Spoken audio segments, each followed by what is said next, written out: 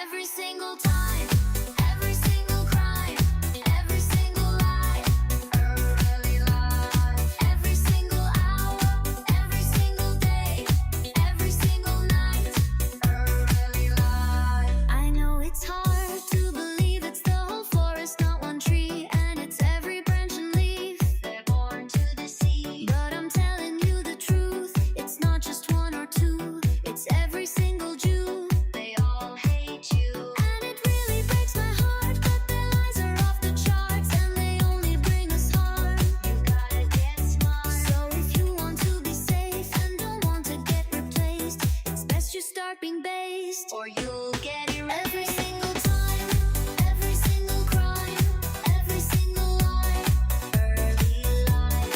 Every single hour, every single day, every single night, early life.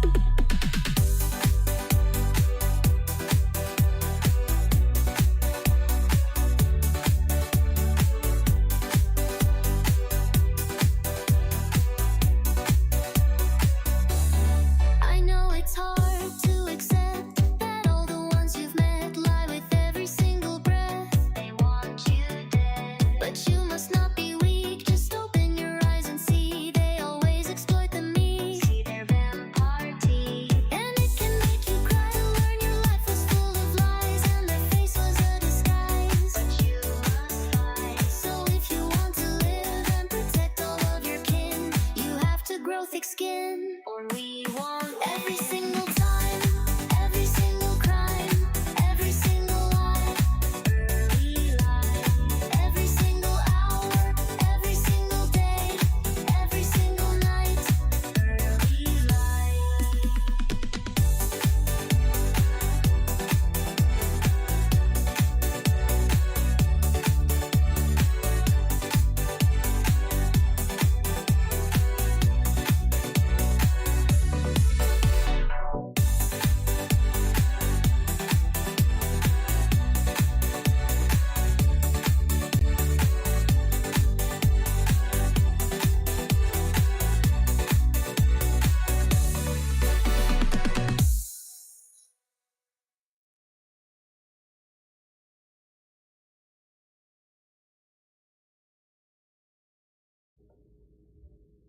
And we are live, guys. What's up? Welcome to the debrief. It is Thursday, June 5th.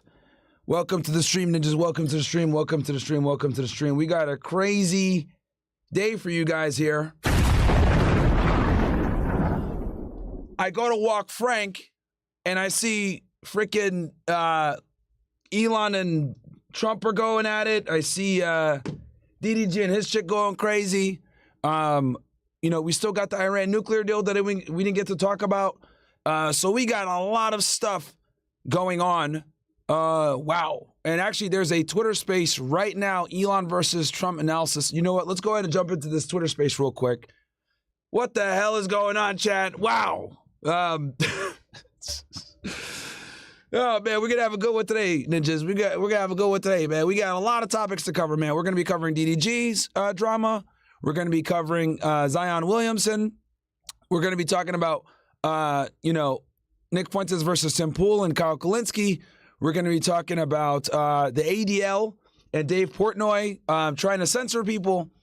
We're going to be talking about the Iran nuclear deal. I didn't get a chance to go through it yesterday, so we're going to go ahead and go through that.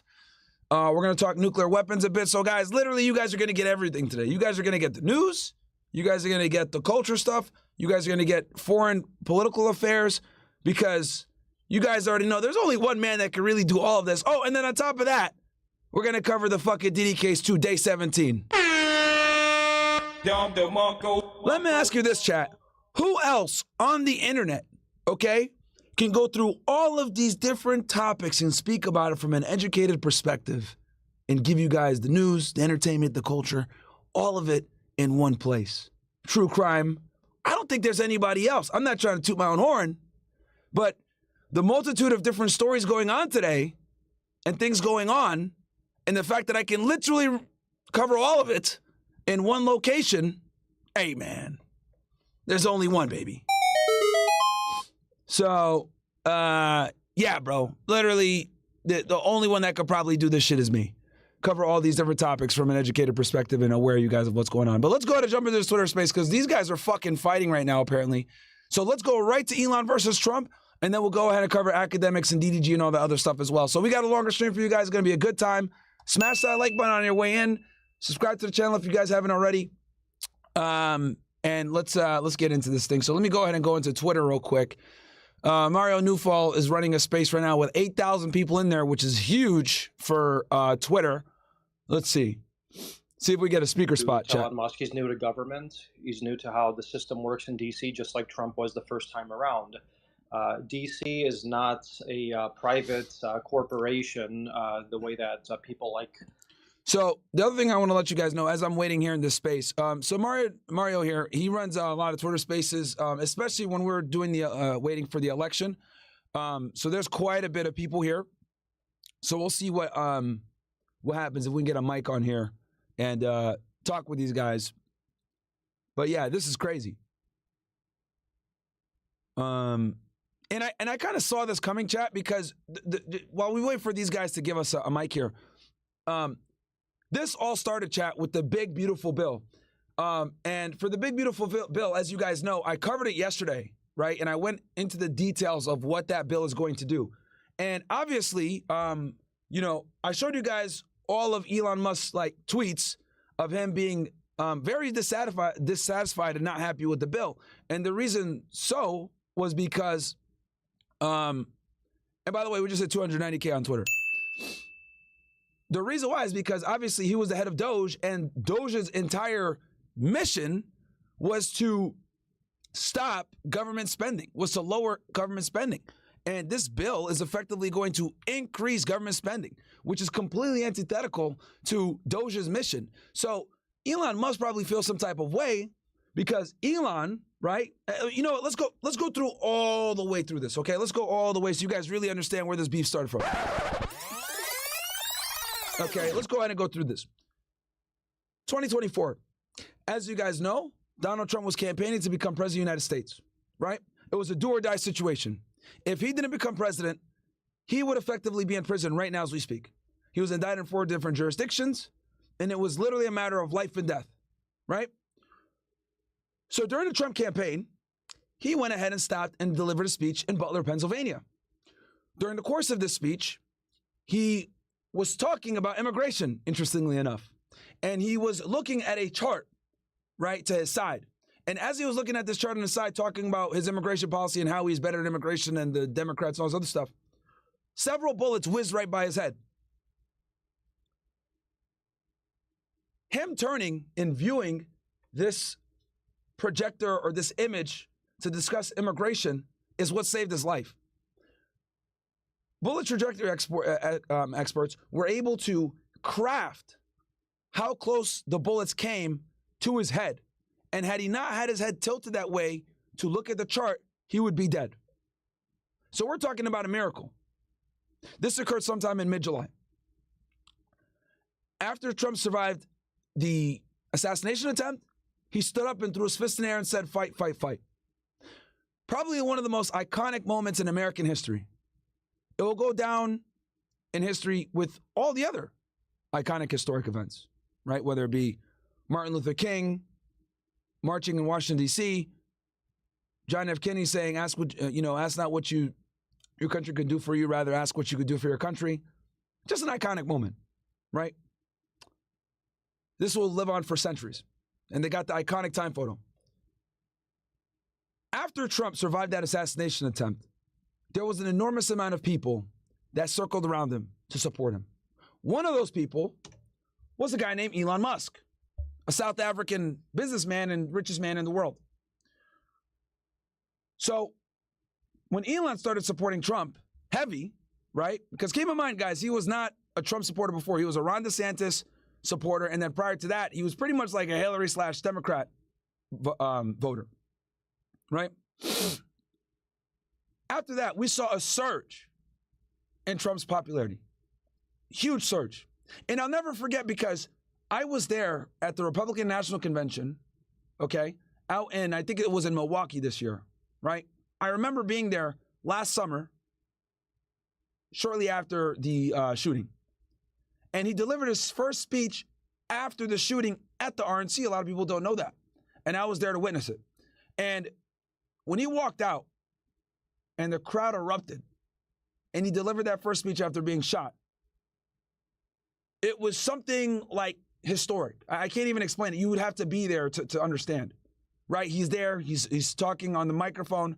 There's a big white thing on his ear, right? People and symbolism were also putting a white thing on their ear. I thought that was kind of corny, but the point is that that's how much effect it had on the people. Elon basically became public with his support of Trump at that point. He weaponized Twitter. He, paid people to vote. He spent $200 million plus to make this happen to the Trump campaign, right? Now, let's be honest here. Elon Musk is a businessman first. He didn't donate all this money for the betterment of America, so to speak. He wants less regulation, right?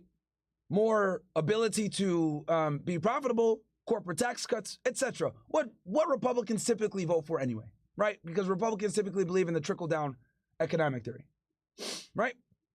So during the course of the campaign, throughout the summer, after Elon Musk decides to join, they return back to Butler, Pennsylvania, and Elon Musk is there, right? In a sense of solidarity. So what ended up happening was they ran on that wave and they took the fucking election and they steamrolled Kamala Harris. Now, you guys know, I'm no Elon Musk fan at all. He pisses me off a lot, matter of fact. But one thing about me, and you guys know this, is that I'm very objective. If people that I don't like do something right, I will acknowledge it. And I will say without a shadow of a doubt, Elon Musk had a significant role in getting Donald Trump elected. Significant. Okay? I mean, it was to the point where political commentators on the left were angry at X. They were saying it's a fucking Republican/conservative echo chamber. Right? That's how crazy it was. That's how much the support was going for Trump. Also, Elon had hosted a couple of spaces with Donald Trump on X. Right?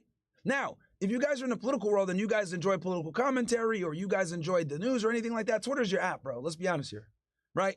Twitter is mostly for political discourse and news. Are there some retarded streamers and whatever that use X and clip shit? Of course. But X is predominantly a political app, right? So after this happened, we fast forward to November. Kamala Harris is defeated. Donald Trump regains the presidency. And there's an announcement that there is going to be a Department of Government Efficiency. When DOGE is created and officially starts making things happen in 2025 after Trump is inaugurated, etc., I think on January 20th, Musk starts hitting the ground running. He has a team of individuals. They start going to government agencies and figuring out the books, figuring out, how much they're spending and trying to cut down the bureaucratic bloat of the U.S. government, right? During the course of these cuts, he gets a lot of enemies. He cuts something like 100 to 200,000 government jobs. He's getting a bunch of hate. The very the Democratic Party that used to support him has now turned on him.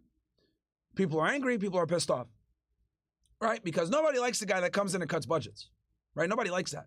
So what Elon Musk started to do was he applied a private sector mentality to a government entity, right? The private sector is for profit. The government sector is for bureaucracy, to be honest, right? The government is not as efficient as the private sector, right? So during the course of his efforts as the head of DOGE, he steps away from all of his businesses. He steps away from Tesla. He steps away from SpaceX. He steps away from Twitter. And he's basically devoted all his time to assisting the president with cutting down government spending. To the detriment of his many businesses, to the detriment of his family and his affairs. He ignored everybody pretty much and just focused on what was going on with the government, right? Someone like Ashley St. Clair, who he had sex with and had a kid with. Totally ignored her. Stop talking to that bitch, right? Who was that focused on DOGE. And on top of that, guys, he did not take a salary. Him and Donald Trump were the two government employees in this administration that basically worked for free, essentially, right? They decided to not take a salary. Now, while Elon is doing this, working and heading DOGE, right, his businesses start to suffer. We start to see the decline of Tesla stock because due to Elon Musk's newfound political stature in the conservative right, the people that supported him before that bought Teslas, most of them, I'd be willing to bet half, if not half at most of them, of his buyers, are progressives. Why? Because progressives are far more likely to buy energy efficient electric cars, right?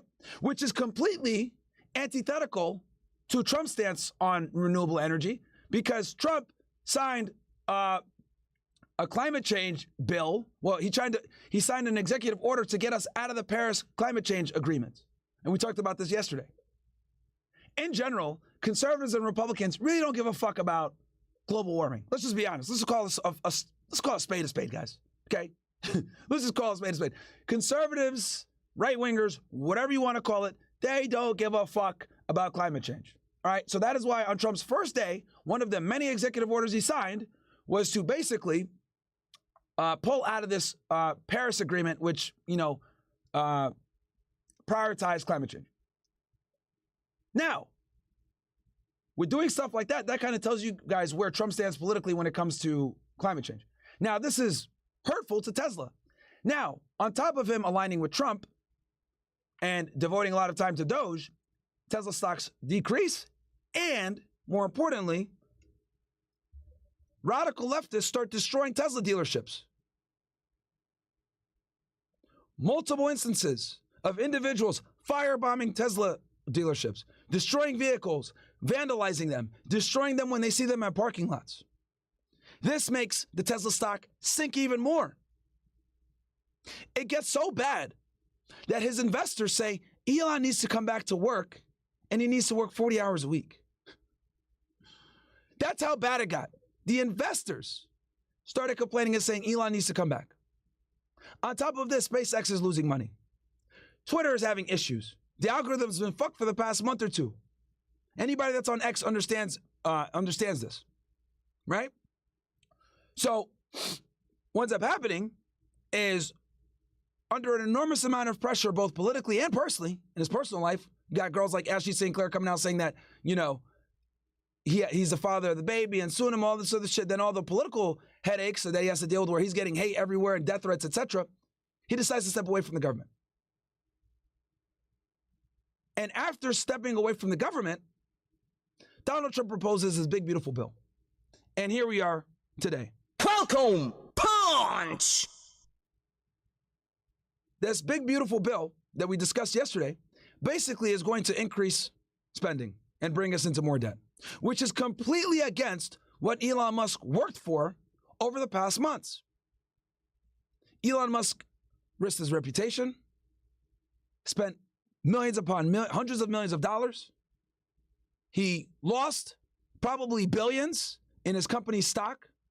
His investors are angry because he's not taking his fiduciary responsibility to them to make them profitable seriously.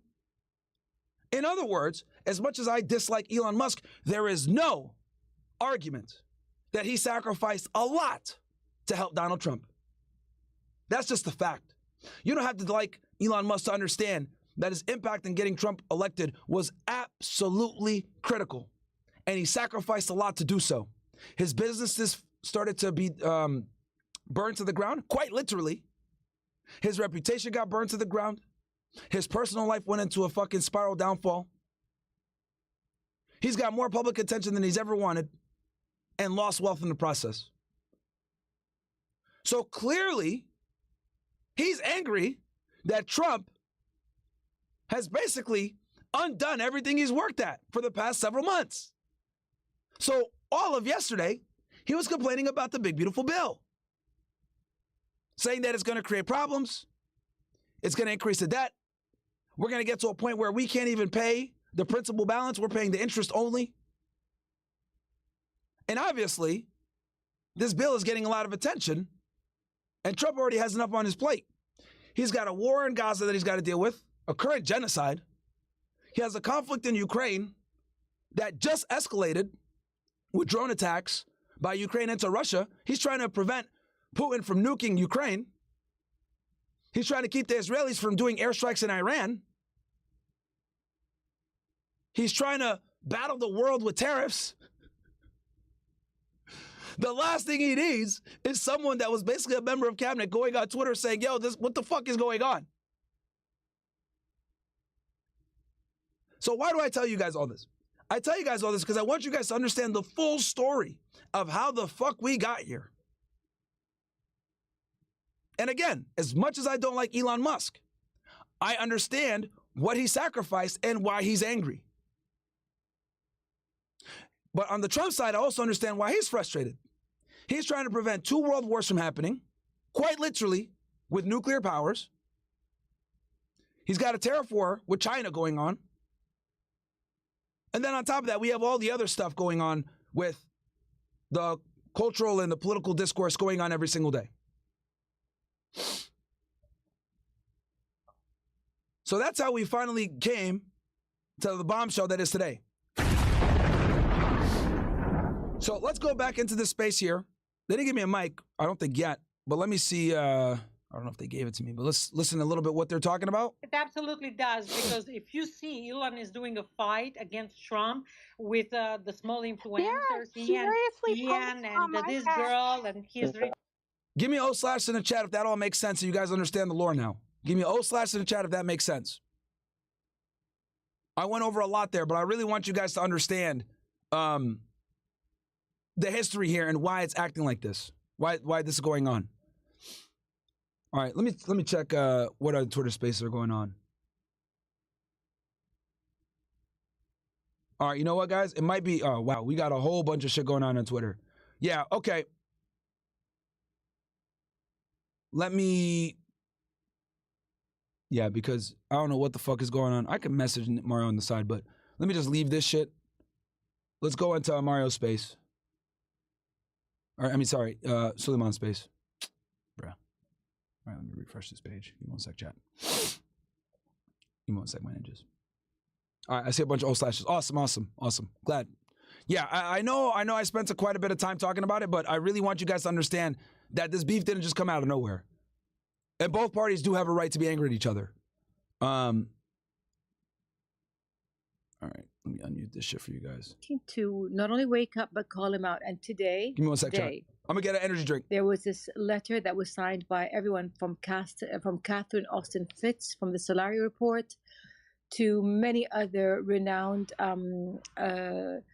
freedom fighters and scientists and doctors, including Peter McCullough. He also retweeted the letter. It was an open letter. So when you mentioned earlier, Suleiman, that maybe, although I don't know, Trump is somehow trying to avoid a war, and they want a war because you have also, all right, Ninjas, we got a mic. Keir Starmer saying that we are war ready in the UK. So for him to say that, and then they obviously want to keep escalating. Maybe they're preparing for false flags. I don't know what it is, but I would take everything they do with a grain of salt, keeping in mind that this could be just part of their political theater, and their end game will always be serving Israel, always. And the Great Reset, which is basically the digital agenda, where everyone is locked into this digital prison grid. And I'm sure you're familiar with the Great Reset. Anyhow, thank you guys. Thank you. Just want to welcome Myron onto the stage. Myron, thanks for joining us. What's your thoughts? Civil war between Elon Musk and Donald Trump. It's major. He's called him out for being on the Epstein files. Trump said that he's been sacked and he's got TDS. What's your thoughts? Yeah, man, I'm on stream right now, by the way, too, guys. So, guys, by the way, before I go into this, make sure to follow Suleiman on Twitter. Here's his X right here. I'm highlighting your profile real quick, Suleiman, for them. So it's Sheikh Suleiman. Make sure to go follow him. Yeah, dude. So what's going on right now is wild. I was actually talking about this yesterday because Elon spent like all day complaining about this big, beautiful bill, which would obviously increase spending, which is, against what Elon worked for the past several months. And I just kind of gave a monologue to my audience, but I'll summarize for you guys here in the Twitter space in the effort of not sounding redundant. But the long story short is this. Elon sacrificed a significant amount of money, resources, political standing, and image to be able to join the Trump administration and help him, right? We're talking about Tesla stocks going down, investors getting pissed off, the Twitter app, having a bunch of bug issues, SpaceX not getting the proper attention. And, he spent all this time with DOGE trying to lower government costs and spending. And for Trump to go ahead and turn around and get this bill going, which basically is going to undo a lot of the things that he did, I can see why Elon is frustrated. And he spent the past 24 hours or so complaining about it. And, it was just a matter of time before, this would happen, because we know that Trump is active on social media. We know that Trump doesn't like it when people talk about him on social media. So, I'm actually not surprised that this is going on. But it's crazy, man, for him to say, he's on the Epstein list, that's why it won't get released, etc. And I know they're probably going back and forth now because this is a fairly new development. And then I know Trump said something about, hey, well, we can cancel Elon's contracts to save money.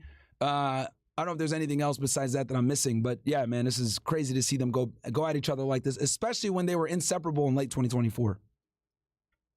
What do you think the reason is? Do you think it's just emotions, like both guys are just being childish? Or do you think there's something a lot more nefarious at play? And one of the theories we proposed is this is a coup to put to put J.D. Vance in power. As you know, J.D. Vance is a Peter Thiel guy, and that it possibly is because they want war with Iran. Like, have you thought about these things, or do you think it's purely based on emotions? I would not write off that that theory. I would say, what I can say and conclude 100% with this whole beef is both Elon Musk and Trump are very egocentric individuals, right? They want people to like them. They want to have the favorable, like of the audience.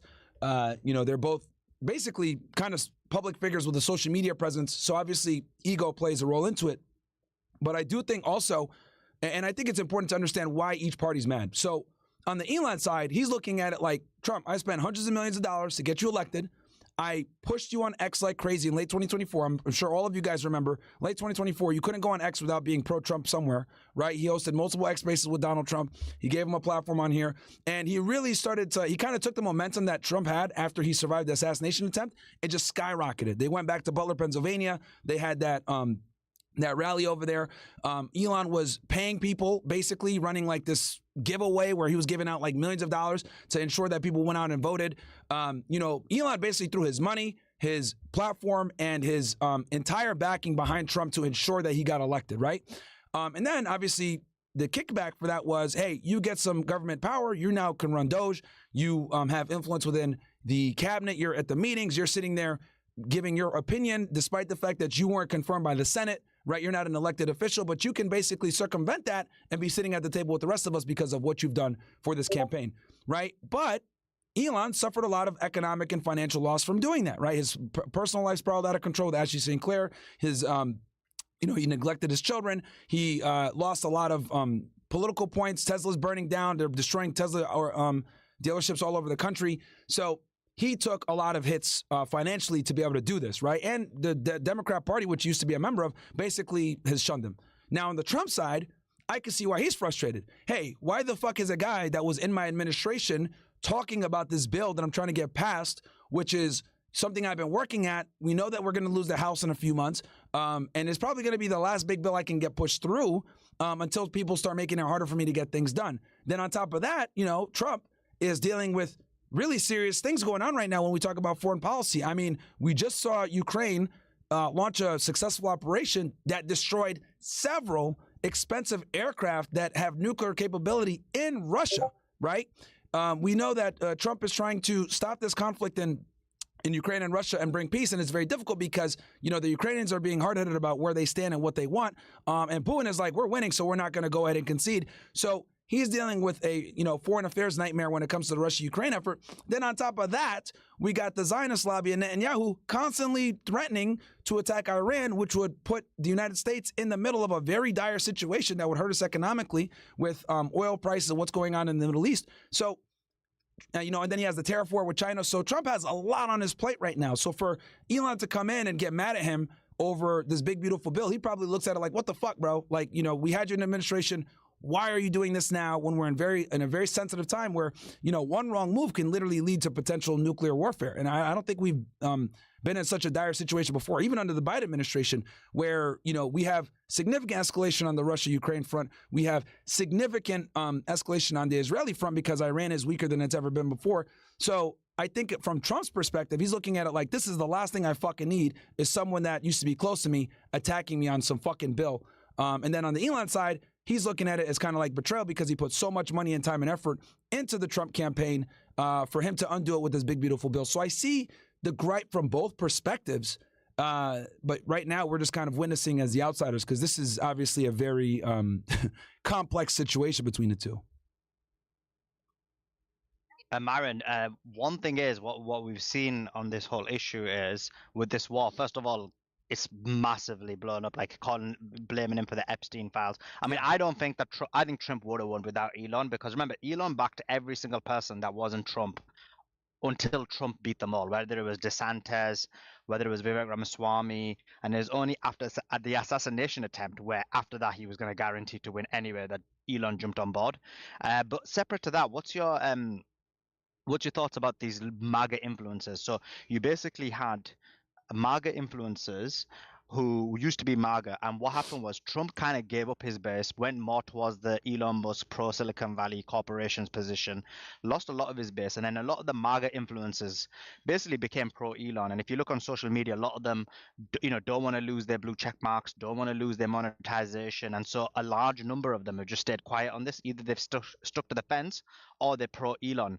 What does that say about the Trump support from major MAGA influencers? Like, all of them are quiet. Laura Loomis stayed quiet for like a good 6-7 hours until myself, Nick, and a huge number of people start calling her out. So, and then you're the same with Cernovich, Pozobiak, DC Drano, any of the big, Nick Sauter, any of the big influencers, they all remain quiet. What does it say about Trump that, in terms of from an influence perspective, in terms of social media, he's got no support? Yeah, you're saying Trump hasn't gotten support since this beef? Yeah, Trump's got zero support. It's all been pro-Elon. Yeah, you know, there's been this rift in the conservative space for a minute now, you know, and now I think it's going to divide it even further with the whole Elon thing, because there are people that love Elon Musk, right, and support him, but now obviously they're put in an awkward position because, you know, someone like Laura Loomer is like a Trump loyalist, right? But she's also on the platform X and it's her main platform, so, you know, she's kind of damned if she does speak up or damned if she doesn't. So, but what I will say is, you know, this is only going to further divide the right wing. Now, for those that, because I know we have a lot of international people in here, so I'll quickly go through this for those that aren't familiar. After Trump won the presidency and you know, the Conservative Party, well, the Republicans are in office, there's been kind of a split on the right wing, and it's either you are pro-Israel or anti-Israel. Right. And I would say that's the two big factions right now in the conservative space. Now we're going to divide it even further with this Elon versus Trump situation. But I already kind of saw this coming where we already had a rift in the conservative space because of Israel. And I think with what Elon and Trump have going on right now, it's just going to divide the base even more when it comes to, you know, the MAGA influencers. And most MAGA influencers, to be honest, are pro-Israel. Most of them are. There's not many MAGA guys that are anti-Israel, and the guys that are anti-Israel, there's far less. So we'll have to see what happens, but I think it's just going to divide the right wing even more so. Yeah, I think it's just demonstrated that Trump has got zero loyalty. Like, it got exposed the fact that actually Musk has bought everybody's loyalty through monetization and blue check marks and various things. But yeah, what's your thoughts on? I mean, there's no way this is gonna end, right? He gave an example of Bill Gates and various others, how he basically, once he had beef with them, he was never cool with them again. So where do you think this goes now? I mean, I don't know, because they're giving each other like death blows, right? Trump is talking about canceling his contracts, which we know that Elon Musk is one of the biggest government contractors. He gets a significant amount of revenue from the government with his companies. Actually, that was a big thing that he was getting criticized for, was like, hey, how the fuck is this guy running an efficiency government agency when he's a beneficiary of government contracts? So there was a lot of problems with people saying there's an ethical issue.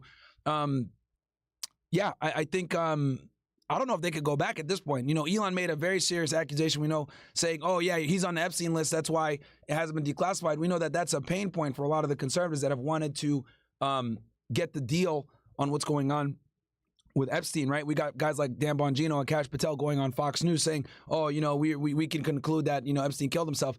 It's basically they're aggravating an old wound. They're opening up an old wound there by Elon saying what he said about Trump. And then on top of that, with Kash Patel and Bongino, who are Trump appointees, by the way, saying, oh, yeah, he did kill himself. It just makes things look even worse almost. The timing is damn near impeccable.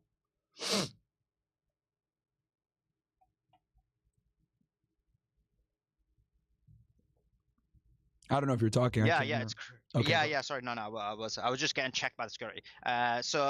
Basically, in terms of now we know the rift's definitely happening. Musk posted about the fact that maybe they should have a third party. There's definitely going to be a fracture. There's never going to be unity now. Musk's made that clear.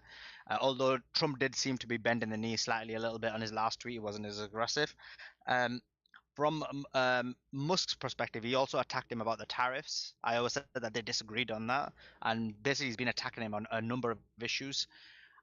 Obviously, there's never going to clearly be unity anymore. Where does that leave Musk? Because part of the reason he made this agreement with Trump was obviously to get beneficial contracts and deals, and a lot of the cases he had against him were going to be dropped. Like there was a match made in heaven or hell, however you want to look at it. So what's your thoughts? How this is going to go? Yeah. You know, I think, well, honestly, from this point forward, I think it's going to be one of two things. Either A, they'll jump on a phone and make up their problem soon, or Elon is going to continue to be almost like a fucking annoying dog constantly nipping at Trump's heels for the rest of his presidency, criticizing everything he does, you know, bringing out to the public all the bills that he's passing that aren't effective. So, excuse me.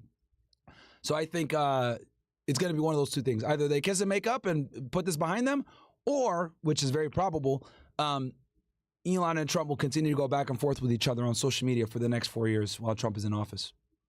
Hey, Myron, real quick, out of curiosity, how would you see the genie going back in the bottle? And what I mean by that is Elon's claim there is pretty bold.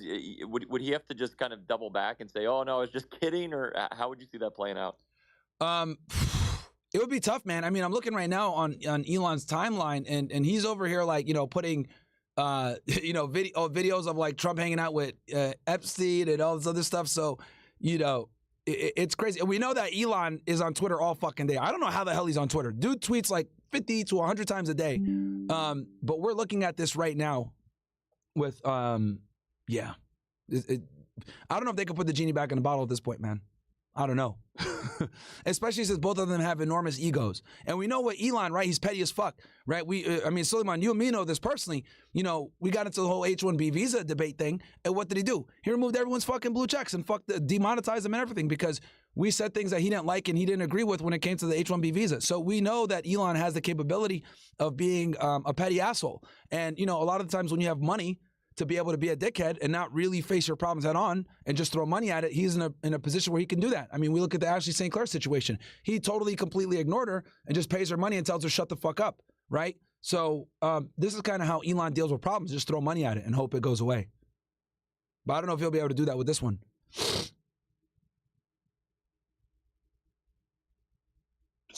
Thanks for that, Myron. Manco Smash, jump in. Yeah, thanks for having me. And thanks, Myron. I think this is down to pure ego.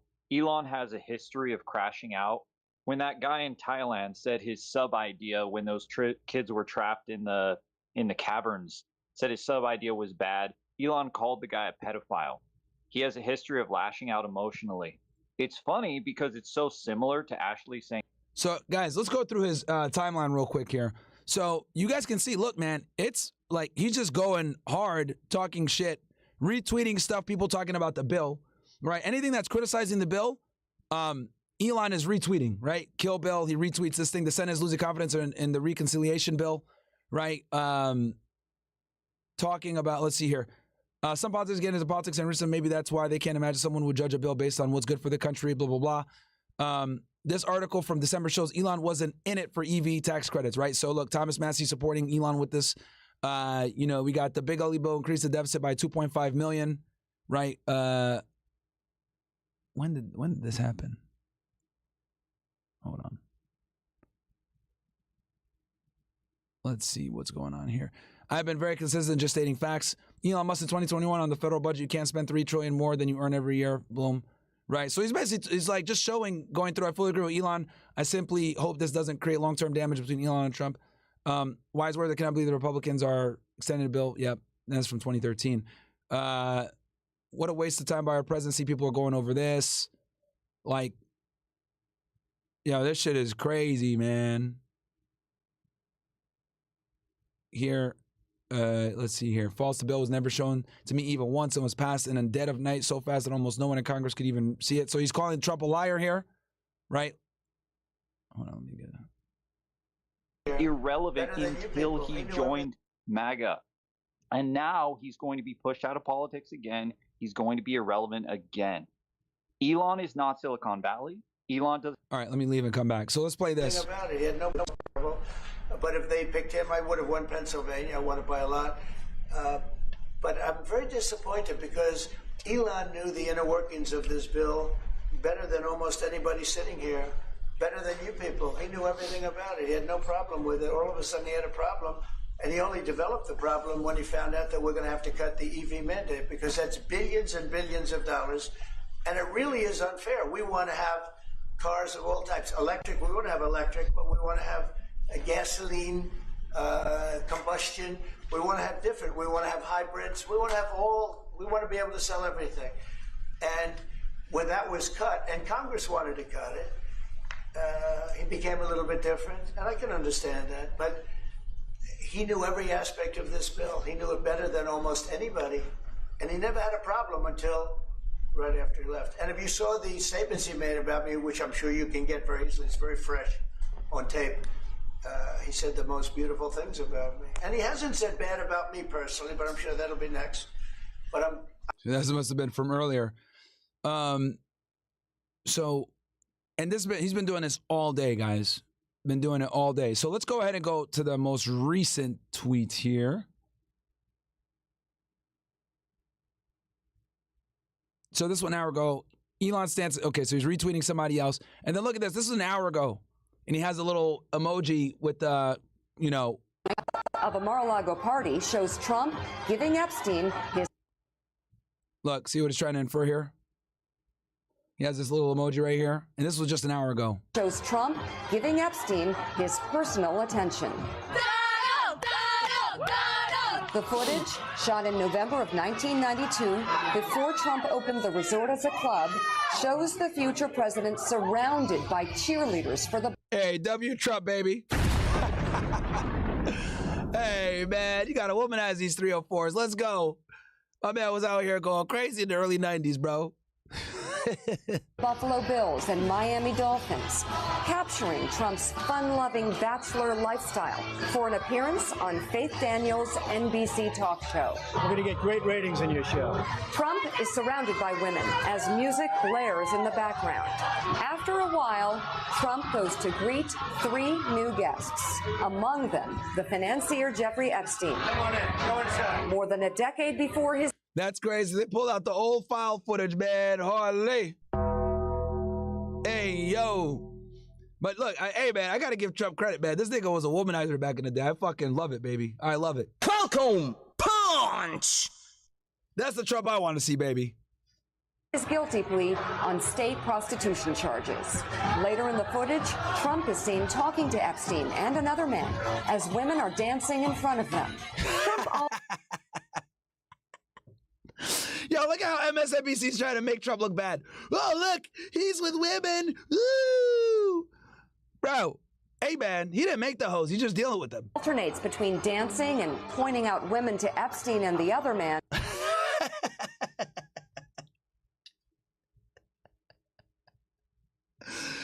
Hey, W Trump, man. W Trump. Oh, man. Even Frank wants to go and see what's going on. He's like, hey, bro, what's going on, man? This nigga killed it. He's getting some bitches. He's like, Trump, look, as soon as I started talking about girls, this nigga Frank shows up. Bro, you gotta stop being a pervert, bro. Come on, man. You only show up when I talk about racism or women. You gotta stop doing that. bro. This nigga, man. He always comes over when I'm either on a racist rant or I'm talking about women. He always comes over. This guy, Frank. It's like he understands. It's like he's one with me, right? So, nigga be chilling, going to sleep. As soon as I start talking about black people, as soon as I start talking about them boys, nigga's ears perks up and he comes over. And telling Epstein about the cameras. Though exactly what they say is difficult to understand as they discuss. I guarantee it was, you know, hey, she's DTF, you know. That's probably what it was. The women and their appearances. Trump gestures to one and appears to say to Epstein, look at her back there. She's hot.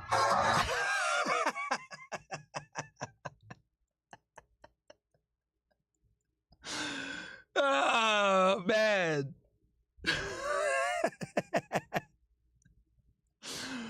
Oh, shit, bro. This shit is awesome, man. I don't know. I don't see a problem here, bro. I don't see a problem here, man. They're all of age women partying at his fucking big ass mansion. You know, you can see Epstein's like, I'm not really interested. I like them younger. Right? Trump's like, yeah, look at all these of age women, man. This is fantastic. Epstein's like, no, I'm not impressed. You know, I prefer, you know, younger girls. So. And then Trump says something else. Look, he don't even make, he doesn't even fucking acknowledge, like, oh, say my type. To Epstein's ear that makes him double over with laughter. But as the president said, bro, this is like implication at the highest level, bro. And this is what Elon Musk posted. You know, fuck that, man. I'm just gonna say.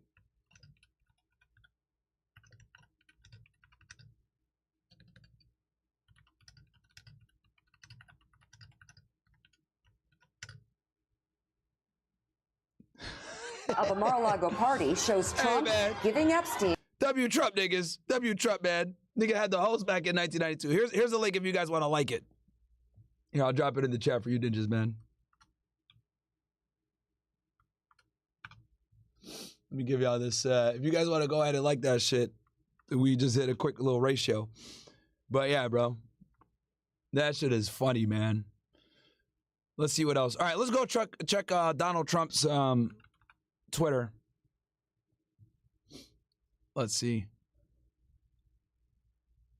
Yeah, he's not as active on here. Let me go to his True Social. He don't really. I don't think he likes Twitter, bro. Well, actually, he's gonna like it even less now. Let me.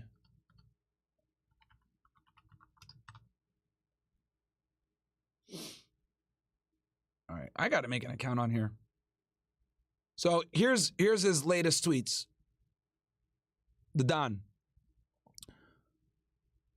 I don't mind Elon turning against me, but he should have done so months ago. This is one of the greatest bills ever presented to Congress. It's a record cut in expenses, $1.6 trillion, and the biggest tax cut ever given.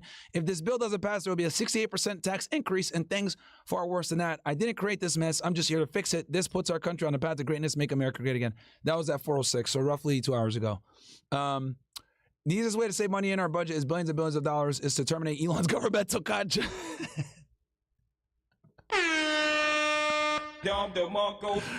Ah, man.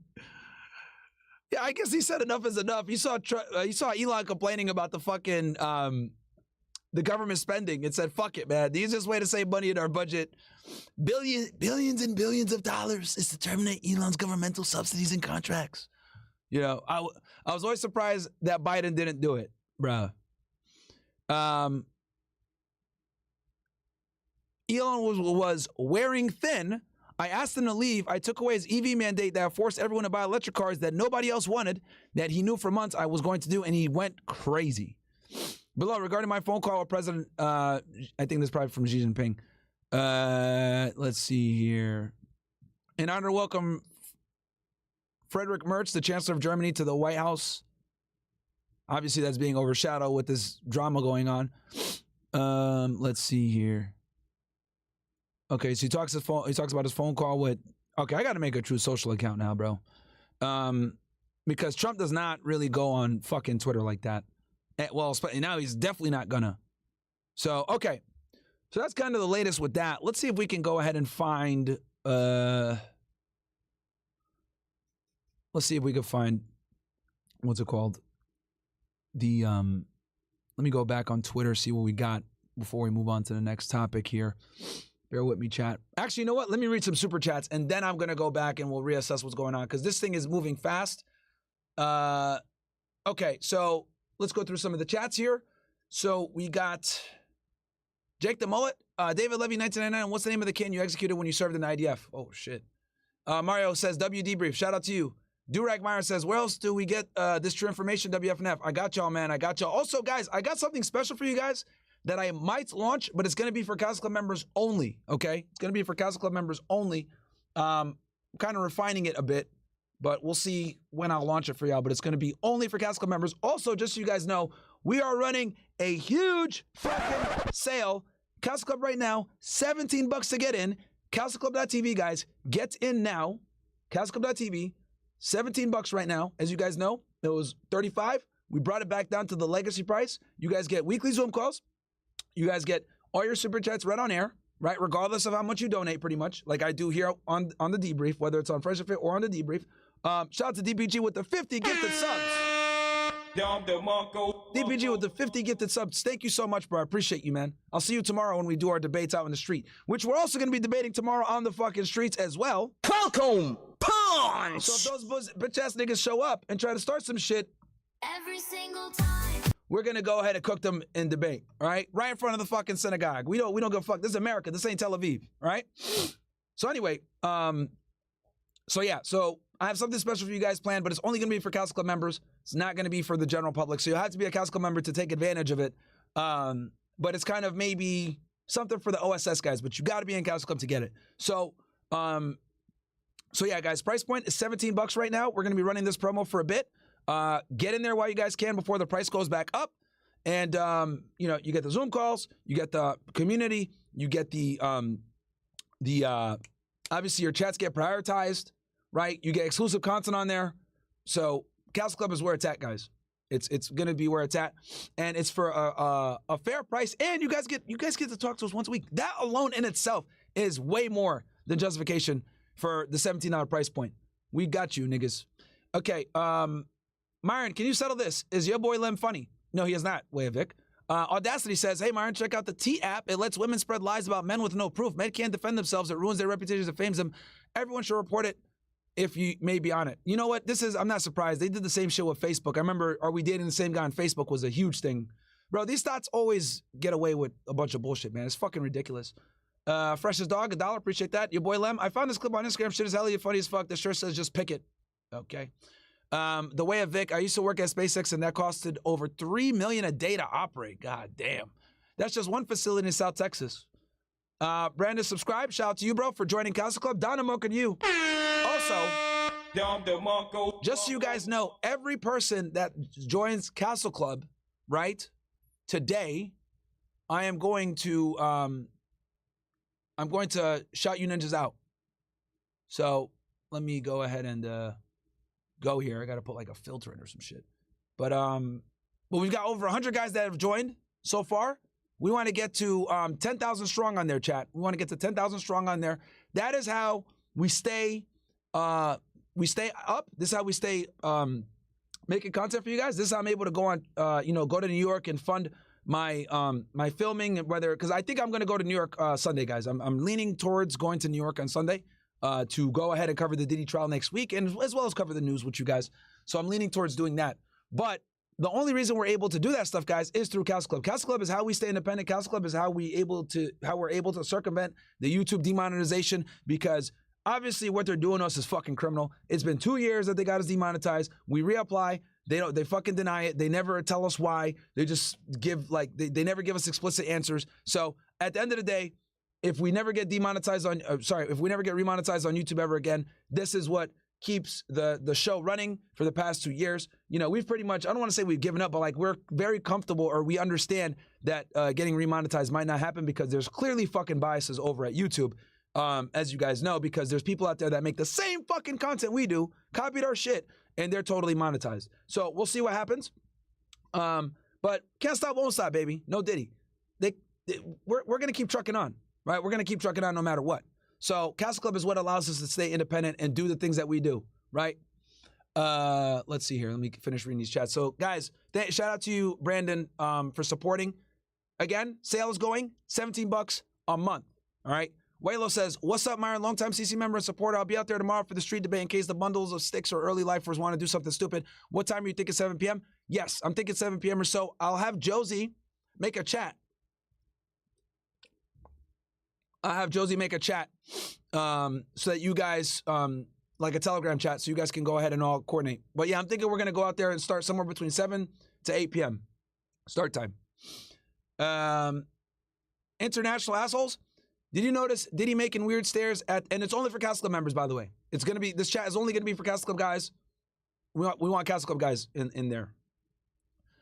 Did you notice Diddy making weird stares at the jury and nodding his head at the witness testimonies? And would that influence the jury's judgment? We'll have to talk about that when we cover Diddy. Man, I overheard a random guy at the gym talking to somebody over the phone about Magnus Hirschfeld and how he was one of the boys. That people are waking up and taking that J pill. Oh shit, let's go, baby. People are waking up, baby. People are waking up. I've been telling you guys about Magnus Hirschfeld for years, bro. Basically the first surgeon to conduct a trans surgery. And he was, you know, one of them boys, and he played for the other team, if you know what I'm saying. I'm on YouTube, so I got to use code words. Okay, Josiah Montoya says, Myron, what is the first type of property you recommend buying as a 23-year-old guy? How to get the money for it? I'll be honest with you, bro. Single-family home might be the way to go if you don't have as much capital. The thing that sucks is that year that you live in it, you're not going to be making money really unless you like get roommates and stuff and charge them rent. But I would say the lowest barrier to entry is probably a single-family home because a duplex might be too high depending on where you live. Right, like a duplex in Miami is going to cost you $800,000 to $1 million, right? Same thing in Austin or any hot real estate market. So it really depends where you're at. But the lowest barrier to entry, single-family home, living there for a year, move out, put a tenant in there. Ryan Trober says, started talking to my friends about them boys in GC. Next day, Wi-Fi goes down. My own Wi-Fi says, privacy warning and FBI surveillance fan has now popped out Wi-Fi networks. Them boys coming to get me. Hey, man. That's a joke, though. I mean, I used to always make my Wi-Fi FBI or DEA surveillance van, too. All right, what is the first type of property you recommend buying as a 23-year-old guy? Oh, no, got that one. Just signed up for Castle Club. WMGX, shout out to you. Alpha, the true Alpha. And again, guys, I got something special for OSS guys if you're in Castle Club, by the way. I got something special for you guys that won't break the bank. You're able to support the OSS and Castle Club at the same time, but it's only for Castle Club guys, all right? Myron fan says, the best thing that can come out of this is Elon aligns with Fuentes. They both recognize that Trump is all talk and won't deliver on most promises. Elon will never align with Nick Fuentes, unfortunately. He never will. I'll give him credit, though, that he unbanned him, which is obviously a big W. But, you know, Elon already, bro, he's very weary of his public image now. Anti-Semcat, but that black guy, it's creepy. What? Oh, black guy shit? All right. Anti-Semcat, most people think that Trump and Elon from Schizo Edits are real people. Elon is not based. He is a liberal. Trump is not based. He is basic conservative candidate. This administration has been embarrassing. Trump ruined his legacy. Those are the facts. Yeah, I mean, Elon is not a conservative by any means. Elon is definitely a fucking liberal. He's 100% liberal. Ripsidian, I think we all need to relax and enjoy the show. There's no way this feud is real and looks similar to Trump's first term with Sessions, resulting in the Steele dossier and Hillary getting exposed as the one who funded it. Grab your popcorn, normies, okay? Alex, Elon is probably pissed because he took a lot of heat and damaged his companies. Exactly, yes. Primarily Tesla being a part of this administration and DOGE. This bill is a slap in the face to DOGE and Tesla. From his POV, all this work was for nothing. Absolutely. Yep, that's spot on analysis. That's literally what I said before reading the chats. So yeah, he 100% takes this personally because Elon did suffer a great amount of personal loss financially to make a lot of this shit happen.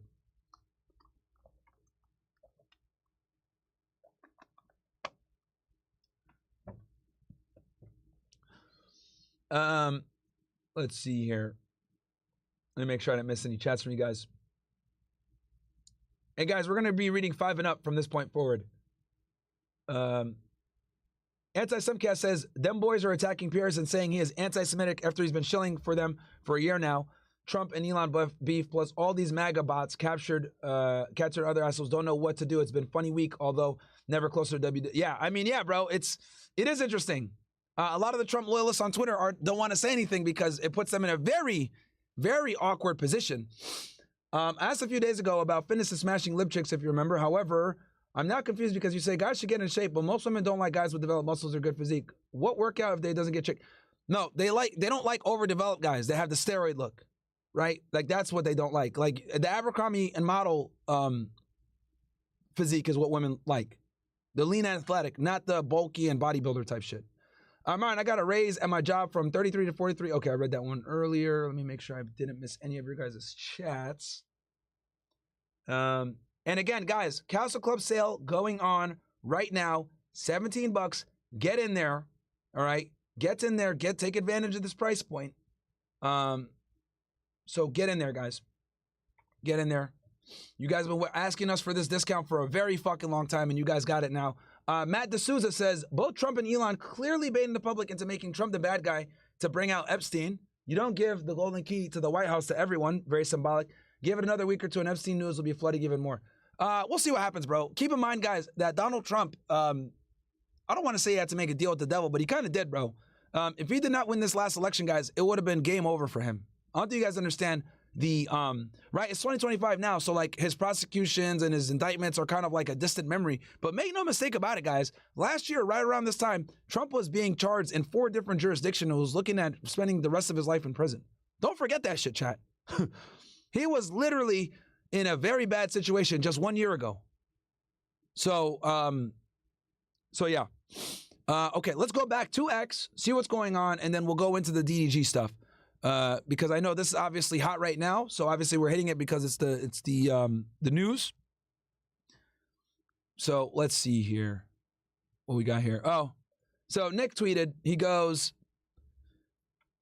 interesting that Laura Loomer hasn't taken a side on the Trump-Elon spat yet. What happened? A year ago, she would have been full-throating support for Trump in a split second. I guess Laura Loomer is going to ride the fence until the smoke clears. Typical. Oh, shit. Damn, niggas calling out Laura. I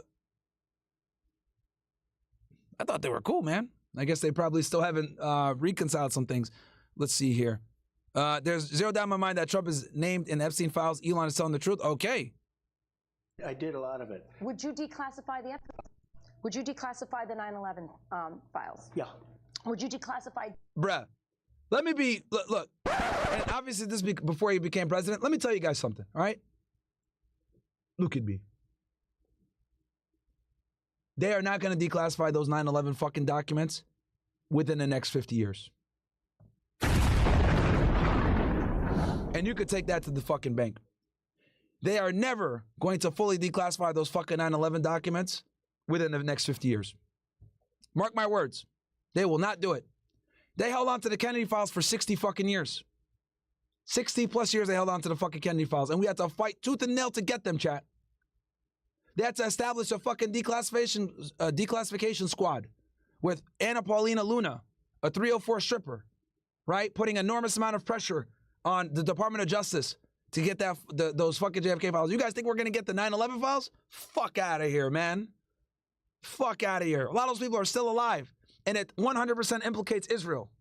We already know bin Laden was the mastermind. We already know Khalid Sheikh Mohammed was the architect. We already know that Ramzi Youssef attempted this back in 1992, 1993 with the World Trade Center bombings by parking a fucking van loaded with explosives. We already know the Islamic angle, excuse me, we already know the Islamic terrorism angle. We already know the Al-Qaeda and everything else like that.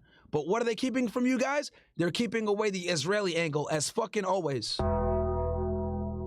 Because make no mistake about it, guys, when it came to JFK, right?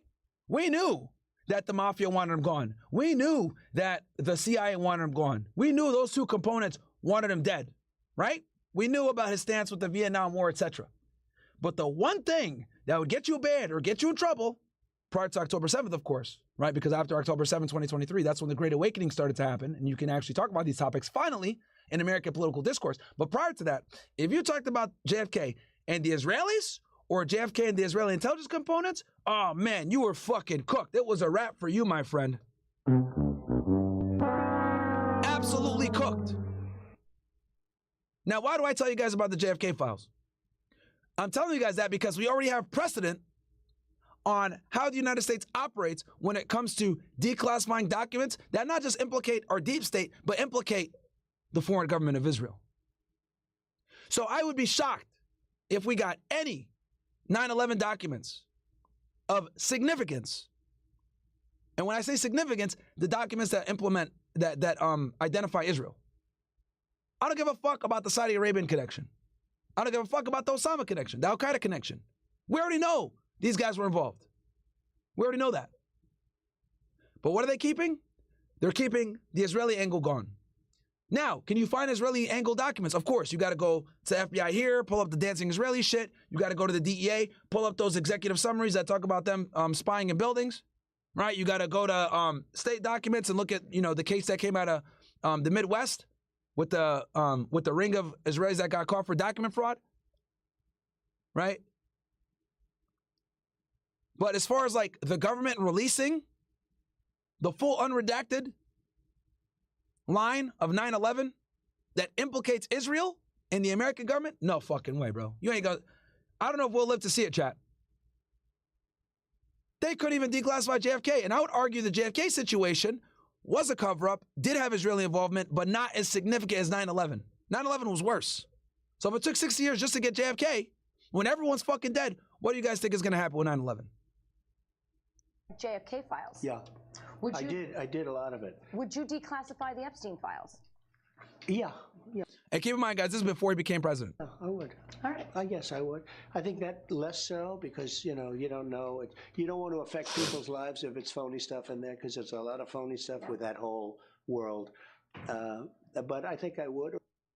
Would you declassify the... Also, guys, do me a favor. Smash that like button. We got over 6,000 plus you guys in here, man. Welcome to the stream. Give me, guys, real quick. If this is your first time tuning into a live stream, give me an O/ in the chat. If this is your second time tuning in or third or fourth time, give me a 2. If it's your first time watching a stream live, if this is your first time watching a stream live, give me an O/. If you've been here before, give me a 2. I just kind of want to assess how many new viewers we got going on here. Long post about the push with Iran, mostly solid. Zero mention of Mark Levin's loyalty, greater state of Israel while the emission. Oh yeah, Peter Thiel's a fucking retard, bro. Speaking of Peter Thiel, I got a video for you guys that I want to show y'all as well. Let me...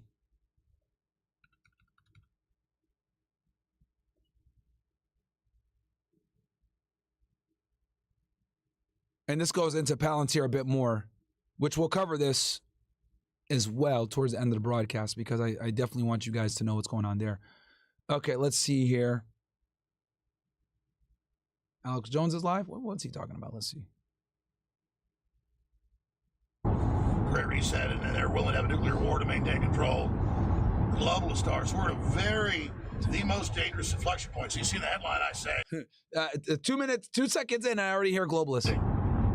The Republic was meant to be ended by the globalists. They were going to end it, collapse it, bring in the social credit score on the ashes of society, forced austerity. And Trump's making all the real moves to discredit the globalist social system. All right, shout out to all the new viewers here. I see a couple of you guys, mostly returning viewers, which is good. That means the content is good. You guys are enjoying it. But yeah, okay. Most of you guys are been here before. Technocracy. Yeah, the audio is a little tough though to hear what he's saying. Let's go ahead and go with. Oh, hold on, let me go. X. All right.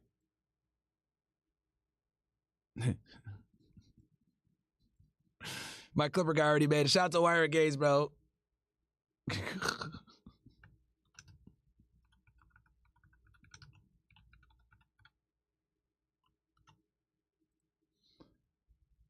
All right, let's see here. All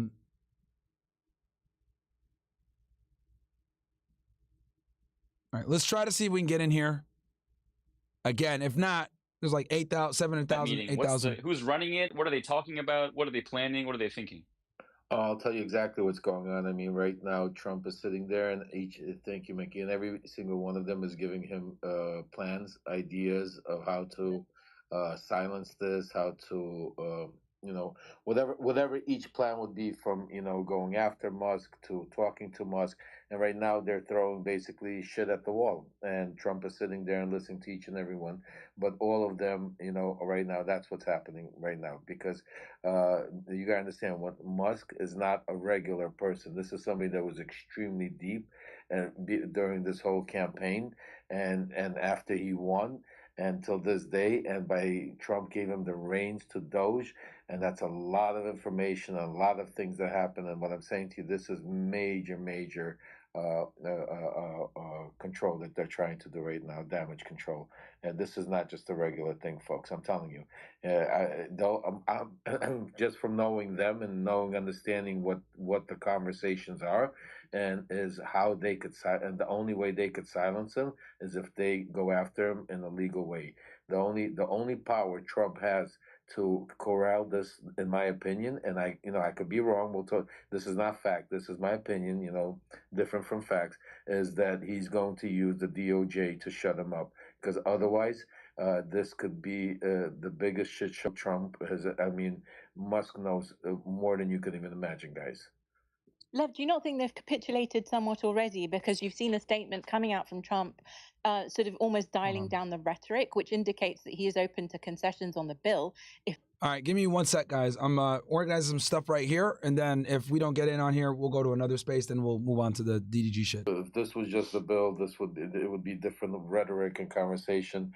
Elon went very, very, he crossed a lot of lines that, and you got, and the responses you have to also watch. It's not just Trump. You already have Steve Bannon going after him, and remember, this has only happened a few hours.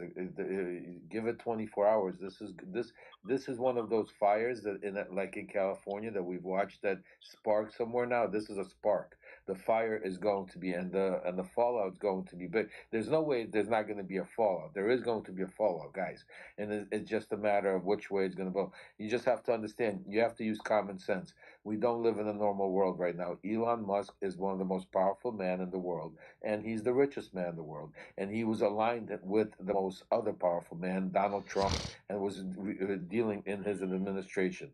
Now they're having a fallout. It's big, guys. Elon is not the most powerful guy in the world. I said He's no. the wealthiest. I said one of the most. I said one of the most. Trump. Also, guys, keep in mind that Elon probably has a bunch of information that's classified. Hey, the DPG gifted another. Hey, shout out to you, DPG, once again, bro. With the 50 gifted subs, I appreciate you, bro. Alex says, I joined CC yesterday, W. Myron, all the way from Istanbul, Turkey. So much. I appreciate that, Alex. Again, this is how we stay independent, guys. YouTube is robbing us blind. As you guys know, there is no one that puts out more content than we do. We're basically for fucking free. And this is how we're able to keep doing what we're doing. Give a middle finger to censorship, give a middle finger to YouTube for fucking robbing their creators, because they're running ads on my shit anyway, regardless. So Castle Club is how we fight back, and we're able to be independent and do the things that we do, and not have to give a fuck about the bullshit. Myron, my subscription renews today. How can I get it for 17? It won't give me the option to put the promo code in. Should I cancel and resubscribe? Hoflation, don't worry, we're running the promo for a couple of weeks. So when your thing cancels, when it unsubscribes, you'll be able to go ahead and take advantage of the promo. And that's why we kind of made the promo go a little bit longer for you guys that got the other price point. How can I get the discount already if I pay $35 a month? It's gonna basically cancel out by itself, and then you'll be able to take advantage of the promo. Why do people care about this Sean Cookie Combs thing? Half the people here weren't even alive when Cookie was rolling it with Mason Biggie. I prefer your stream. We're talking foreign policy and the boys. Well, Pimp Rogers, you got to understand, bro, that different people tune into the show for different reasons. I'm a very diversified streamer. So some people love my political analysis with foreign policy. Some people love the fact that I can, speak pretty intelligently when it comes to them boys that are influencing America. Some people like my true crime breakdowns because of what I used to do for work before. Oh, I got a mic now. Oh shit. Okay, let me unmute myself. But yeah, guys, so that's kind of why, bro. I cover a bunch of things, man. I know some stuff I cover you guys might like, some guys you might not, but that's kind of the negative when it comes to being a diversified streamer, guys. I cover everything. Standard Time during a press conference at 12:46 p.m. Eastern Standard Time, Elon commented on X in response to Trump's press conference. Without me, Trump would have lost this election. Dems would have, blah, blah, blah. The bill and moving forward is what we should focus on, but the truth matters. So I think that's the last point that I want to focus on is this repost from this account that says the bill and moving forward is what we should focus on, right? And so I'm wondering if now Elon is, because now the 2 reposts he's done is related specifically to the bill. It is not about Trump being a pedo, Epstein file, impeach Trump. It's focusing on the bill. So I'm wondering if if Elon is trying to walk back on the heaviest levels of criticism he did. Hey, ninjas, we got a mic, so we'll jump into this conversation a little bit. There's a lot of people in this Twitter space, guys. That's why I'm making sure to get in here and say something. There's like 7,000 plus people in here, which is really big for a Twitter space. Well, Kanye West moment. Now he's cooling off, he's stepping back, but the damage is done. We all know the damage is done, and he needs to come out and clarify everything he said about the Epstein files, and he screwed up big time. You've got to remember, it's a very cynical ploy because the Teal brothers backing Elon, obviously, the Teal folks were obviously very much in bed with Epstein too. So it's both sides of the aisle are compromised. It's not that one isn't and one is. But I would still fall on the side of Elon because he kept his hands clean to an extent, But where are the Epstein files? That's what I want to know. He's Okay? right. Just Elon's right. They are suppressed. Just post the Epstein files. Just post And them. you know, Well, the now thing Elon that has he them. said. If he has them, if he's speaking that Trump's name is in there and that's the bomb, you should go and get them from Elon and just publish them. And Piotr, by the way, the point you made, and to all of your points, the idea that this isn't a Russian issue domestically is not true. Cash took money directly from Putin. Hey, chat, I'm gonna get a hold of Noble, and I'm gonna get a social. So all you guys that are paying at the 35 price point, you guys can contact Noble directly. So I'm gonna get him on the phone here in a little bit, and he'll tell you guys explicitly what to do to contact them. So all you guys that are paying the 35 a month, we'll figure out a way to get you guys in at that price point. Noble explained it to me, but I'm not exactly sure of the exact details. Obviously, we got to have the G do the customer service. So I'll have him call me, and we'll get this thing handled for you guys. So don't worry. We got you, ninjas. But shout out to all you guys joining Couch Club, man. But please comment below on the purple circle. Give us your opinions, your questions. Do you think Elon is stepping back or is he doubling down? It does still look like the fight is over the bill. It would be interesting to see. Now, I would say, though, in Elon, his pinned tweet still right now on his profile, the pinned tweet is the poll he had about creating a third political party and going away from the 2 political party, indicating that he's pretty much done with the Republicans, GOP, and MAGA, at least on surface. We'll see what happens with the bill. And is this a way of Elon maybe not trying to de-escalate the situation with Trump?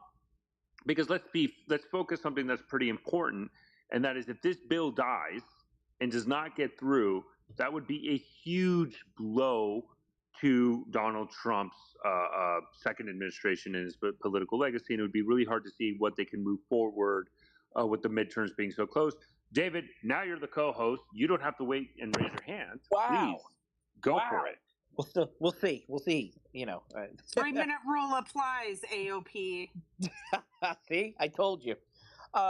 It's interesting. I got my hand up, so we'll see. I should go after this guy. You got to have good space etiquette, chat. We'll hear what he's got to say. About here, but and I talked about this before. The survival, the viability of a third party in America. And if you look at the poll, I think 86% of the people responding to that poll suggest that there should be a viable third party in. Shout out to you, Alex, for joining Couch Club, bro. I think that is true. I think when you talk to most people in America, the reason why a lot of them are disenfranchised with politics to begin with is because they feel like politicians don't represent them. But that really is at the heart of what made Trump Trump, is that people were upset with the Republican establishment.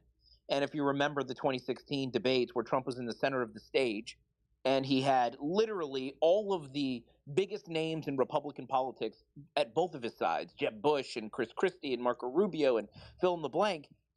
And he just pointed at all of them. And he says, we're done with all of you. I'm the party now, essentially. And when he stood in the center of that stage and kept winning and winning and winning, there was something that happened there. And that really was the beginning of a third party, in my opinion. That's not the Republican Party of old. And that fight has continued with Donald Trump and this establishment for a very long time. I think James alluded to this earlier. And so when you talk about a third party, what is the third party? It's a group essentially that's going to reflect the beliefs and the wishes of the people who don't feel like they have a voice in the current political parties. And I've said this before, and I say it again, and I want to get your take on it. And Myron will go to you in a second. The question is, we up next, doesn't chat. our best chance of having representation of people's beliefs that feel unrepresented now in Trump's Republican Party? Because he's not a far-right Republican. He's not. He certainly hasn't been governing like an evangelical conservative, not like a President Bush. He comes from the left. He lives on the right. He's a business guy. He looks out for the middle class. He wants to onshore manufacturing, wants to rebuild infrastructure. These are Democrat ideology. I mean, he was the first president to accept gay marriage right from the start. Now, Obama did in his second term. So isn't this the third party that people have been asking for? Isn't Donald Trump leading it and fighting the Republicans along with the Democrats for it? What do you guys think? I'll go to you, Myron. Yeah, I think it's important, right, to understand. Can you guys all hear me? Loud and clear. Okay, yeah, I think it's important for people to understand, right, that, like, number one, you know, Musk was never really a conservative. He was always a liberal. And, you know, Trump isn't really as far right as people think as well, right? He has maybe, you know, you could go ahead and say Trump is maybe like an early 2000s Democrat. So, you know, and that's kind of changed because now as we've become more and more loony and we have like 90 genders and everything else going on and the radical left is a thing now, it's pushed people that were typically Democrats more toward the center, even in some cases the right. You know, I always use like Tim Pool as an example where 10 years ago, someone like Tim Pool would be considered a liberal or a progressive, but now he's considered alt-right. And that kind of just goes to show how the Overton window has shifted so much where people that were considered Democrats are now considered alt-right, right? Because we just descended further and further left into the looniness. But as far as like this whole Elon Musk and Donald Trump situation, I see the gripe from both parties, right? When it comes to Elon Musk, he sacrificed an enormous amount of wealth, Tesla stocks, you know, crumbling, X going into disarray, you know, SpaceX not getting the attention that it needs, et cetera, to kind of pursue DOGE and help out. So in his eyes, this bill is kind of a slap in the face from his perspective because he lost millions of dollars. His investors are pissed off. And he did all that to help the government. And now this bill kind of reversed a lot of the work that he's done. So I can see his gripes there, especially, you know, him donating all the money that he donated to the Trump administration and being very critical to him getting elected, right? But on the Trump side, I can see why he's pissed off because he's like, look, you know, this is my last presidency. This bill is huge. We know that we're more than likely going to lose the House very soon. And any other bills after this are going to be hard to get through. So, you know, and Trump, as much as people don't want to, you know, maybe they may or may not be aware of this, like Trump wants to have certain legacy ties to his administration, right? He likes to be the first president to do things. We saw him walk into North Korea. We saw him with the Abraham Accords. We saw him with, you know, trying to help out, moving the embassy to Jerusalem, et cetera, all these things. He likes to be able to point out the things that he did, right? He always mentions how he beat Kamala Harris in a huge, you know, upset, well, not upset, but in a huge margin, right? Too big to rig. So Trump likes to almost brand his presidency, right? And I think that's why he's been such a strong and polarizing figure, you know, the Make America Great Again, whatever. He's probably going to be one of the most memorable presidents from a brand awareness perspective. So this bill is something that is gonna, you know, go towards his legacy, and it's probably going to be one of the last things that he passes in his 4 years without having serious pushback. So I can see his perspective where it's like, yo, you were in my administration. Why are you coming out and talking shit about this bill that I've been working towards for so long? So both parties are angry at each other for different reasons. Obviously, as dividing MAGA, we can see a bunch of people that are Trump loyalists kind of staying silent on Twitter. But, you know, it's obviously a very interesting development. And I don't know if it's going to come to a peaceful situation because both parties have huge egos, right? We're talking about the president of the United States and the richest man in the world. In their own rights, extremely powerful individuals. So we'll see what happens. I don't know. Yeah, that's an interesting take. Sorry, I had to recycle and come back. Now I can see everybody with their hands up. Lauren, we'll go over to you. Yeah, David, I would never call you AOP like some people, okay? I actually really like you. We've been in spaces for so long together. Thank you. But I have to call you out because I do not think that Donald Trump is the third party president. I mean, I think it is such a stretch to say that. But what I will say is that he's very, very smart. And so he knew he had to partner with these people in order. All right, her voice is annoying, and you guys already know how I feel when women speak. So anyway, yeah, I think we might move on here, guys. If there's anything else that comes up, we can definitely address it. But yeah, definitely interesting stuff. But yeah, this is a big space. I want to make sure that I spoke on it. By the way, for any of you guys that want to grow on Twitter, FYI, pro tip here, okay? Join spaces, add value, give good commentary, give good breakdowns. Don't ramble on like a fucking retard, right? Nice, concise, cogent, salient.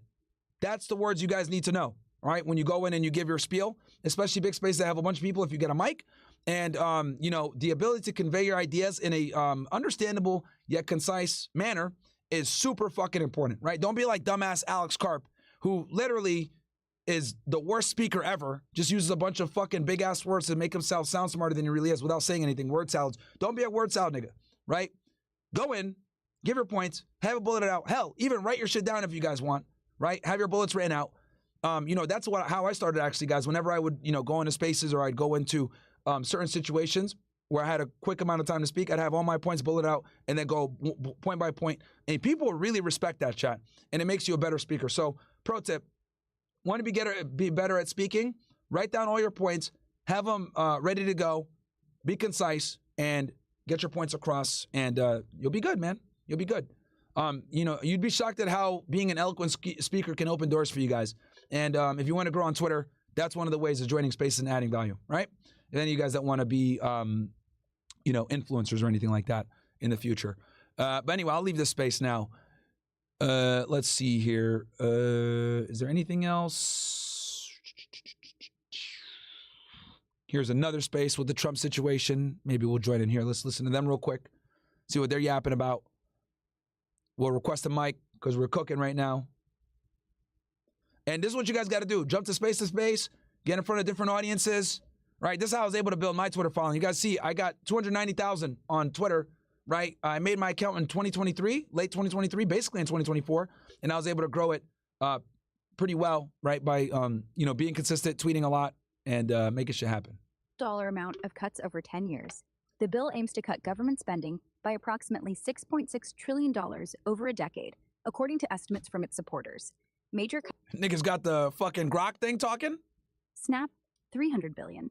Affordable Care Act programs, $358 billion. Medicare, $500 billion. Environmental and climate programs, estimated $200 to $300 billion. These figures are aggregates based on the bill's provisions and external estimates, e.g. CBO, CRFB, posts on X. The exact total can vary, but $6.6 trillion is a common figure cited for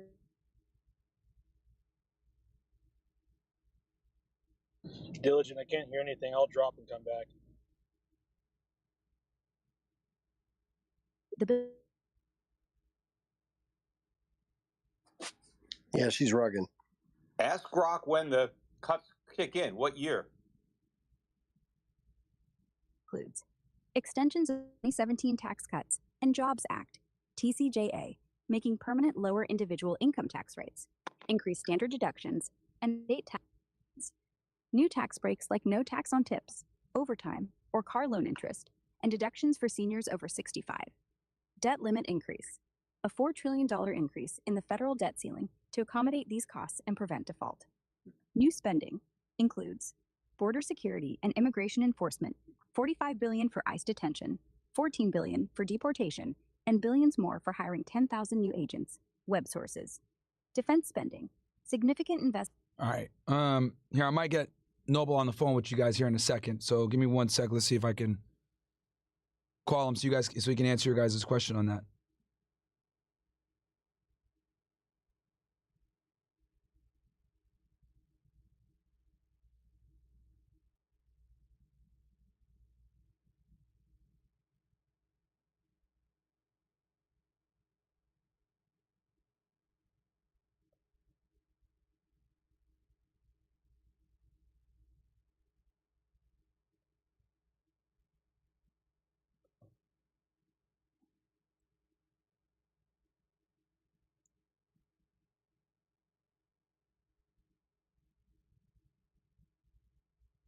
All right, Noble's dealing with it on the back end, guys. So we'll figure it out for you, ninjas.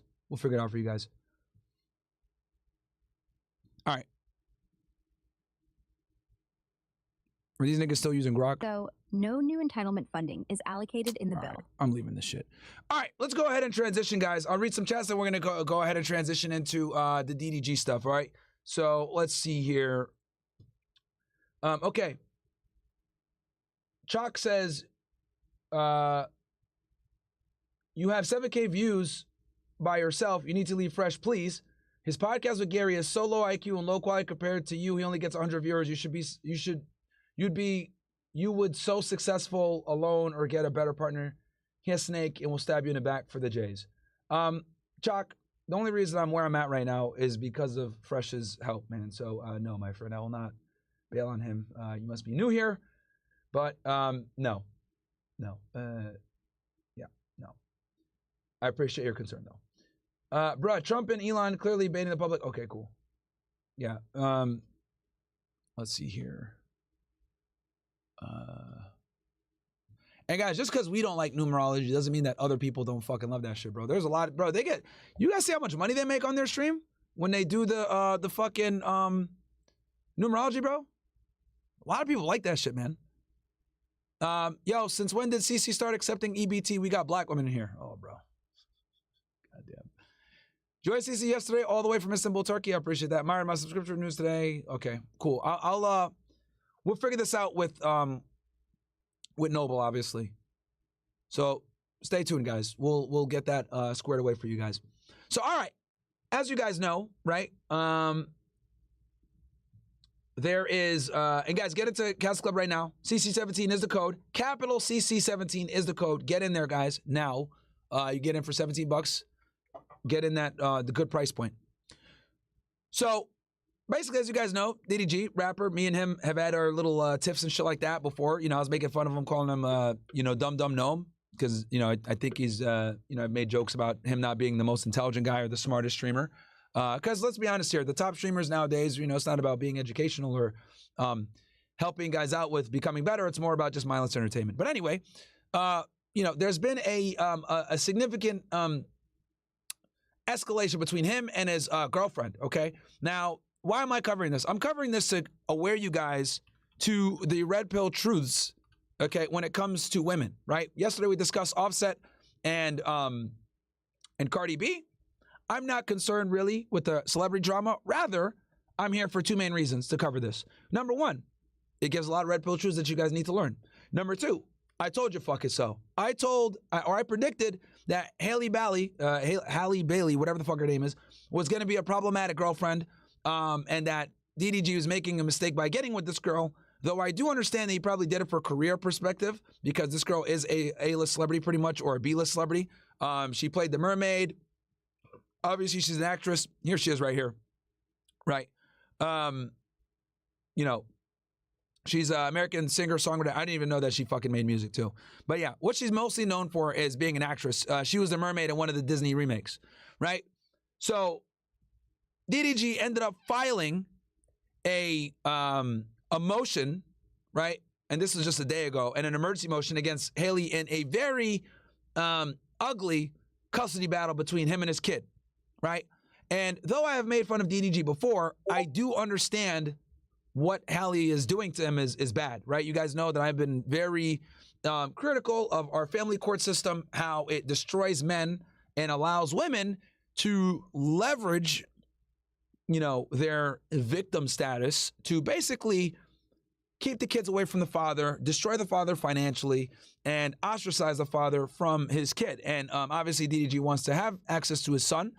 And Halle has made this very difficult. She's been weaponizing her son. And I called all this shit out. Me and both academics called this shit out. I told you guys that this relationship would never last because I knew that dealing with celebrities as your girlfriend is always problematic. Because modern women already have their egos up in the fucking sky. You can only imagine a chick that's famous with clout and money, how she's going to behave. If regular bitches think that they're special, what do you guys think celebrity chicks are going to do, right? So, DDG files to stop Halle Bailey from leaving country with son. Judge clears her to travel.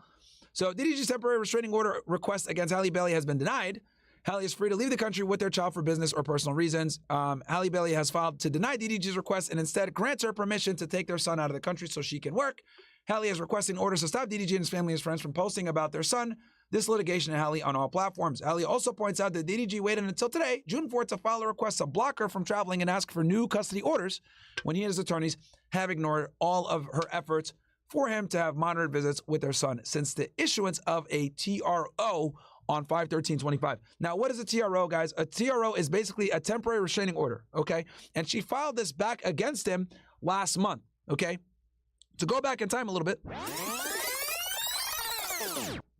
while I was in New York, this news broke out that Halle had issued this TRO against DDG. Now, as much as I make fun of DDG and, you know, clown him for not being smart or whatever, right? And being like 5'8" and all this other shit. As much as I clown him, that's a very serious thing to do. Because when you give someone a temporary restraining order, guys, what you're effectively doing is, especially since she has custody of the kid, you effectively make the ability for him to see his child more difficult. And then on top of that, the other reason what got me pissed off was with a temporary restraining order in the state of California, it will impede your ability to carry a gun. And as you guys know, as someone that's a rapper that lives in Los Angeles, a very dangerous place to be as a musician, not having a firearm is kind of dangerous, okay? And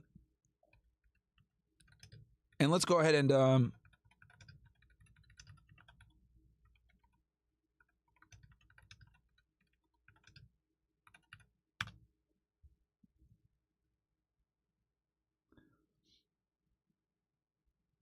give me one sec, guys. I'm getting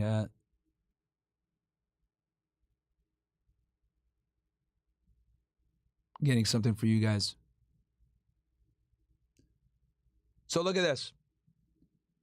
So even a temporary or ex parte restraining order can prohibit gun ownership or possession, right? So not only does he have a restraining order against him, right, from her, but he can't have a gun, chat, in California. So that's very dangerous for you as a musician walking around with jewelry and doing all the other shit that rappers typically do, right? He lives in LA. So when I saw that she did this, you know, I was like, bro, I'm going to put my temporary disdain for DDG aside because now this chick is trying to set this guy up to get fucking killed, right? She doesn't understand the ramifications of doing this to a rapper that's famous in California and LA, which is literally run by gangs, chat, okay? Just so you guys understand, because I really want you guys to understand the dire situation, right? So, as you guys know, I don't like the city of Los Angeles, located in California. Why do I not like the city of Los Angeles? The reason why I don't like the city of Los Angeles is because it is a gang-run city. What do I mean by this? Basically, as you guys know, the history, the Bloods and the Crips originated in Los Angeles. First, it originated as ways to protect themselves from discrimination and, you know, preserve civil rights to a degree and stick together when black people were being marginalized in the civil rights era or post-civil rights era. But then it quickly evolved into organized crime groups that utilize violence, intimidation tactics, drug trafficking, and many other patterns of racketeering, quite to be honest, to demonstrate their power on the streets. Now, Los Angeles is run by gangs. What do I mean by this? If you're an entertainer in Los Angeles and you're colored, you have to do something called a check-in, okay? And, you know, a lot of people don't do this, but what ends up happening a lot of times is if you don't check in, as they would say, or have the blessing and or protection of certain individuals, you can get put in a very precarious or dangerous situation. This means that you could be vulnerable to being robbed, you could be vulnerable to being attacked, you could be vulnerable to murder, all types of violent crime, right? Now, obviously, this has been a problem for a very long time, but this is kind of an unspoken reality of being in Los Angeles, okay? So, it's not a safe place to be. So, as someone like, and I'll give you guys an example of this. You like Chris Brown, for example, right? Chris Brown is a singer, artist, right? But since he lives in Los Angeles, he has very deep ties with Blood gang members. Why? Because they offer him protection, they offer him the ability to not be robbed, all this other shit. It's almost like damn near an extortion fee. This is why Big U, right? I covered his case as well. Why do you think he went to jail? Because he was literally running around telling people that they need to check in and extorting people. This is a big problem in Los Angeles. Huge. All right? Now, it's even more of a problem in the music industry in LA. Okay? So if you're a rapper in Los Angeles or an influencer and you're a nigga, let's be honest, you're going to need some type of, how do I say this? protection. I hate to use that fucking term, but you're gonna need to be good with certain people. And I know some of you guys say, "Man, what the fuck? Are you serious?" Yes, guys, this is how it goes. Street politics is very fucking real in Los Angeles, especially if you're a rapper or a black entertainer. It is what it is. It's one of the many reasons why I go to LA and get the fuck out. I don't like it. I don't like it. Okay? I go in there, do what I got to do, get out. So I'm telling you guys this to paint a picture. Someone like DDG, who's in the music industry, is a nigga, walks around with chains, etc. He needs to be able to protect himself. Okay? Now, I don't know if he has a concealed carry license in California or if he has a gun permit. I don't know. But what I do know is that him having a temporary restraining order from this chick basically makes him naked if he was carrying a gun, which I think he probably, more than likely, I assume he was. And not being able to have a gun in Los Angeles when it's run by fucking gangs is damn near a death sentence. Right? I guarantee you guys that someone like a DDG needs to move in a certain way in LA. He needs to have certain people with him, he needs to move a certain way, move at certain times, go to certain areas, etc. And the way Los Angeles is with the traffic and how everything is so far apart, right? Celebrities almost have to plan their day in advance to kind of get shit going, right? It's not like Miami or New York where you can just kind of go wherever the fuck you want. Like Los Angeles is a bit more gang political, right? Why do you guys think so many rappers die in LA? You guys ever thought about that? Biggie, Pop Smoke, right? There's so many rappers, Nipsey Hussle. Like, how many rappers have died in Los Angeles? I honestly, I think, if I'm not mistaken, I think Los Angeles has the most murdered rappers in the country. Right? PB Rock, all this shit. So him being on a temporary restraining order is a death sentence. Almost a death sentence. And it's bad for him because it makes it look like he beat his daughter, his girl. So yeah, so she gave that restraining order on the 13th. All right, so DDG filed an emergency motion to stop Halle from taking her infant son out the country, claiming she posed imminent emotional, psychological threat to the child. The rapper filed the docs Wednesday morning asking for an emergency hearing because he says Halle had made plans to fly with her son Halo to Italy on Saturday. So let's go through this thing. So first, and these are the court documents that DDG kind of pushed out there, right? Guys, smash that like button. We got 6,000, almost 7,000 you guys in here. Smash that fucking like button, man. So here we go. Court documents reveal Halle Bailey was extremely jealous of DDG ex-girlfriends Ruby Rose and Lala. And it goes here, petitioner would routinely compare our relationship to those I had with former partners, particularly another rapper and popular content streamer. Petitioner would use these comparisons to undermine and criticize me. As a result of petitioner's jealousies and insecurities, I found myself entangled in an on-again, off-again relationship marked by ongoing emotional volatility, resolved conflict, and repeated attempts at reconciliation that ultimately failed to establish lasting stability. So, for those of you that aren't aware, DDG used to date Ruby Rose, who you guys know I fucking clown her every day because she's a whore. She is. Literally, no one gives a fuck about this bitch unless she's shaking her booty hole because she's a useless thought. But DDG used to date her, right? So obviously that created some insecurity with Halle because Ruby Rose is significantly more attractive than Halle Bailey because Halle Bailey looks like the fucking creature from Ice Age. Let me see here if I can find that picture. I had a picture of her while I was roasting her ass.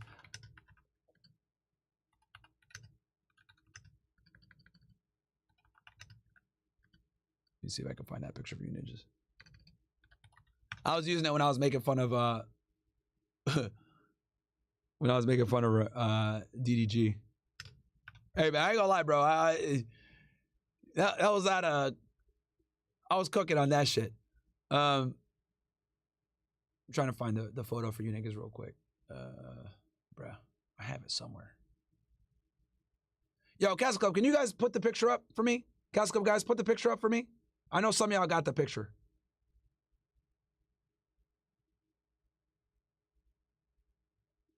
Give me the Castle Club guys, give me the picture.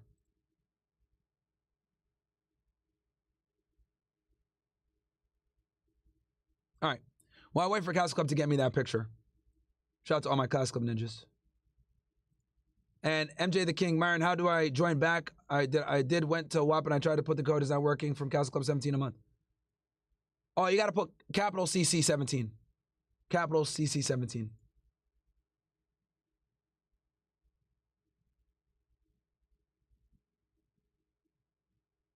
Yeah, Castle Club niggas, give me the picture. But anyway, okay. So obviously she was not happy about that, right? Then Halle Bailey threatened DDG back in 2022 before she was pregnant and had postpartum. This her. And you'll regret it. You'll regret ever meeting me. Go back to the bitches you're used to. Go back to fucking thoughts, right? So this is her, you know, being a jealous and vindictive girlfriend as usual. Because, you know, women can't take L's, bro. You guys know this. And the thing is that, you know, I've said this before, I'll say it again. A lot of women mistake their financial success and their status as like making them sexier. But the reality is it's like, no, it doesn't. As you get more money and status, you actually don't become hotter. Okay? Right? Like, ladies, I hate to say it, but like nobody cares about your competence, really. People care about the way that you look. This is why retards like Ruby Rose get more attention than Halle Bailey, even though Halle Bailey is more famous and has more money than her probably. But that's because Ruby Rose is more attractive, despite the fact that Ruby Rose is a slore. Okay? Slore. Anyway. And then here's some more text messages. Halle Bailey text messages you guys could see here.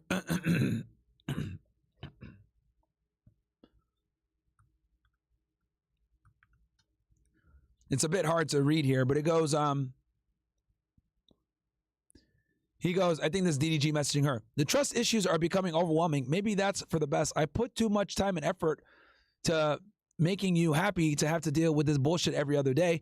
And in your eyes, you're never wrong. It's just frustrating and I'm over it. I'm no longer entertaining this argument. I used to work on becoming, I need to work on becoming successful like Jay-Z, like you said. Then maybe you'll take my vision of becoming a big label owner serious instead of shitting on my dreams every second you get. You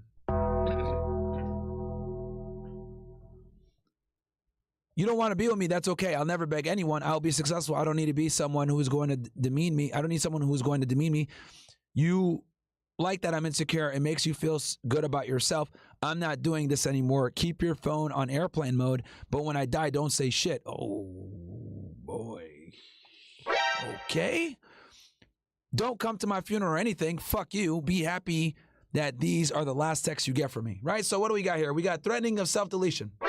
Now, this is what women do a lot of times, guys. Whenever they know that they don't really have much power over you, they will go ahead and threaten self-deletion, right? Because they know that at that point, you don't want to be complicit in ignoring them and potentially leading to that, right? Besides the moral position, you know, who knows if you could be held legally for that. So lots of people, lots of guys are, you know, obviously going to take that seriously. Guys, that's not the picture I'm looking for. I need the picture where, the one that I posted of her, when she's like in a dentist's office. Castle Club guys, that's the picture I want. The picture of her in the, in like the dentist's office. Right? So, anyway, yeah, so she's trying to get that sympathy, right? And then the text message to go on. To just answer the phone, to just hear me, to try and understand where I'm coming from, but you don't, and you'll regret it. You'll regret ever meeting me. Go back to the bitches you used to. Go back to fucking thoughts. That's what you want. You'll never want it to anyone like me. You and your family hate me. Just admit it, but that's okay. Everyone does. But Poseidon, I will go and fly and be just fine in heaven without any of this, without any of you rude-ass people making me feel bad about myself. And you can show these texts to whoever you want. Laugh about it. Now, I want to bring this to your attention, guys. This was in August 23rd of 2022, right? Of 2022.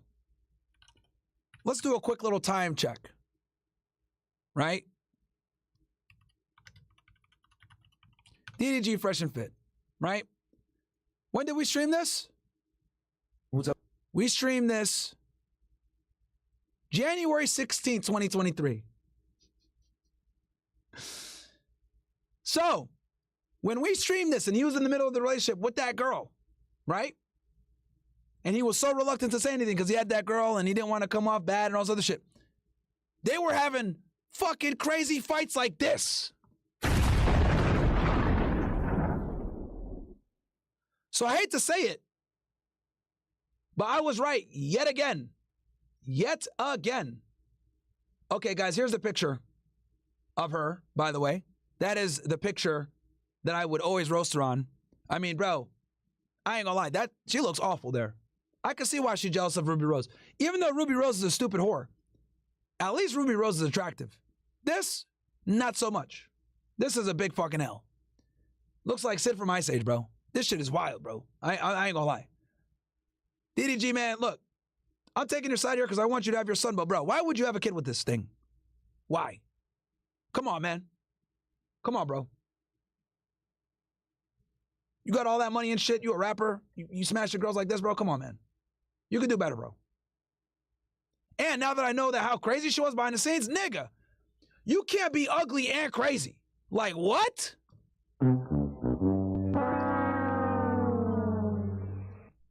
Like, goddamn. You know, bitches always say, nigga, pick a struggle. Like, bitch, how about you pick a struggle? You can't be ugly and crazy.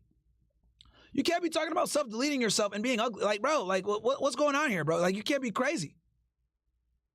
Right?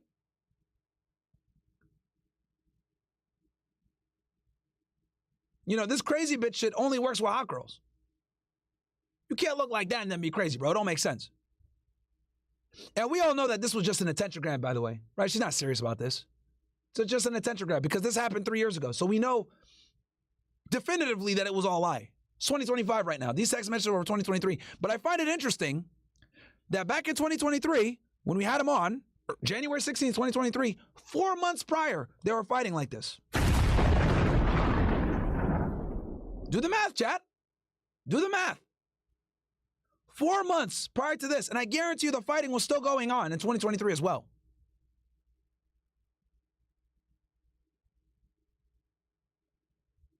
So here we go. Halle Bailey wanted to self-delete after DDG complimented Sexy Red. Me and your son are alone. You don't care about us anymore. You never did. So now we're fast forwarding to 2024, right? Last year. And DDG responds, you want to delete yourself because I tweeted Sexy Red a good rapper? This literally makes no sense. Bruh.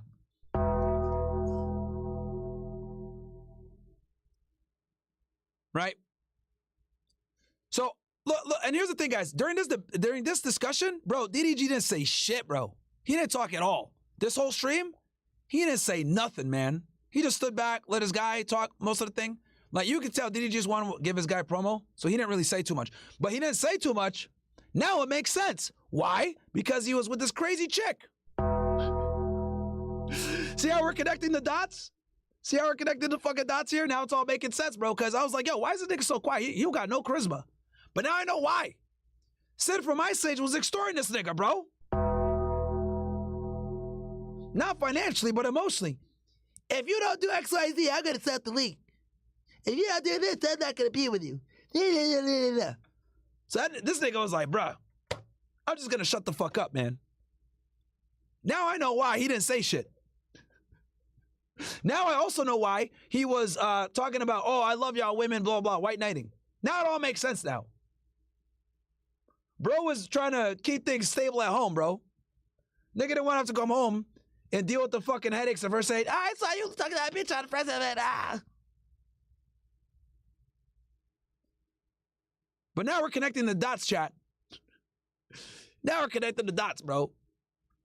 So anyway, because he's put here, this is a tweet. Sexy Red top 5 female rapper of all time. I don't know about that, but that's fine. So here's another one. DDG entered Halle room to make sure she didn't delete herself, and she used that text against him in court to try and paint him as a manipulative stalker. And he goes, me and Halo is at the front door. Can you answer? If you're not home, just say that. Now I know what you've been on.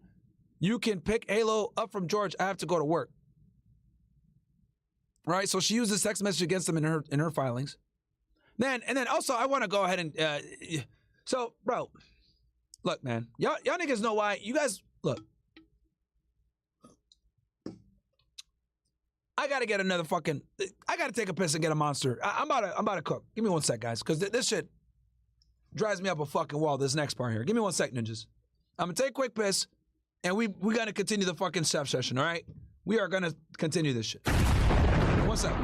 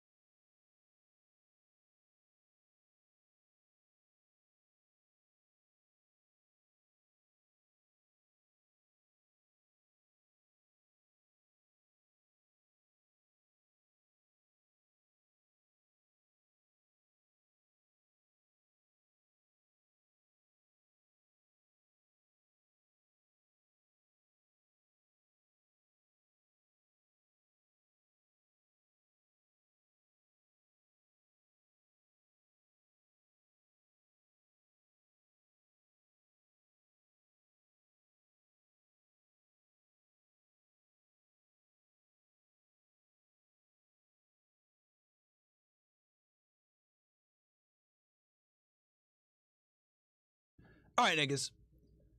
So I'm going to read the caption, play the video, and then give you guys my thoughts on this. India Love says she's getting ready to twerk on DDG after her moo for 3 hours after they tried to assassinate him and end his career. I don't even know how to refresh it. Hold on, y'all. We're going to show you everything else.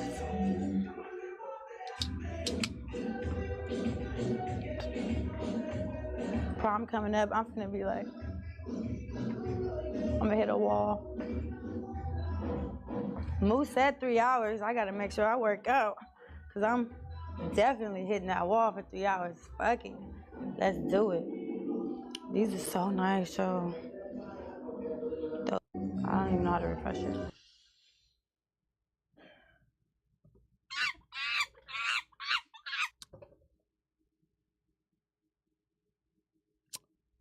So like a typical female streamer, she sees that DDG is trending right now with the custody battle he has with his girlfriend. And she goes ahead and wants to say, I'm going to twerk on him, blah, blah, blah. And does a strange hip gyration in front of a camera. And, you know, this is why I don't respect the majority of female streamers, right? That's why I don't respect them. Because most female streamers are clout chasing whores like this bitch. Right? This girl's not talented. She's not intelligent. Nothing interesting to say. No skill set. Right? But she leverages her surgery-created body with her annoying-ass fucking voice, behaves like a whore, right? And is somehow able to garner a following. This is life as a female, chat. It's literally easy mode, right? And, you know, as a real ninja like myself, that plays on legendary mode, right? Because when I play Halo, you got to play fucking legendary, right? You start to laugh at people that play on recruit difficulty, like this bitch and other female streamers. Like every female streamer that I see always has to fucking clout chase off of a bigger male streamer. Whether it's a fake relationship, it's a situation where they're doing collabs and they're sitting on stream together. Like every big female streamer has basically had to come up off a nigga, bro. Every time. And when I see shit like this, where she's clearly utilizing his name being in the press all over the place with the drama with Haley and everything else like that to benefit her own career, I'm like, bro, God fucking damn, man. These bitches are talentless, bro. They are literally talentless, right? Do you guys think this India Love chick can name 3 countries, honestly speaking? Nope. Do you guys think that she could point Israel on a map? Nope. Do you guys think she knows what 4 times 4 is? Nope. Do you think that she can spell the word accountability? Yeah, that's a big fucking no as well. So, the reality is, these female streamers are retards. Okay? They're retards and they're clout chasers. And seeing this shit is just cringe as fuck. And I don't know why people watch female streamers. They're literally retards. Literally. Like, I lost brain cells listening to this. And then as soon as she opened up her mouth, I'm like, oh, God, what the fuck? Welcome, punch! Moose said 3 hours. Man, that's an annoying-ass voice, bro. God damn. That's all I hear, man. I gotta make sure I work out. Bitch, you don't work out? It's very obvious you got a BBL, man. Cause I'm definitely hitting that wall for 3 hours. Bruh. I fucking hate women that talk like this, man. Fucking hate it, bro. This bitch probably can't even point India on a map, man. Calls herself India Love, bro. Bitch can't spell love and she can't point India on a fucking map, man. Holy, man. Okay, let's do it.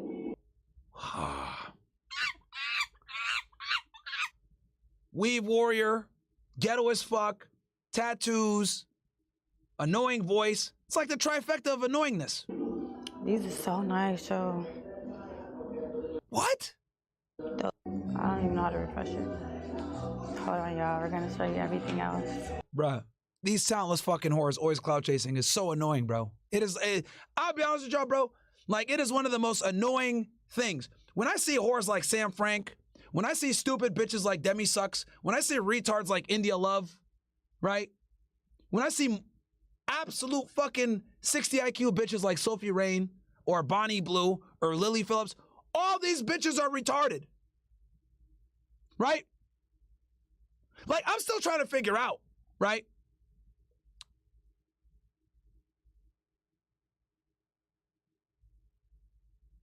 Well, number one, I'm trying to figure out why they're not in kitchens. Why are they on the computer in a living room streaming when they're not in a kitchen? That doesn't make sense. That's number one. Because honestly, there's no, they don't have anything interesting to say. That's number one. So why are they not in a kitchen, right? Then the second thing I gotta wonder, why are they not making a sandwich for a man who's superior to them? Besides the fact that they're whores and most guys probably don't want to date them or take them seriously. But why are they not making a sandwich for a man who's superior to them? Providing sustenance for a superior being. Why are they not doing that? Then, on top of that, I figure out, well, why is it that they're not in a relationship, right? With anyone that wants to take them seriously? Well, we know why. Because female streamers are clout chasers. They're just trying to jump from guy to guy. This is why I tell y'all, never deal with female entertainers, right? Never deal with females entertainers. And I'm also trying to figure out, how is it that we got like billions of women all across the world, but the streets are still dirty? Did you guys ever think about that shit, bro? Did you guys ever think about that? Welcome, punch! Like, it amazes me how we still got dirty kitchens and we still got dirty streets, but we got all these women around. What the fuck is going on? These bitches need to turn the cameras off and pick up the brooms, if I'm gonna be honest. Right? We don't really care about what they gotta say. They should be sweeping.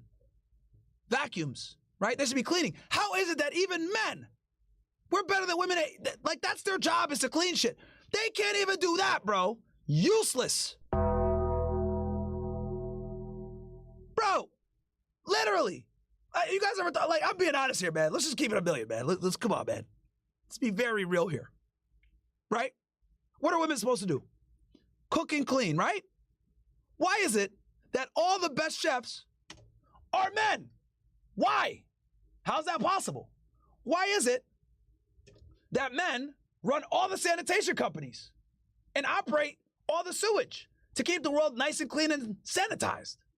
That's a woman's job, right? Doesn't make sense. Their job is to make food and clean, and they can't even do that. And we got half of them being the population. Actually, now that I think about it, women, there's more women on Earth than men.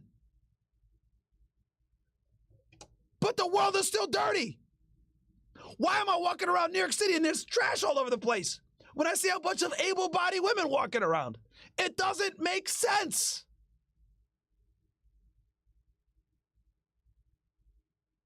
You guys ever thought about that?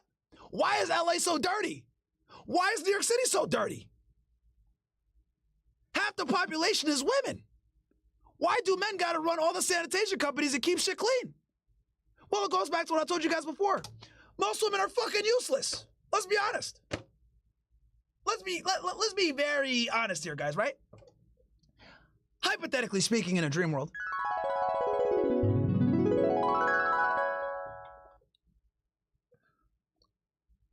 let's assume none of us wanted sex, right? Let's assume the entire male population across the world didn't want sex, right? We were all grinding and we didn't give a shit about women, right? We didn't care about them. If all women disappeared like that, quality of life wouldn't really go down that much. If you think about it. Electricity will still work. The internet would still work. Right? You can still get good food because men are the best chefs anyway. You still be able to flush your toilet and be fine. We don't have all the sanitation in place. The internet will still work. Hell, it'll probably be even faster because we don't got stupid bitches logged into Instagram all day. Like, quality of life really wouldn't go down that much if I'm going to be very, very honest here. Buildings will still get built. You know, you still be able to go work, get your money from a bank. Everything would work. Hell, there'd be more jobs too. Right? But if you flip it around, okay, In reverse, if all men disappeared from Earth, nigga, it would be chaos. Pandemonium. Panda-fucking-monium. Electricity would be gone that minute. Sanitation destroyed. Buildings never getting built again. Sandwiches mediocre. Cooking second class.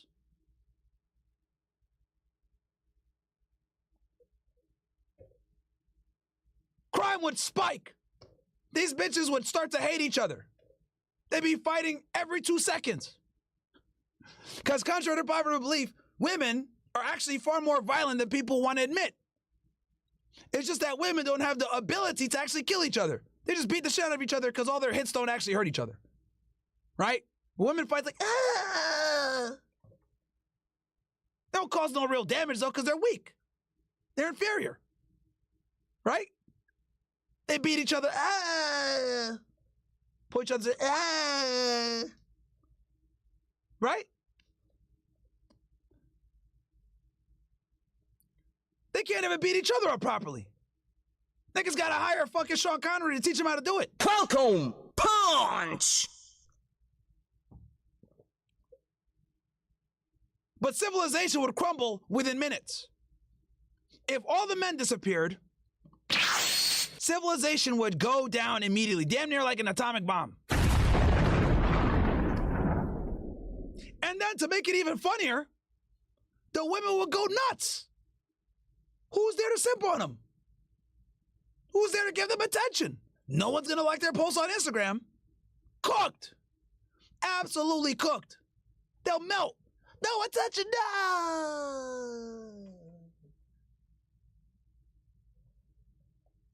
Right?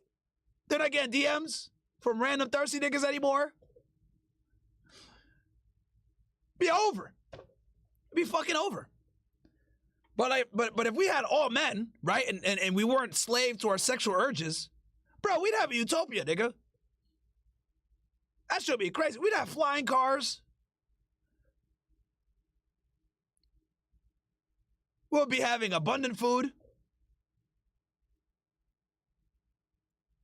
We'd have all kinds of fucking competitions, physical competitions. You know? Of course, it will suck not having no bitches, but again, I'm removing the need for sex. If we remove the need for sex that men have, man, we'd have a utopia, bro. Real talk, man. Be like the fucking Jetsons, flying ships all over the place. Nigga, we'd be in another galaxy right now. Could you imagine? Like, if men weren't impeded with their fucking thirst to smash these whores, how much we'd get done? Yeah, like, think about that, bro. If you were constrained by wanting to smash these deplorable whores like this, right? Imagine how efficient we would be. Imagine. Imagine having post-nut clarity 24/7. Ho-ho! Oh, boy. Nigga, we'd be unstoppable. Unstoppable. Our biggest weakness, our Achilles heel, is wanting to smash. That's the only power women have. But if you can somehow control that shit, these bitches have zero power. Because they don't bring anything else to the table, if we're going to be honest. You guys think this girl, fucking bitches like this, are going to tell you the square root of 25? Huh? You think they even know what pi is? Bro, if I said pi to this stupid ass bitch, she'd be like, oh, apple or blueberry. Nigga. Welcome, punch! Let's be candid here. Most women are fucking useless. Right? And most women's value is only for sex. If niggas didn't have the sexual urge, they'd be useless. This is the uncomfortable truth. You guys want to know why gay niggas got so much money? They don't deal with females. There was like a study done on this shit. Forget where, I'll try to find it for you guys. But they found that like gay dudes have a significantly higher net worth than straight niggas. You know? Gay dudes, right? They just get on Grindr, get their rocks off, then they go back to work. Incredible efficiency. Meanwhile, the rest of us, the straight niggas, we got to sit there, DMing them. Hey, let's link. Ha ha ha, I'm not free today, but maybe next week. Bitch matches with you on Bumble. Right? You're like, oh, nice, she's hot. She'll send you a message. Bro. You finally make a essay profile, because I've been telling your dumbasses, yo, make an essay profile, nigga. You have more status there. Same bitch that would have messaged you on Bumble is on there. Right? But now you look at her profile, she wants all this shit. Way different than her Bumble profile. She's more selective on essay now. You message her. She decides to go out on a date with you. You fucking meet her at the bar. Right? You show up. She doesn't look like her pictures. On her pictures, she looked like a fucking 8. Right? You're like, right? And then, like nigga, literally, you fucking you show up on a date, right? And you're like, is that her? And you're coming from a distance. She's like, okay, let me be safe. Let me shoot a quick text. Coming by or pulling up. And then you see her like fucking pull her phone like this. Oh fuck. You're like, damn, it is her. You walk up, nigga, you don't want her to see you, but you like look at a picture of her.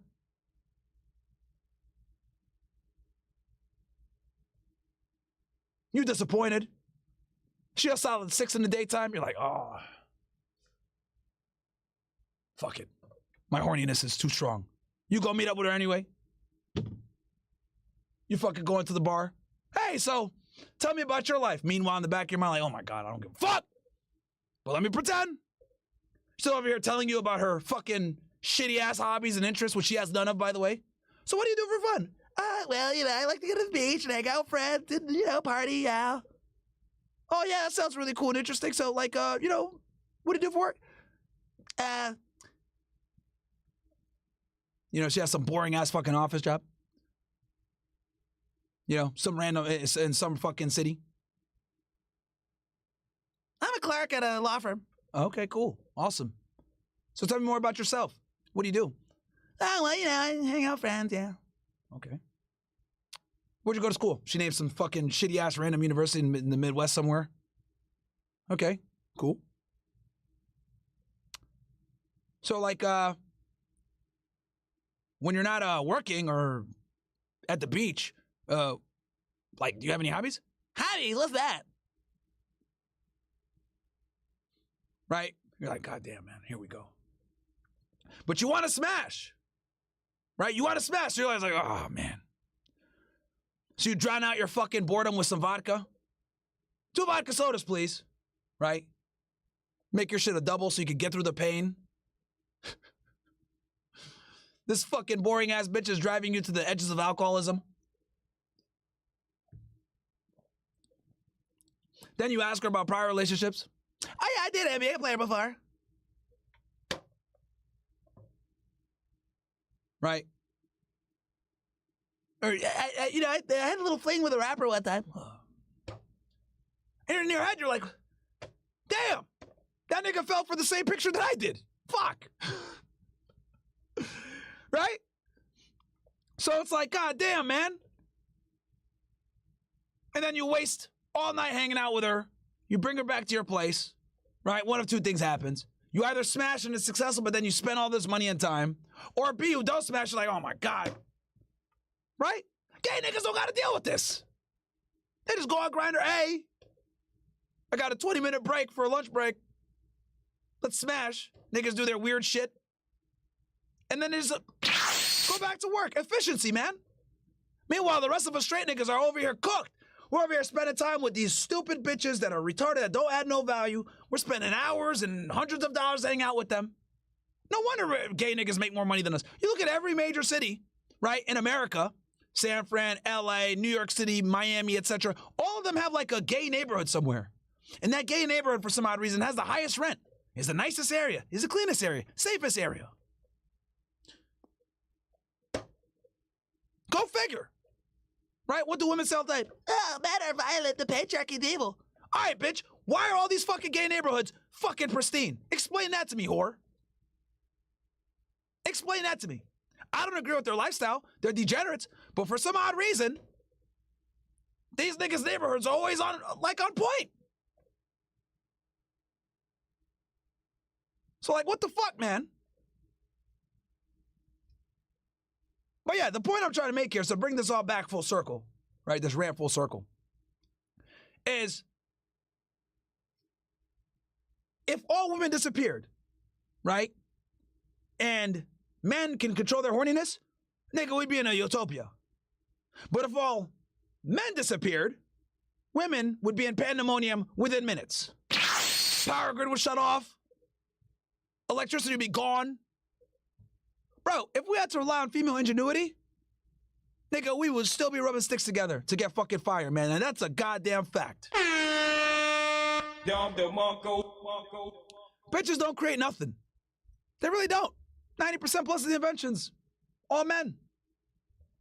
Oh, no, hell no. You don't use an excuse to go ahead and play for the other team, guys. Right? I'm just explaining to you guys that gay niggas may have more money than we do. They're straight guys. They just got more money than us because they don't deal with females. Aaron Clary talks about this in his book, actually. How in the book of Numbers, the amount of money, I think he said something like $8 million over a man's lifetime. He's gonna lose $8 million in the pursuit of a woman. $8 million. $8 million. Just in the pursuit of women. That's not all the investments you could have made, whatever. That's just like your monetary loss in the pursuit of a woman. I think he calculated somewhere to $7 to $8 million in a man's lifetime. And that book is from like 5 years ago, so it's even more now, FYI. So anyway, story time over with useless girls like this India chick, but I just want to drive a point home that, and here's the thing, bro. A lot of women are like this chick, bro. Fucking morons. Hey, shout out to fucking DPG. 50 gifted subs. I appreciate you, my friend. I appreciate you, my friend. Guys, don't sell out, though. I know some of you niggas in the chat are getting tempted. Bro, do not sell out. We are team heterosexual over here. Right? The sun ain't shy. You know, the sun isn't always, or the grass isn't always green on another side, so to speak. Do not switch over to the other team, guys. You niggas better not switch over. Right? It ain't that tough. It's tough, but it ain't that tough. All right? I don't want y'all niggas to turn into Abba. All right? I don't want y'all niggas to turn into Abba. Next thing you know, you're on all fours and fucking getting pegged and shit. All right? Anyway. Okay, so Halle Bailey lied in court documents under penalty of perjury in Halle TRO. She claimed DDG was in Akron for weeks, which is why she had to file to get custody of her son. She's in Akron for 4 days. She signed off on the information presented being true and correct under penalty of perjury. Yep, and of course, she's committed a crime because she's a dumb bitch. Now, here's the video, right? Before I play this video, let's read some of these chats. Let's see what you guys got to say. Young Tycoon subscribed. Shout out to you, bro. Joining Castle Club. Welcome to the family. Okay. Dum Dum Gnome. Nah, that's corny Myron. More like dick draining goblin. That's not better, your boy Lem. Bro, you just gotta, nigga, you gotta just hang it up, bro. You just gotta hang it up, my friend. That was easy. Mine is not working, brother. It says the promo is invalid. Please remove it or contact the company for a promo code. You know what, MJ? Then you know what, dude? I guess for the time being, go ahead and I mean, you can make another account if you want, and then cancel the other one. 11, yo, how much we gotta pay to remove the ovary? I'm down to go into debt. Or you could just wait until I figure it out with Noble, because Noble's like handling shit behind the scenes, bro.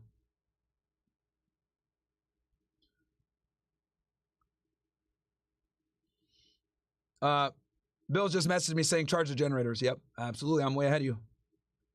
As you guys know, we are going to be out there live tomorrow, okay? Debating, so it's going to be a good time. All right. So yeah, 11, just stay tuned, bro. Let me see what Noble...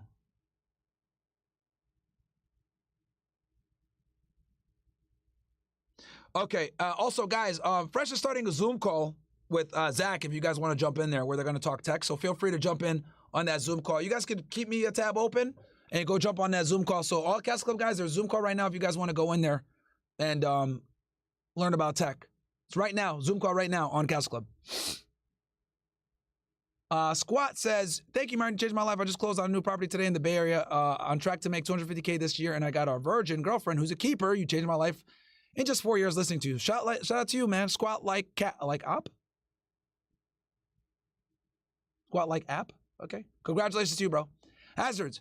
Not to veer off topic, but DDG joined FaZe Clan and assigned 80% of income to FaZe for 10 years. I don't believe that. That's probably a lie, bro. Don't believe a lot of this shit on Twitter. These niggas be fucking pointing out retarded stories.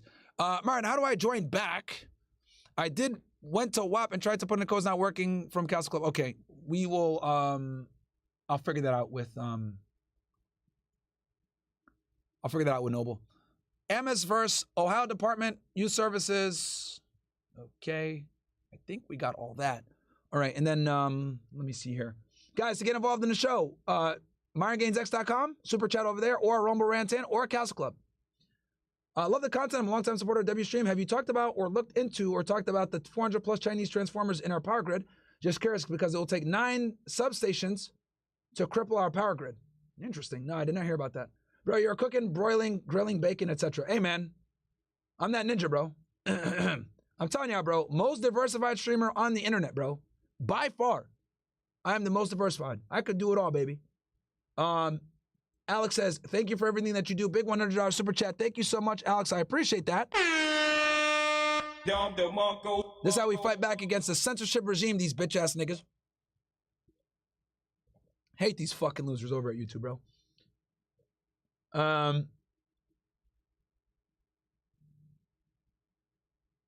right, cool. All right, let's get into this video here where DDG gets threatened by this chick. I ain't trying to get no whooping, bro. And just so you guys know, she was bossing this nigga around all the time, bro. It's one of the things I would make fun of him about when it comes to this chick. She on stream, she couldn't walk over here. She said she told you to get off. You said what? She told you to get off. She said she... Could you imagine, bro? Your girl is trying to tell you to get off stream? Bruh. What the fuck? That's crazy to me, man. That's crazy to me. So...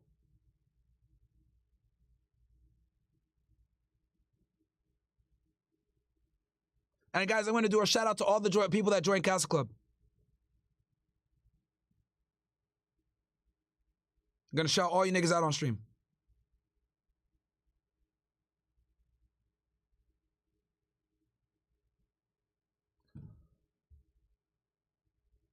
All right. All right, cool. Gonna walk over. She's like, "You better be on stream." I just told her to get off. Said she coming. Don't tell. I ain't trying to get no whooping, bro. I'm not trying to get no, bruh. Guys, this is what happens when you're cucked in your relationship, bro. This is what happens when you're cucked in your relationship. And it's crazy because I hate admitting that I'm right all the time. I really do. I don't miss with these girls, man. I really don't. Right? And DDG is kind of seeing what happens when you deal with women like this. If you had listened to the Fresh Fit podcast, instead of getting mad at me and saying that I'm an asshole and I'm a woman hater, if you had listened to my advice, he would not be in this situation right now, bro.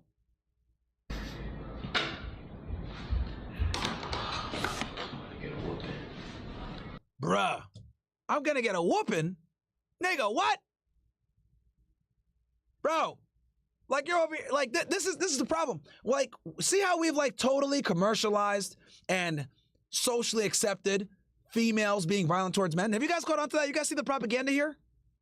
Right? Like it's totally okay for women to be abusive to men. And it's funny.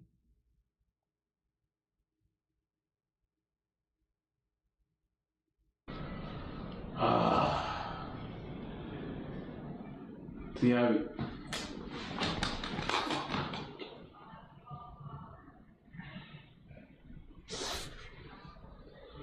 I wasn't even supposed to get on stream today, y'all. Damn. That's crazy, bro. Look at this guy, man. He is fucking stressed, bro. That is stressed. God damn. She coming. She coming. What am I supposed to do? I think he... Now, I'll be honest with you guys. Even if this is like, let's say that this is just like a joke. It's still pathetic. It's still pathetic, man. It's not a good look at all.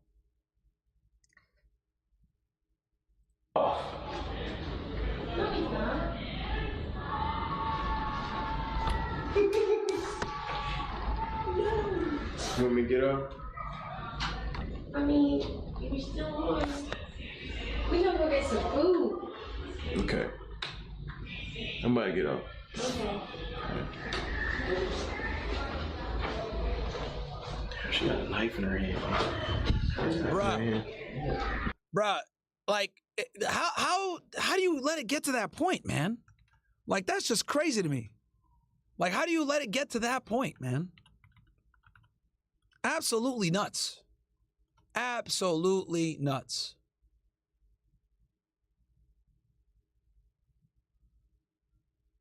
Put it down. I gotta go, y'all, before I get whooped. I love y'all, man. Bruh, he had to get off stream because he can't control his girl, bro. That is crazy to me, man. That is absolutely fucking nuts. Absolutely nuts.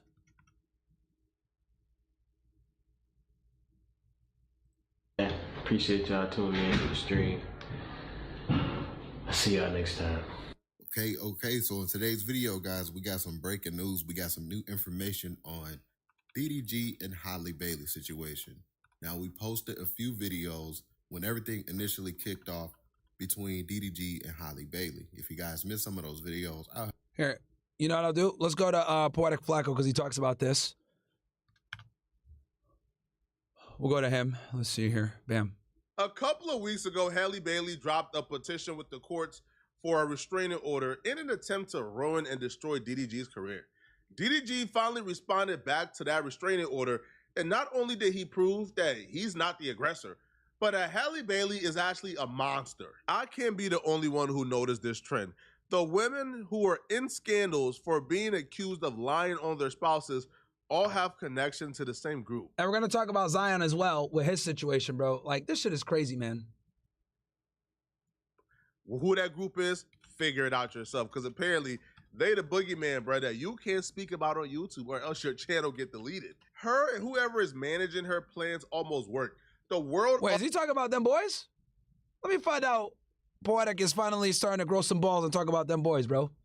Because if you guys remember, that's something he would criticize me about all the time. Like, bro, why you gotta talk about this, man? Fucks up the money, blah, blah, blah. Is that what he's talking about, chat? Almost believed DDG was a monster until the real receipts dropped. Oh, yeah, I knew that was a lie. When she said that shit about him being a monster, bro, I was like, bro, look, I'll make fun of DDG and shit like that, but we know for a fact that this nigga ain't beating no girls up, bro. If anything, she's whooping his ass. Now, let's just rewind a little bit and let me remind you guys of exactly what Halle accused DDG of. Right now, she would claim that DDG would chip her tooth and bruise her arms. And she would actually show the pictures of, I guess, the bruises and the chipped tooth. Here are the bruises. Again, this is pretty consistent with him grabbing her and trying to pull her from out the vehicle that he apparently didn't want her in because he was trying to leave and he felt like she was stalling.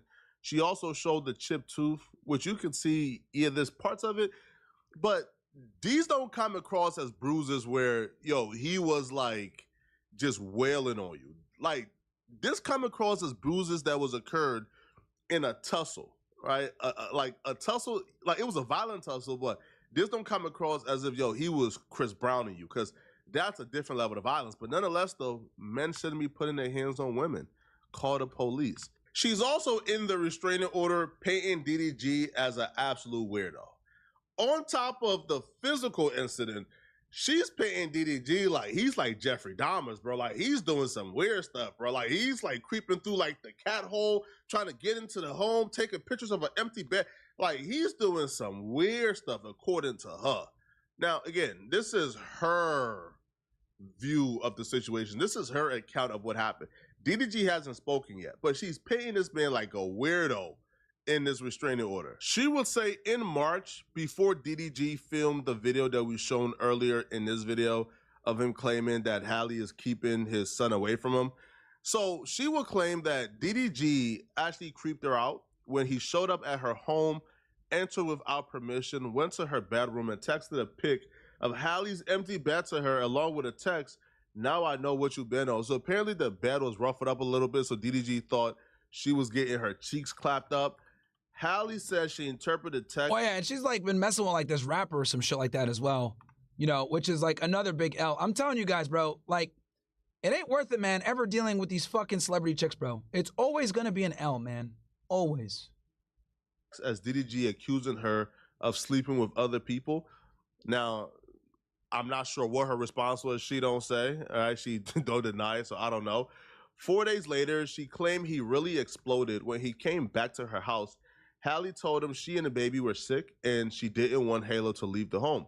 And she claims that's when he got verbally blank, smashed her Ring camera, and ran away with Halle's phone. Now, here's the interesting part, bro. And here's the part where DDG is kind of cooked, if this is true. As he drove off, she claims that DDG threw the phone out his window and yelled to her, "Go get it, B." The incident prompted Halle to go file a police report, and she says she also has a Ring footage to back up her side of the story. If she got that Ring footage, dog, if she got that Ring footage like she says she does, it might be raps, bro. I'll be real, homie. This is also a custody battle, too. The reason why she was incentivized to show DDG as the worst person possible was because she wanted a judge to grant that restraining order and to grant her sole custody. The judge granted and that's obviously very important because you need to be able to show the unfitness of the father to basically justify getting sole custody. Emergency restraining order until DDG could. And this is just a move to like basically, you know, fuck him up and make him feel like shit, right? Because you can't see your kid, you feel powerless. Puts you in a very vulnerable position. Fine. As well as having the financial leverage too, because now you can demand money and shit. Granted her an emergency sole custody. DDG response is she not only did things to him, but she's unfit to be in sole custody of their child, and he believes that he deserves primary custody of the kid because she's unstable. And I believe he proved his entire point. The first thing DDG really highlighted is that this restraining order that Halle Bailey seeked against them is entirely manipulation. It's manipulation to... And you know what's crazy? It's just scary how like women can make these baseless accusations against you, and like the court of public appeal is always going to believe the woman. As you guys know, right? When it comes to women making accusations against women, it's basically believe all women, and the guy's guilty off rip. I remember when this shit came out, and that's kind of why I came to DDG's defense. Like, everyone's saying that he's a woman beater and shit, and I was like, bro, like, this guy doesn't strike me as a woman beater at all, right? It's just not, it doesn't strike me that way. And I kind of know how women use the court system, right, to paint you as a violent individual and manipulate public image. And she knows that, like, for someone like him, right, that's a rapper slash, you know, one of these pro-black people, like, you know, the left, man, like, let's be honest here. DDG is, you know, most of his audience are probably liberals. Let's keep it all the way 1,000. Like, people that enjoy rap music tend to be more on the progressive side. So it's going to be minorities. It's going to be younger people. These people almost always overwhelmingly are progressive. So progressiveness also is in line with female rights and the female way of thinking of believe all women and all this other bullshit. Me too. Like, you know, letting women go ahead and be boss in a relationship, right? That's why I say, oh, she gonna whoop me and all this other shit.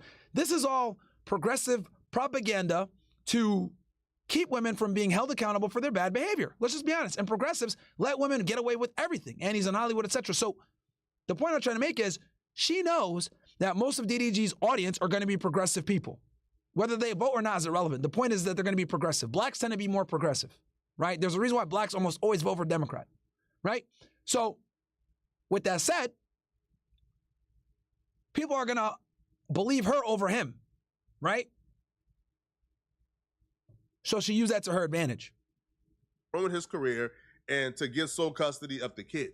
Because he shows not only do Halle not need to be protected from him, but he's the one that needs to be protected from Halle. DDG would accuse Halle of unauthorized... Someone said not really, but go off, Myron. Nigga, you're retarded. Bro, guys, if I took DDG's fan base, right? If I took DDG's fan base, I promise you, 70%, if not more, have democratic and progressive belief systems. I promise y'all. Trust me. Okay? There's a reason why Hollywood and LA is overwhelmingly progressive, overwhelmingly blue, especially in the entertainment industry. All right? So, yeah. Authorized surveillance and stalking via Apple AirTags. Now, Halle Bailey allegedly placed multiple AirTags in DDG's vehicles and belongings to track his movements without his consent, constituting unauthorized surveillance and stalking. Specifically, in June of 2023, an AirTag was found beneath the back seat of DDG's Maybach, discovered after Halle Bailey showed up uninvited at a movie theater where DDG was with a female friend. DDG and Halle is broken up at this point. DDG can move on with his life, so he did. He took a girl that he was dating out on a date. Halle Bailey found out and caused absolutely chaos. DDG mom was there that night, and she actually gave a statement to the court, and this is the first-hand statement from someone who was present. So Halle Bailey has shown up uninvited to a movie theater in Beverly Hills where he was attending a film with a female friend. Petitioner called me directly that night, angry, stating that she knew Dara was at the movies and made threats to F him up. George and I drove to... Casey says, do you think that the tension between Elon Musk and Donald Trump stems from Trump refusing to give Israel the war with Iran that it wanted? Musk is now calling for Trump to be replaced by J.D. Vance, even suggesting impeachment. Now, Musk is a Zionist by, out of necessity. He's not a Zionist because he actually gives a fuck about Israel. He's simply a Zionist out of necessity. He understands that going against the lobby is not in his best interest, so he might as well support Israel. 100% business move. He doesn't really give a fuck about Israel like that. To the theater. Once the ADL started putting pressure on him with the anti-Semitism allegations, that boy folded so fast. He was in fucking Auschwitz with the yarmulke on and everything. Every single time, every single crime. You know, at the end of the day, he's a businessman. And he understands going at the Zionist lobby is absolutely, you know, financially painful. Of concern for Daryl's safety. When we arrived, they saw Halle outside the theater, visibly upset and attempting to confront and physically fight the woman he was with. Oh man, ratchet women from a certain group. Now, the mom says, I personally intervened to help de-escalate the situation. The next day, George, Daryl, and the mom thoroughly searched the Maybach and found an Apple AirTag hidden underneath the back. That's crazy. Bitches on some fed shit put a tracker in this shit, bro. See, the discovery clarified for everyone how Halle was able to track DDG's location to the movie theater. The severity and sickness of what just happened don't really register to a lot of people because it's a woman doing it to a man. If it was a man stalking his ex, putting AirTag. Oh, cook, nigga. He would be a rap. And again, it would be a rap because his audience, as well as hers, is predominantly progressives. People that listen to rap music, younger people, people that believe in like hippo culture, people that, you know, watch Twitch, right? These dudes are all progressives, man. Guys, there's a reason why every single big Twitch streamer is liberal, okay? And a progressive. The only person I would say that's big that isn't a full-on, progressive is like Osmongold. But Osmongold, I don't even consider him right-wing, man. I consider Osmongold a centrist. He's a centrist, right? He actually thinks like men and women are equal and shit. So like, bro, he's a centrist to me. So you can't exist on Twitch as a conservative. Sorry, it just can't happen. It's tough. It ain't gonna happen, bro. They ban all of us. So the reason why I say all this is to let you guys know that since most of DDG's audience are progressives, these allegations hurt him up front. Now, obviously, he's pointing out all this counter information that's helping him, but with the audience that he has of normies, they're always going to believe the women, bro. Obviously, he's going to have some loyal fans that are always going to stick with him, of course. But a lot of the people are going to, the normies are, he has a lot of normies that watch him. So normies are going to always go with what the women think. In her vehicles. Unfortunately. Tracking her down, stopping her from dating, trying to confront any man she's talking to. That person will be called a sicko. They will be disavowed. They will be ostracized by everybody. And their career in Hollywood would essentially be over. Yeah, cooked. This to me was the most concerning. And yo, DPG, one more time, bro. I want to give you a Don DeMarco. Thank you for all the gifted subs, man. Don DeMarco. I want to see W's for APG in the for DPG in the chat. Okay, DPG literally gifted like 100 to 150 subs. So that means you guys that are watching on Rumble, you guys are watching the show basically for free thanks to him. So give him W's on Rumble chat, man. W DPG, man. Part of the quote-unquote stalking, they found an air tag, a pet air tag that was used to track pets. They found it in the baby's diaper bag, in Halo's diaper bag, hiding underneath the cardboard lining. This is the tracker in the first picture. Is like a Hello Kitty tracker. And when you look it up on Amazon, it literally tells you this is a tracker for pets. And I wonder who she learned that from. I wonder who gave her the game of tracking. We're not gonna reference you know who. We're not gonna reference the boogeyman of YouTube that we can't really speak on. But I wonder where she got the idea to track. It's not like there's a lawsuit with people associated with her who's currently being sued for doing the exact same thing to their loved ones. I don't know, bruh. You see this smile? It looks innocent, right? But nah, bruh. This chick is one of the most destructive, evil, maniacal people I think I ever witnessed on the internet, because it didn't just stop at tracking. She tried to put our boy DDG on a shirt. She really tried to send this man to Tupac. So she's telling him, answer the phone, I'm not playing. I'm gonna try this one more time. Answer the phone, making threats.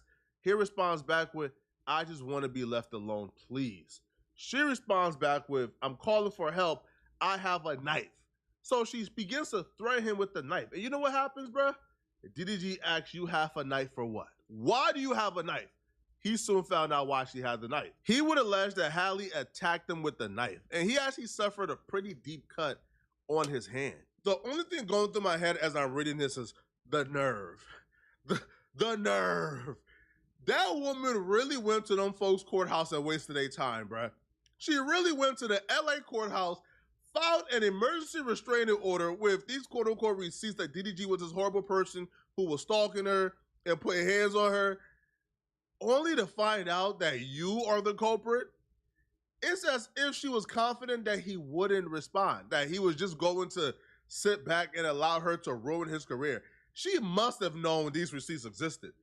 Or did she not think that he was taking pictures or documenting everything she was doing? This is absurd.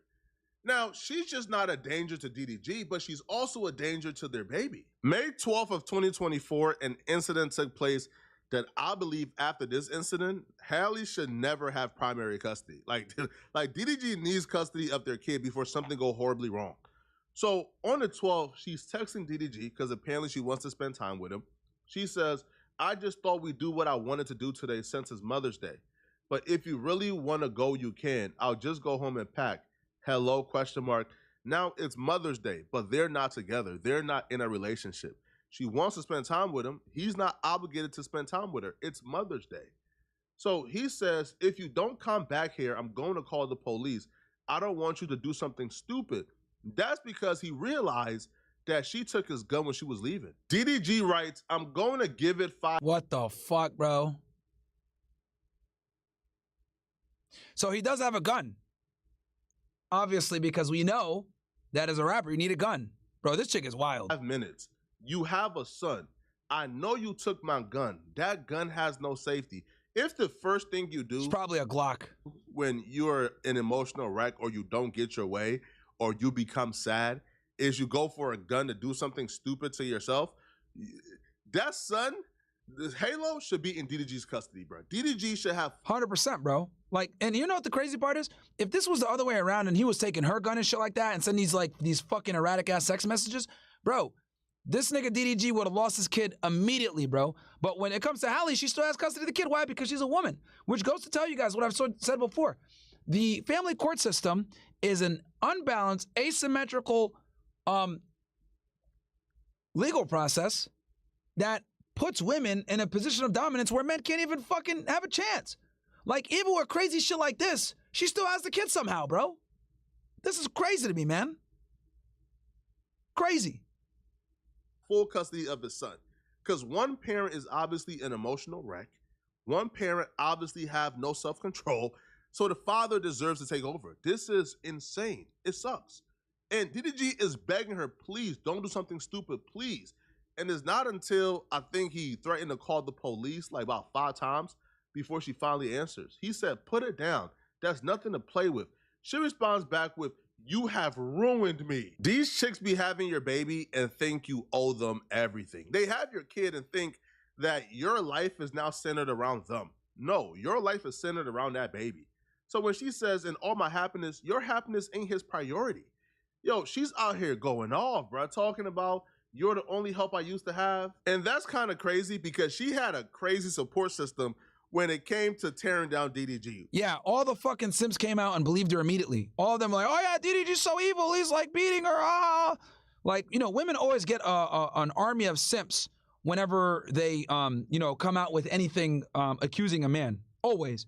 Absolutely ridiculous, man. When she filed that lawsuit, everyone came out the woodworks, including her family, to support her, to go against DDG. But when it comes to what really matters, the only person helping her was DDG. So if she tries to shame him for getting money, like, bro, this man is trying to become famous to get money, so you don't have leverage over him. From these messages, the cycle is pretty apparent. They can be a family. He can see his son as long as he does things that don't piss her off. But the minute she goes online and sees DDG moving on or hanging out with another chick, in this case, when DDG went to Mexico with another person, she apparently lost it. And all of a sudden, he can't see his kid no more. She's being vindictive. So she writes, how could you openly talk ish about me to all your family and all the women you want to sleep with? You want to ruin me, and you succeeded. Now, first off, I thought Halle was this super intelligent, super educated woman. Why does she type like this? This message thread between Halle and DDG shows that this chick is an absolute psycho, bruh.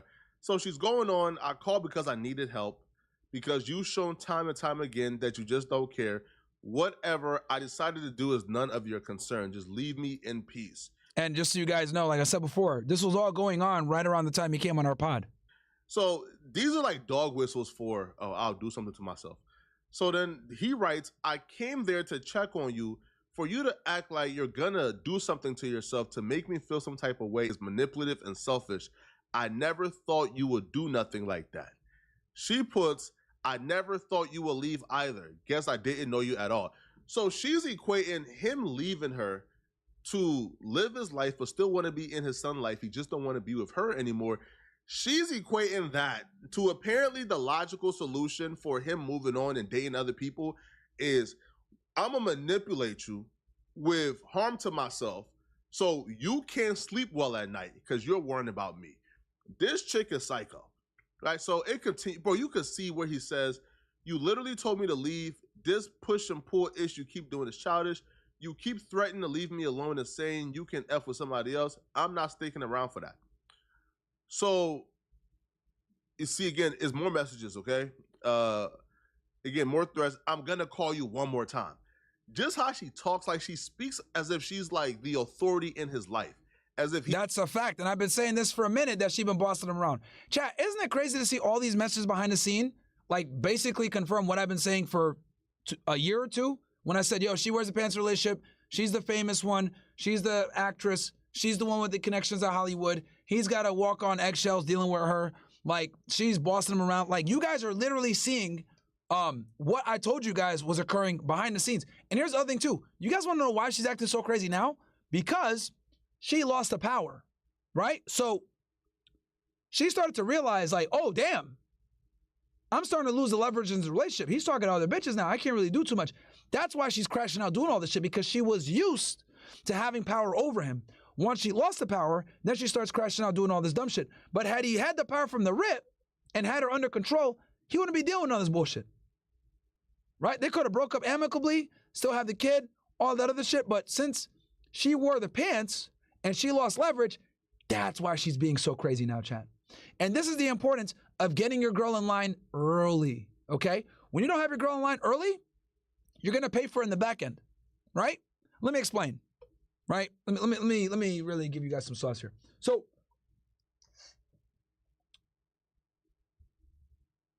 how you begin the relationship, oftentimes, right, is how you're gonna end. Now, if you meet a girl and you have strong frame and you let her know what's acceptable and what's not acceptable from the beginning, and you have very clear and strong boundaries, right, that you are willing to enforce, women won't cross you, right? Now, here's the problem. Most men don't have the sexual market value, the skill set, agency, or game, or charisma to pull this off up front. Okay? Most men can't do this up front. They just can't. They're getting with a girl that's like, most men have to get with girls that have either low interest or medium interest. All right? Now, I want you guys to really pay attention here because I'm really going to explain this shit and break it down for you. Okay? And then we're going to link it back to DDG. Class in session, niggas. So most men, when they meet a girl and are dating a girl or courting a girl, they're dating her from the perspective of she's either low interest or medium interest. Okay? Most men don't have the privilege of dealing with women up front with high interest. Okay? Because most men are average. Therefore, since most men are average and most women don't want average men, most guys that are average have to deal with a deficit, a sexual market value deficit. And what they have to do is they have to come in and deal with her at low interest or medium interest. Low interest is where you're pursuing her a lot in the beginning, right? You're going out on maybe 2 or 3 dates before you have sex. You're having to reschedule because she might flake here or there. You're putting all this fucking work in, right? Medium interest is where she's reciprocating. Maybe you're giving 70, she's giving 30. Low interest is like you're giving 10 to 20, you're giving 80 and she's giving like 10 to 20, low interest. And then high interest is like when it finally starts to turn over and it's like 60-40 in your 60-40 or 70-30 in your favor. But most men are operating from, again, low to medium interest. This is important, okay? So since most men are climbing an uphill battle when they're dealing with women in modern dating place because most men are average and most women don't want average men. This is very important. You guys need to understand this. Average women no longer want average men in today's day and age, right? So guys have to come in and deal with women that aren't as interested. Now, they have to make concessions to do this. It means they're taking them out on multiple dates. It means they're giving them more time and attention.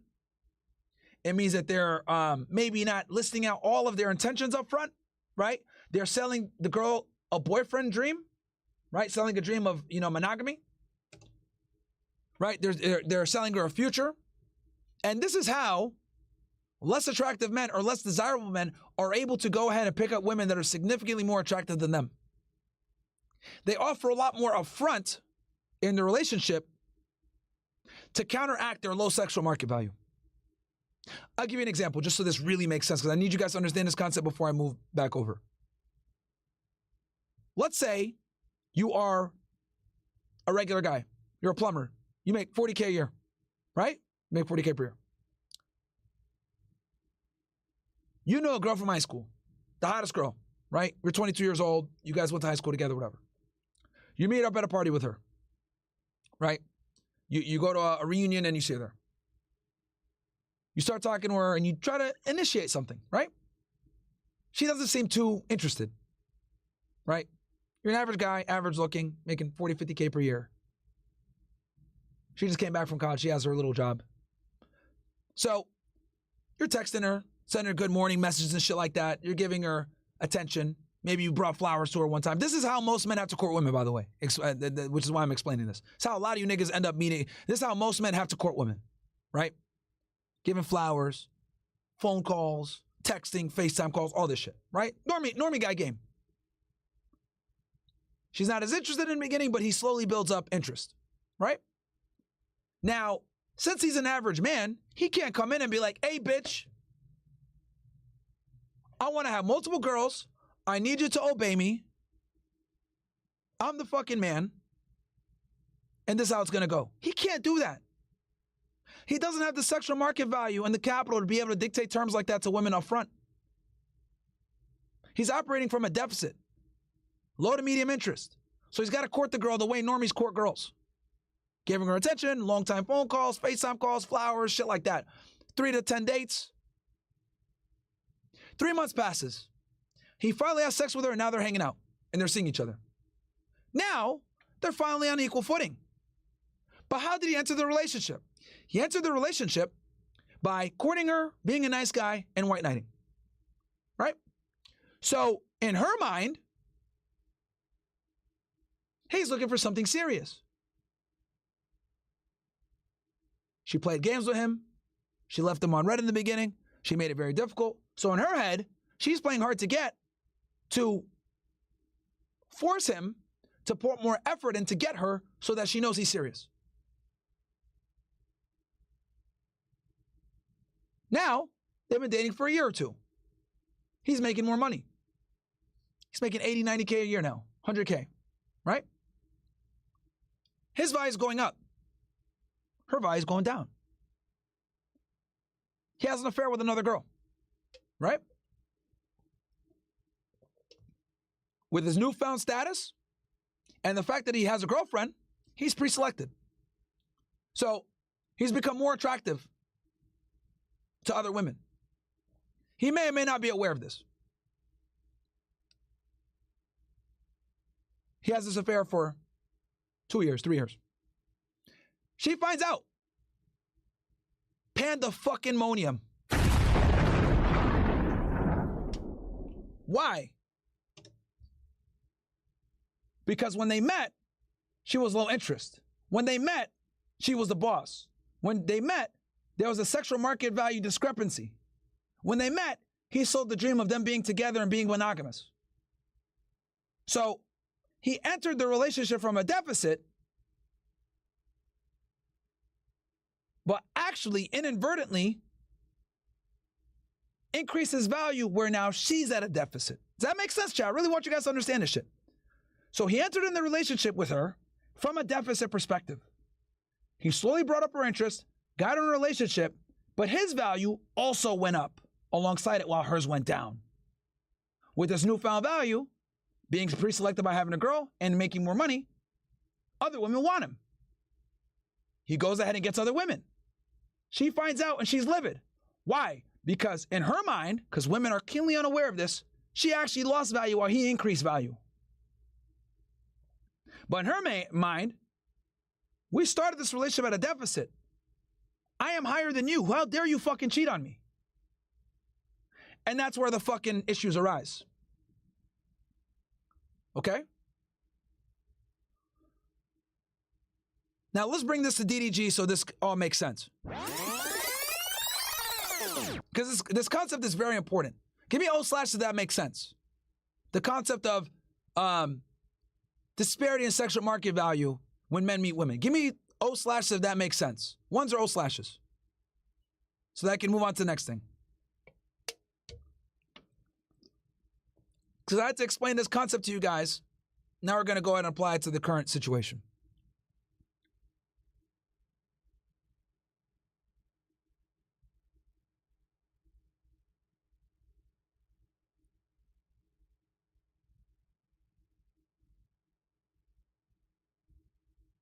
All right.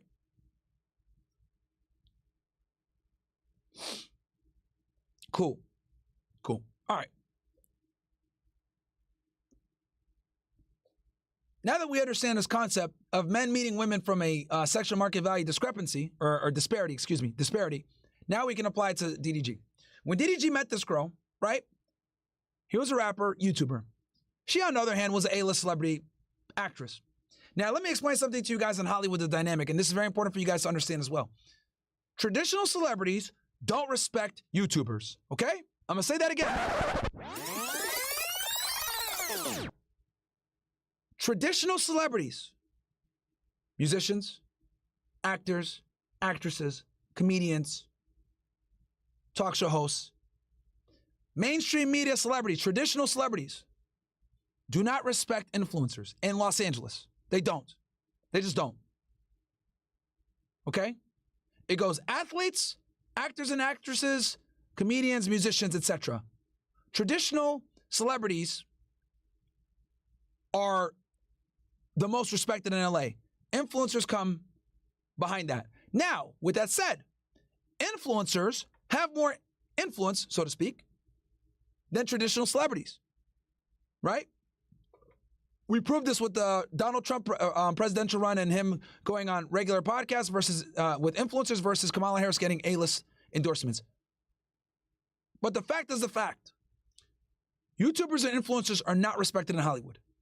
Now, why is this important? Because DDG is a YouTuber first. That's how he became famous. Okay? He transitioned to being a rapper after YouTube. And many of you might not remember this. But while he was pursuing his music career and going very hard with that, what did he do? He stopped posting on YouTube. He actually deactivated his channels. Or he stopped posting. This is a guy that used to post 2 to 3 vlogs a day, right? Guy used to go hard. But to pursue his music career, he stopped posting on YouTube and he didn't want to be known as a YouTuber because, like I told you before, in Hollywood, in Los Angeles, influencers are not respected to the same level as traditional celebrities. Now, his girlfriend at the time, Halle Bailey, is a traditional celebrity. She's an actress. She's known in Hollywood, musician, etc. So she is a traditional celebrity. So when DDG came into that relationship with her, this is her, this is him. He comes in below her. You understand? He's a YouTuber / wannabe rapper. She's an actress. She's higher than him. As you guys can see here, there's a fucking disparity. Okay? Boom. Now, as DDG becomes more popular on Twitch, grows his audience, and streamers start to become the new celebrities, as shown from the Donald Trump campaign, this slowly starts to happen. Okay? This is DDG. This is her. Showing you guys this visually because this is a very important concept that you guys need to understand that you can apply to all those sexual market value situations. Okay? This is her. This is him. Slowly going up the ranks. Because not only now is he popping on streaming, and streaming is becoming a celebrity creating endeavor, he's also putting out music. So the gap is starting to close. Right? Now, as this gap is starting to close, guess what DDG is doing? He's seeing women, right? He's seeing other women. As she's becoming more and more difficult as a girlfriend, and his value is increasing, what is he doing? He's becoming more poppin'. As he becomes more poppin', women come in. That gap is closing. Okay? Then, at some point, they become equal. And then, he starts to overtake her. Now, the roles are flipped. Right? And as the roles are flipping, she is flipping. This is why she's crashing out. Because when they entered the relationship, she was above him, right? This is Haley, this is him. When they entered the relationship, this is how he came in. She has the authority, she has the power, she has the fame. She's the pants in the relationship. That's how he came in. But as streaming has become more and more mainstream and streamers are starting to get a bigger audience than traditional celebrities, he starts to overtake. And as he starts to overtake, he gets women in the process. Because as you increase your status as a man, guess what happens? You get more bitches. And he has a girl. So by him having a girl, he gets the pre-selection as well. So now he overtakes her. She doesn't like this. Because now he's on top and she's down here. She doesn't like this. That power dynamic that she used to enjoy in that relationship, she no longer has. So now that she no longer has this power, she crashes out. Takes his gun. I'm going to end it all. Blah, blah, blah. She's lost all control of the relationship that she used to have. I showed you guys a clip. He's over here saying, she going to whoop my ass. I got to end the stream and shit like that. She still had power back then, but now she doesn't. And that is why she's crashing out. And this is why it's so important, guys, right? For you guys to come into the relationship where you're already here and she's here. When things are established like this from the beginning, there is no crash out. There is no, I'm going to do X, Y, Z, because she knows what it is up front. But since most men don't have the sexual market value or ability to dictate terms up front, because there's always this disparity, they have to rely upon getting with a girl that's not as interested and increasing interest over time while their value simultaneously increases. And then next thing you know, things are reversed. You're on top, she's below, and then she crashes out when you have other bitches. And you're finally start to enjoy the fruits of your labor of becoming a man and becoming higher status. And so I tell you guys, it's better to be honest up front and say, this is what it is, right? Make yourself the man that you want to be now so that when you get into a relationship, you can dictate terms early. So I tell you guys not to build with women. Don't do it. Women don't build, they move in. When you build with a woman, she's going to feel as though she's equal to you. And she's going to have certain types of behaviors if she feels betrayed. But if you come into the relationship pre-assembled, this is what it is. This is how I am. I'm going to have other women. You're going to still be loyal to me. You'd be fucking shocked at how many women are going to accept that pretense. You'd be shocked. But the problem is that most guys don't come from a position of dominance when they deal with women. They come from a position of inferiority. And as they come into a relationship from a position of inferiority, they build up their value slowly, but surely. And then when they do start to cheat or they do take the dynamic back, there's problems.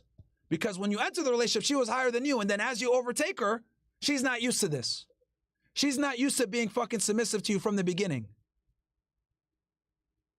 Okay? And that is precisely the dynamic that we saw here with DDG. And this is why she's crashing out and going crazy. She's lost all the control that she used to have over him. And this happens to everyone. Obviously, you guys are seeing it on a big scale with DDG because they're both celebrities. But we can go ahead and break this down to the micro. I'm talking about the macro at the celebrity level, right? We're explaining this from the macro. But the concept and the principle still fucking applies. How you enter is how you're going to leave a lot of the times. Or how you want to leave. So that you can get out clean. So this is why I tell you guys. Become the man in the beginning. Dictate your terms from the beginning. And then you're not going to get these stupid ass crash outs.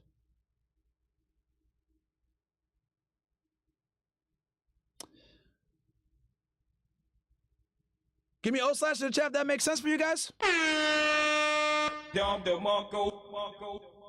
I think that was probably one of the most thorough breakdowns of intersexual dynamic disparities between relationships on the internet. And I know I went really in the weeds there, but I think it's critical that you guys understand this concept. That if you come into a relationship with lower sexual market value than a woman, you're not going to be able to dictate terms from the beginning like you want, and then trying to dictate those terms later on can spell the end of your relationship. It's not as easy to negotiate in the middle of a contract as it is to negotiate in the beginning. Becoming higher status in the middle of a relationship than telling your girl, I want to have other women, might be problematic for you. But if you tell her from the beginning, I want other bitches, this is how it's going to be, way easier. No headaches. That's why I say just become the man in the beginning, guys. And then you dictate the terms from the beginning. So you don't deal with any bullshit like this. Because increasing your value with a woman and then trying to negotiate terms later on or changing terms later on is going to create issues for you, as you guys are seeing right now. All right. Cool. So that covers the DDG stuff. Let's move on to the next topic. And also, guys, just so you guys know, CC, Castle Club, discount going on right now. CC 17, get in for $17, guys. Get the fucking deal. Get in there at half the cost. Thank you, Steven Heitzman, for 5 gifted subs. Appreciate that. Like the video. Like the video, guys, on YouTube. And then do me a favor and subscribe to Castle Club. $17. CC17 is the code. Capital CC17 is the code, ninjas. Get in there. Okay? Get in there. CastleClub.tv is the website. Join up. And let's keep cooking. All right. And I'm live on Castle Club right now, by the way. You guys can see the Castle Club chat in the chat. And the Castle Club chat is the best chat, bro, because they can put memes in there and everything. That shit is hilarious, bro. These niggas be posting. You guys saw the picture that I had of Haley? I got that from Castle Club. You could post pictures and memes in there, which makes it even funnier, bro. That Castle Club chat is crazy. All right, so we got a couple other stories here. We got the ADL. We got Day of Portnoy, nuclear weapons. We got Palantir. We got a bunch of stuff. Let me go on to let me go on to the next topic, which we got so much shit here. There was something I wanted to. Oh yeah, Dave Portnoy being a bitch. So let's go into. Let's go into Dave Portnoy. As you guys know, he fucking he dropped a video earlier today.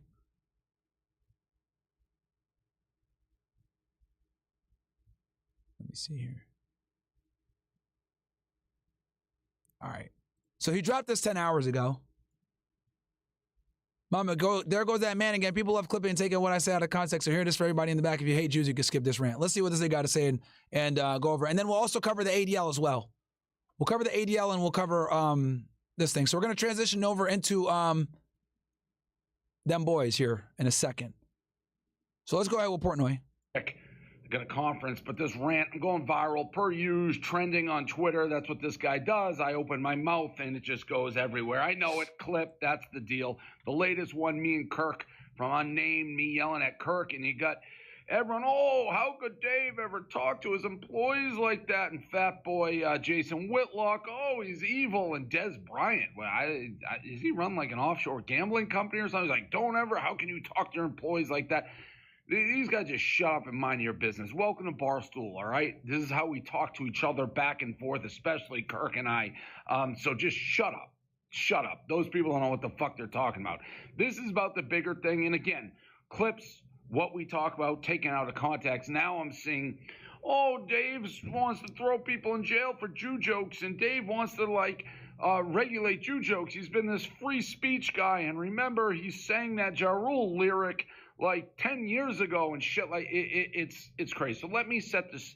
Let me just set the record straight because. And shout out to Direct Myron with 10 gifted subs. I appreciate that, my friend. And then we also got T Mitch here says, bro, the way you just broke down the DDG shit, I had to tip you. Keep doing the damn thing, Myron. Don DeMarco. I appreciate that, T Mitch. Greg, the timing on Musk turning on Trump feels strange. It seems like there could be a Zionist agenda behind it. If Elon folded under pressure so easily, when it's surprising is now being used to undermine Trump. Nah, bro, he doesn't. Nah, man. That's not what it is, bro. That's not what it is. This is strictly him being pissed off that the bill is going to increase debt, and he worked his ass off to try to bring the debt down. That's strictly what it comes down to, bro. Don't overcomplicate this shit, bro. Both Elon Musk and Trump do not oppose the Israel lobby. Okay? They just don't. Boys, all these 304s, mainly Sharkeisha's talking crap about DDG in the situation now. After all this new stuff, they came out still not taking accountability and blaming his baby mama, saying she was going through postpartum depression, 0% accountability. I'm telling you, bro, that's just the female Uber sister Uber Alice, man. They never take accountability for their shit. Never take accountability for their shit, bro. Just typical female behavior. So it is what it is. So. And you guys know, he's getting backlash because of how he was behaving with the whole, him getting all fucking butthurt over the Jewish comments. People just watch the little clips. All right, well, we got your full, you got your full clip here, so let's see what you got to say. We'll hear you out. I was referring to, if you're making a Jew joke currently, right now, like after a bunch of Jews get Molotov cocktails thrown at them, in Colorado, or after 2 Jews are gunned down outside a Jewish museum, and your response is somehow it's like the Jews' fault or a veiled Jew joke, you're an anti-Semitic piece of shit. Okay, Dave, so here's the thing. After 9/11 happened and we had all the stuff going on in the Middle East or whatever, and it wasn't a good time to be a Muslim, you made jokes on the Middle East all the time and made jokes about Muslims, right? No one fucking cried and complained about that, did they? Nobody did. And I would argue after 9/11, Muslims faced way more persecution than Jews are facing right now after October 7th. Not even close, bro. Not even close. So you were making all those jokes and nobody gave a fuck, right? Nobody was calling for you to be censored. Nobody was calling for you to lose your fucking platform or go to jail or this other shit. So, no. That's what this was about. This was about after Mo Khan held the "fuck the Jews" sign in my bar and I kicked him out and tried to make an example. He did not hold up the sign. He took a video of your employees holding the sign and you got butthurt. It went on a fucking tirade and got the kid fucking canceled from his internship, got him suspended from Temple, and he wasn't even the one that bought the fucking bottle. He just filmed it on his Instagram story. That's what happened. He didn't even purchase it, bro. And he didn't even hold the sign. It was your employees that did, and you fired them too.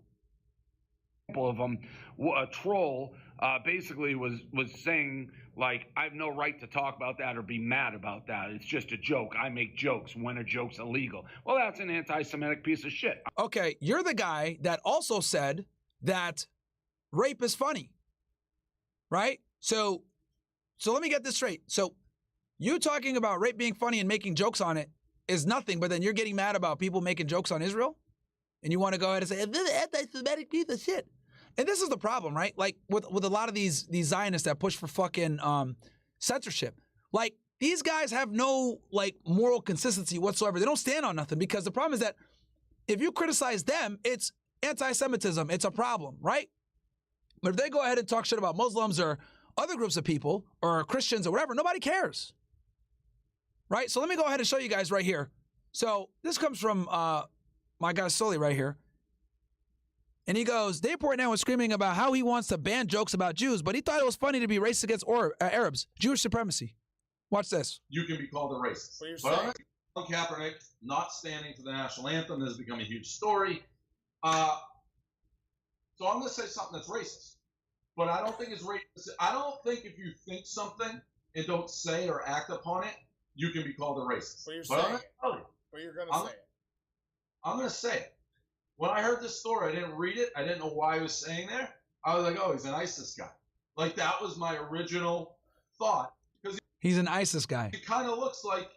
He is very confusing. He is very confusing. I will give you that. So he's trying to conflate Colin Kaepernick taking the knee, right? Because he was standing up against police brutality in America, right? That's why he took the knee. He's trying to conflate that with a terrorist organization. I immediately... An Islamic terrorist organization, ISIS. Throw a head wrap on this terror. Wait, you thought he was not standing for the national anthem because he wanted to, like, kill all Americans? See, now even the people on the stream with him are like, what the fuck? This is a fucking weird connection. No, I thought he maybe had some terrorist Arabic. All right, listen. Maybe it was like on Palestine's side or something. That's dumb, but he is first team Even this dude said that was stupid. all racial confusion. I don't know what's going on there. He has the beard. It's not crazy. He's got a He Jew looked fro. like he's got a terrorist video. Jufro, terrorist beard, terrorist skin. Yeah. It's confusing. So I didn't give much thought of it. I was like, why wouldn't he stand? I'm not like, oh, it never, he thinks black people, which I guess he's black. Yeah, I think so. Okay, so I didn't know I think Colin Kaepernick is black and white, if I'm not mistaken. that. I thought he was Arabic. So Bruh, Kaepernick is not a fucking Arab name at all. Are you? This guy's retarded, bro. Holy shit. when I think an Arab person is not standing for the national anthem, I go terrorist right away. This can't be held against me. It's just how my brain works. You can't say someone's, I would never do anything, but that's how my brain works. Yeah, I'm looking it up right now. His mom is a white American and his father is a black American of Ghanaian, Nigerian, and Ivorian ancestry. I'm just being honest. I'm just being honest. I can't laugh at you because I went down this road with Al Jazeera. Sometimes your brain just goes terrorism. And so Dave's is Colin Kaepernick, mine is Al Jazeera. It just happens, Dan. It just happens. No, I just like this new, it used to be, I got a black friend, I'm not racist. Now we're doing, you can't hold my racist brain against me. Bill Parcells. Now, I'll be honest with you guys. This is constitutionally protected free speech. I would fight for Dave Portnoy's ability to say this. And if anyone came at him and said, oh, you're racist, blah, blah, I'd say, shut the fuck up, bitch. Let them say what they want. Despite the fact that I fall under some of these parameters as a Muslim Arab guy myself, right? I am able to separate myself, right, my personal identity. I'm able to separate my personal identity from what needs to be protected here. And guess what? It ain't my feelings. What needs to be protected is the First Amendment. You understand? And this is where people are low IQ and stupid, because it takes a certain skill set and a certain level of IQ to be able to listen to speech that is offensive to you, because it might go ahead and implicate your group of people or your standing and turn around and say, though this speech insults me and a group of people that I might be aligned with, I will fight for your ability to say it because you being able to say it is more important than my feelings. And this is where most Americans are not able to critically think and take themselves out of the situation and operate in the general well-being of everybody else. And this is actually what dumbass Dave Portnoy can't do. What I am doing right now, see how I looked at his, I hate to use the term Islamophobia, it's so stupid. But you can make the argument, this is Islamophobia, right? I should be offended. But you know what? Since I'm not a retard, I'm not offended. And I think his ability to say this is more important than my feelings. And that takes a certain level of self-reflection and IQ that most Americans simply don't possess. When I say things like, America and the United States and our democracy is not compatible with Sharia law, Muslims get mad at me for saying that. I shouldn't be saying that, right? My family's from Sudan. I grew up in a Muslim household. I should be super pro-Islam. I should be super pro the Quran. I should be super pro Sharia law. And I should not be saying anything that can mitigate that influence. But me telling the truth is more important than my personal background. The fact of the matter is simple. Islam is not compatible with first world democracies because Islam doesn't believe in free speech. Simple as that. If you say things in certain Muslim countries, like Saudi Arabia, for example, like Khashoggi did, you die. You end up getting chopped up in a fucking Saudi Arabian embassy building in Turkey. Okay?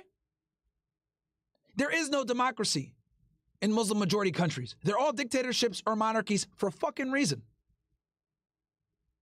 So we just got to be honest here and understand that it's simply not compatible because freedom of speech is completely antithetical to the Quran. You can't criticize the Prophet. That right there is over. No freedom of speech. The truth hurts sometimes. But it takes a certain level to be able to listen to something that is truthful, that doesn't benefit you, and still be able to come out with the pragmatic answer. Dave Portnoy does not have this skill set. As I'm looking here at his comments, insulting Muslims and terrorists and all this other shit, right, and trying to conflate, Islam with terrorism, I will go ahead and laugh and say, that's funny. Or even if I was offended by it, I would still say, you know what? These are offensive words. It hurts my feelings there, which you guys know it doesn't. But let's assume I was a softie. I would still say that his ability to speak freely is more important than my fucking feelings. But for some odd reason, Dave Portnoy is not able to employ this level of, how do I say this?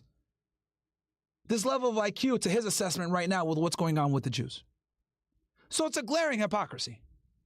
But let's keep going on. I'm not saying he should be in jail. I'm not saying put him in cuffs. I'm just saying that dude is an anti-Semitic piece of shit. Yeah, and here's the problem. Calling someone an anti-Semitic piece of shit in the United States nowadays, where we know that them boys control a significant amount of infrastructure when it comes to the social perception of what goes on in this fucking country, yeah, you might as well put him in jail. You got him kicked out of his school. You made him lose his internship. You destroyed his reputation. You can make the argument that it's worse than going to jail. If he had went to jail for a night or two, he would probably still have his job. Versus having his name dragged in the mud and always having his name tied to anti-Semitism, which is the boogeyman word that retards like this use all the time to destroy people's reputations. If you can't tell the difference between fuck the Jews, which was not a joke, that was Mo Khan's thing, and you become Mo Khan and just be like, what? I can't. See, he's slandering him some more because that's actually not true.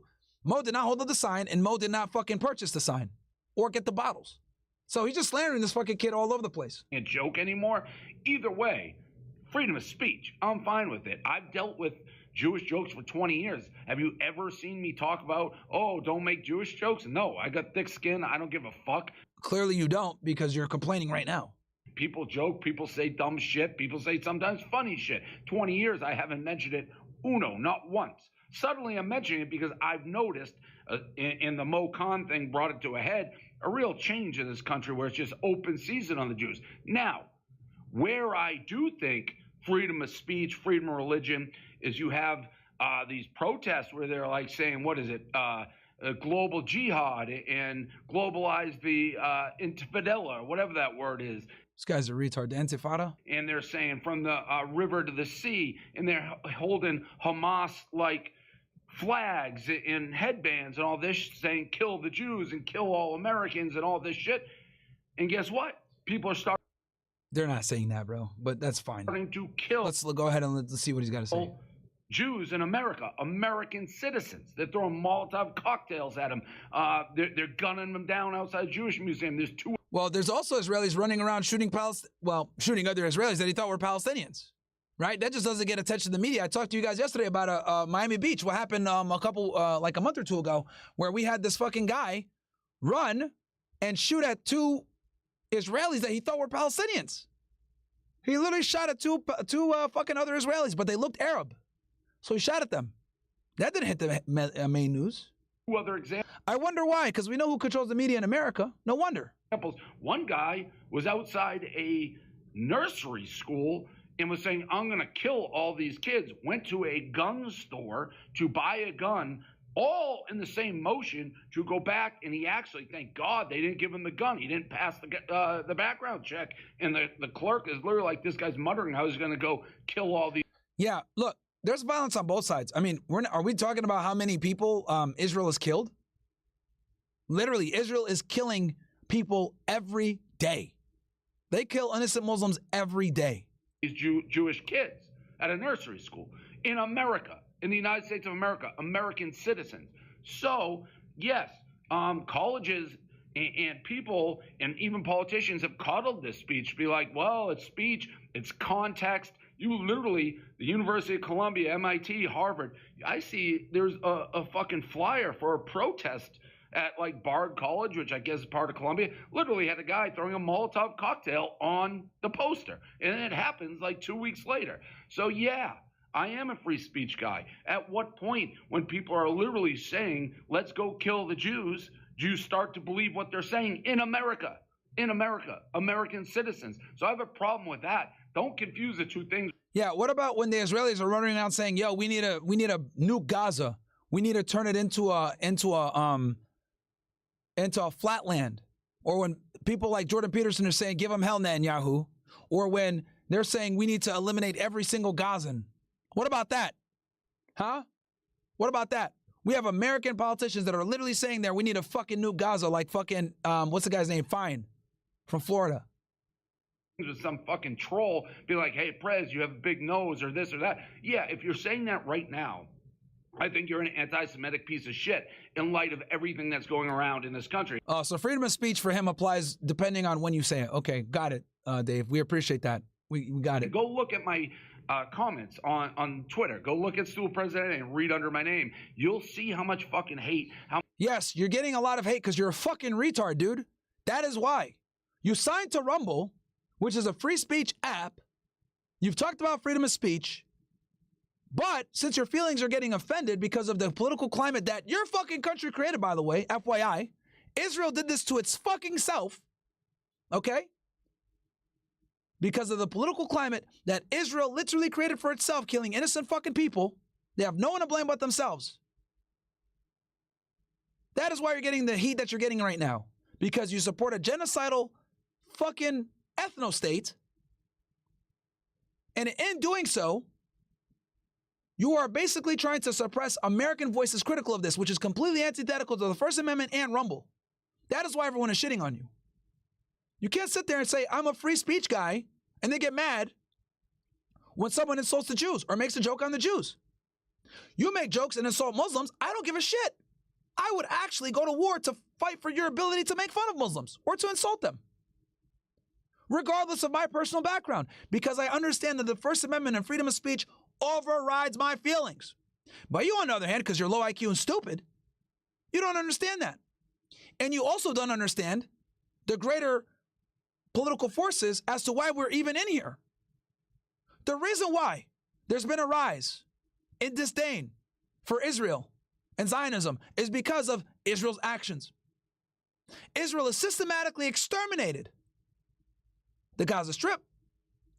About 50% of the population there are under the age of 18. They're children.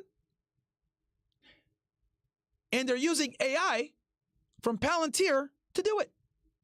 Meanwhile, retards like you and Jonathan Greenblatt are running around calling for more censorship against American citizens because of their being critical of the Israeli genocidal ethno-apartheid state. Because that's what it is. A colonial, apartheid, ethno-state that practices all the same bigotry that they claim to avoid. I find it interesting how leftist Zionists like Jonathan Greenblatt talk about bigotry being a problem, racism, oppression, and they fight against it, right? That's their job, to fight against extremism in every way and hatred. But the country that they support, literally, in their legislation, in their fucking doctrine, practices the very same bigotry that they fight against stateside. Have you guys caught on to that? Isn't that interesting?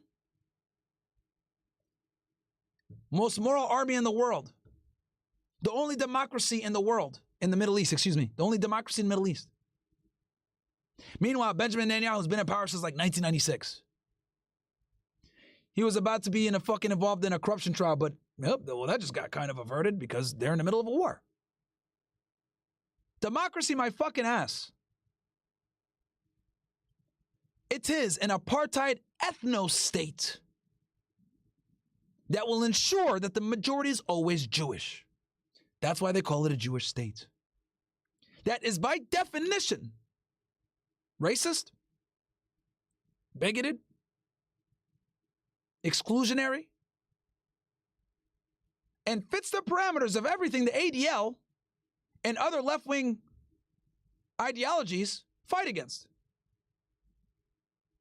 How much vitriol is out there and people trying to couch it, be like, oh, he's just mad for... And by the way, I don't care about those fucking people. I'm better than you. I've always been better than you. That's why I'm me and you're trolling and leaving comments under my thing. So I don't give a fuck about those people.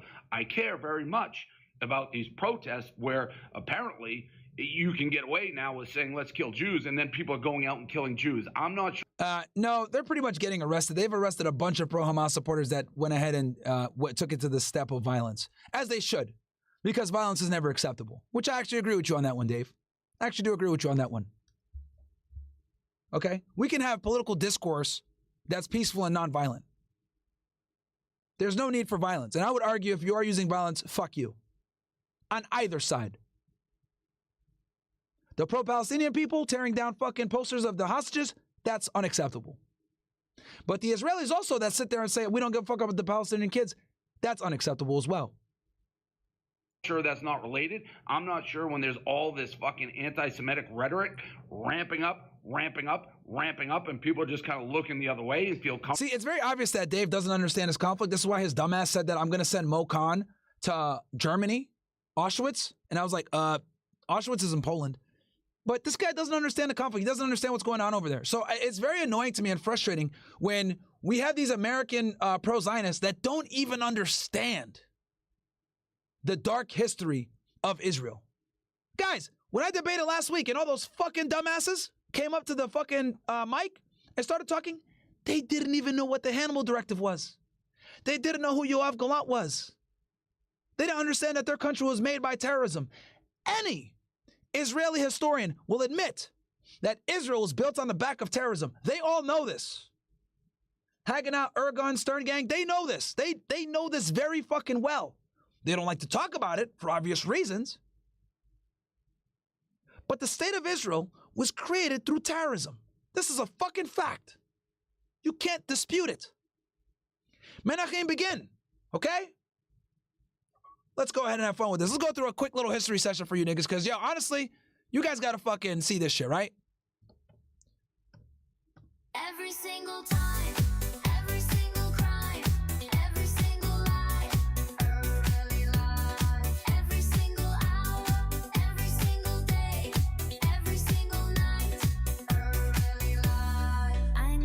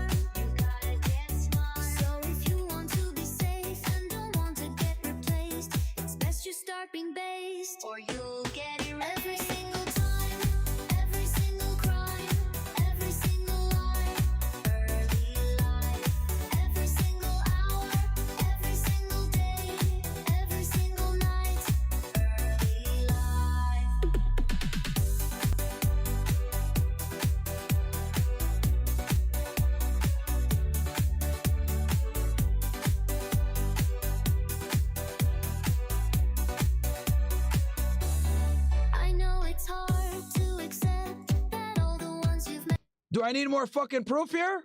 Huh?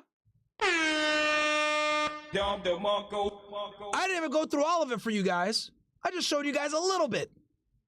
But hey, man, every fucking single time, bro. And these motherfuckers don't even know their own history. You think fucking dumbass Dave Portnoy understands this shit? Of course not. The truth of Israel is it's extremely dark. They want to sit here and cry about Hamas and Hezbollah and the IRGC. These are terrorists. Sure, I agree with you. They are terrorists. But so are you motherfuckers. Because I know the dark root of the IDF. Okay? The Israeli Defense Forces. Right here. Huh? What was it before? Look, they don't even want to put there what it used to be. So again, look.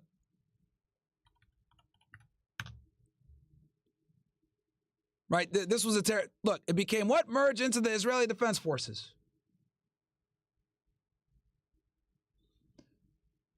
Very, very dark history of terrorism in Israel, bro. Anyway.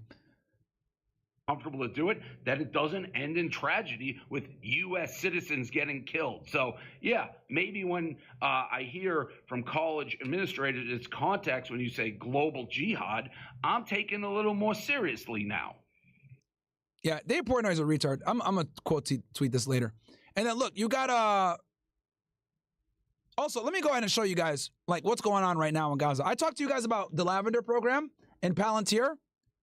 I want you guys to watch this video real quick of what these Zionists are fighting for. Well, actually, no, let's go through this dumbass from the ADL, right? Nuke Gaza like Hiroshima and Nagasaki. He didn't say anything about that. Again, as you guys know, when it comes to, I do watch a lot of left-wing media so that we can go ahead and debate their points and beat them. But he has a right take here when it comes to the ADL. This is Kyle Kulinski, by the way. I told you guys before, I watch all political commentators because you got to understand all their positions. I watch conservatives, I watch progressives because you need to be able to understand all realms. And actually, it makes you a better debater too. This guy is a hack fraud. He's talking about Jonathan Greenblatt. Out here fighting against hatred. Well, if it's anti-Palestinian hatred, you don't say dick. In fact, all the evidence indicates you low-key support that. And say we won't be intimidated by the bigots. Because I look at social media now, and many of these platforms, I mean, the dominant characteristic that I see is what you're describing, anti-Semitism, racism, misogyny, and the spread of misinformation. So how to combat that? What is the ADL doing? I mean, are you having conversations with the leaders of these companies to at least try to remove that nefarious content from their platforms? Yeah, Vlad, we've talked about this before over the years. I think social media is a super spreader, as you said, of anti-Semitism and racism, all kinds of hate. Unfortunately, companies like X and Meta have retreated from content moderation in recent months, introducing these community notes, which... Yeah, that's because we live in a first world democracy where freedom of speech is a thing, and the social media platforms are trying to kind of align with the Constitution of the United States instead of being a pro-censorship regime. Is by no means a panacea. I mean, Vlad, it's a little crazy that the most sophisticated, profitable companies on the planet Earth are outsourcing content moderation to the users. So yeah, we are seeing a ramp. Translation, we're pissed off that we don't have the ability right now to get these people censored that are saying things that we don't like. And, just explosion of hate. We are not only talking to the companies themselves. No, it's an explosion of very valid criticism for what the fuck Israel is doing, which I'm going to show you guys what Israel's doing here in a second. We're talking to the regulators. I mean, I think it is time for government to step up here. These companies are, they say too big to fail. These companies are too big to just leave alone. I mean, they're almost monopolistic. And again, they allow for this unmitigated rise of the kind of hate that explodes in real life, just like you're seeing on the screen. No, translation. There's been so much goddamn censorship thanks to the ADL and other pro-Zionist organizations for decades that you guys have been able to suppress the truth for a long time. And now that more people are waking up, you can no longer deal with the outpouring of people that are getting fucking awakened to the crimes of Israel. That's what's really happening. You guys actually used to have the monopoly on censorship, and you guys were able to silence people that were critical of Israel prior to October 7th. But now that you can no longer go ahead and hold the fucking dam anymore, and there's a crack in the fucking dam, now it's flooding with fucking truth. So yeah, it is time for these companies to demonstrate the same kind of accountability that we see in other media businesses and simply, knock the Nazis, knock the anti-Zionists off the platform once and for all. He literally just said it. He said, knock the Nazis, and then he says, knock the anti-Zionists off the platform. Hold on. You're saying the only acceptable position is to be a Zionist? You're not allowed to be anti-Zionist? Yep, and this is what they do. They conflate Judaism and Zionism all the fucking time. Understand what Zionism is. Because it's easier to censor you if you are critical of a religion than critical of a government. Way easier to censor you. Zionism is the belief in an official Jewish ethno-state. That's what Zionism is. So in other words, if you simply believe in secular democracy, like what most enlightened, civilized people would believe in, then they're saying that's unacceptable because that means you're anti-Zionist. If you believe in secularism, you can't have secular democratic Zionism. Zionism by its very nature is exclusionary because it says this is a Jewish ethno-state. Meanwhile, they go ahead and try to make everything inclusive in the United States. You find that interesting? Which means by definition, you put some people above others, right? He's conflating Nazis with anti-Zionists. That is the most disgusting thing I've ever heard in my life. I mean, I really cannot adequately express to you how dangerous. And honestly, I think this is maybe the only thing that people like me and Kyle Kulinski and Hasan Piker agree on is Israel. But I think that just goes to show the power of the argument. The fact that people on the right, even on the far right, agree with people like Kyle Kulinski and Hasan Piker, who you can go ahead and make an argument are, you know, left-wing or even far left-wing progressives. The fact that we agree on this Israel problem should go ahead and show you guys the multitude of how much of a problem this is. When two completely opposing political ideologies agree on a topic, that's a big fucking deal, bro. That is a big fucking deal. This is and how disturbing this is and how ugly this is. By the way, he's whining about misinformation. You want to talk about misinformation? How about all of the misinformation that's been coming out of the Israeli government from top government officials who are lying and saying... And guys, do me a favor, bro. We got over 4,000 you ninjas in here.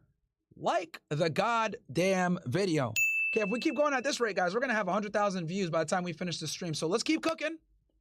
Let's keep cooking. I need to get the engagement up.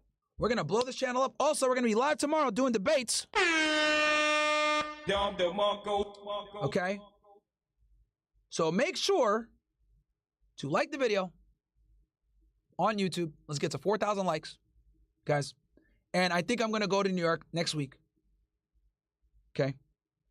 Give you guys some fire. Do some content with Sneeko as well. It's going to be a good time. There wasn't a massacre with all these people trying to get food. I don't know what you're talking about. It goes from there wasn't a massacre to, okay, there was a massacre, but it was Hamas, to, okay, we have no evidence of that, but we're going to keep repeating it. And they just lie. Everything's just a fucking lie. They still lie about, oh, we're not starving the Palestinians. I don't know what you're talking about. The fuck are you talking about? This is not debatable. You did it for like 80 days. And even now it's just a trickle of aid and you're using it to try to ethnically cleanse them and move them from one area to another when you're not just flat out killing them. This is disgusting, man. This is disturbing. The weaponization of victimhood, like we've never seen it so clear. Oh my God. By the way, I got more for you. So now this is hitting a fever pitch. Censor them. Conflate Nazis with anti-Zionists who are simply against genocide and against carpet bombing children. So, like I said, this is hitting a fever pitch. So here's an IDF veteran who goes on Fox News and listen to what he pitches to the White House. Ready? Here we go. I have just built, Sean, the first AI-powered threat detection system for law enforcement that scans the open web for radicalization and tactical planning. And if somebody in the Trump administration is listening, partner with me and let's scale this and get local law enforcement. Holy shit. What is that? For law enforcement built, Sean. It's on Fox News and listen. Wow. Listen to what he pitches to the White House. Ready? Here we go. I have just built, Sean, the first AI-powered threat detection system for law enforcement that scans the open web for radicalization and tactical planning. And if somebody in the Trump administration is listening, partner with me and let's scale this and get local law enforcement the tools they need. My technology will prevent these threats from popping off. You have to get in front of these. The technology's here. The Israeli model means Palantir quality engineering, and I've got it, and the White House needs to give me a buzz, and let's get this thing scaled nationally, and it's... Palantir is not a flex. Palantir is evil software that's responsible for the death of tens of thousands of innocent people. And here's the thing. You guys want to know why I know Palantir is dangerous?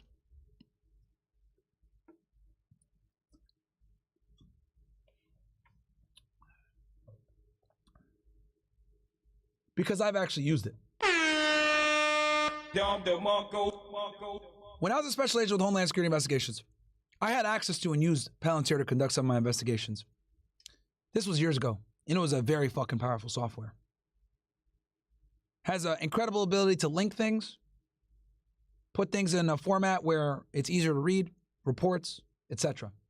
There's no one on fucking YouTube or Rumble that even touched Palantir, but I have. I've seen what it's capable of. I know what it does. All these other commentator motherfuckers they've never seen it. I have. And I can tell you guys that it's absolutely fucking scary technology.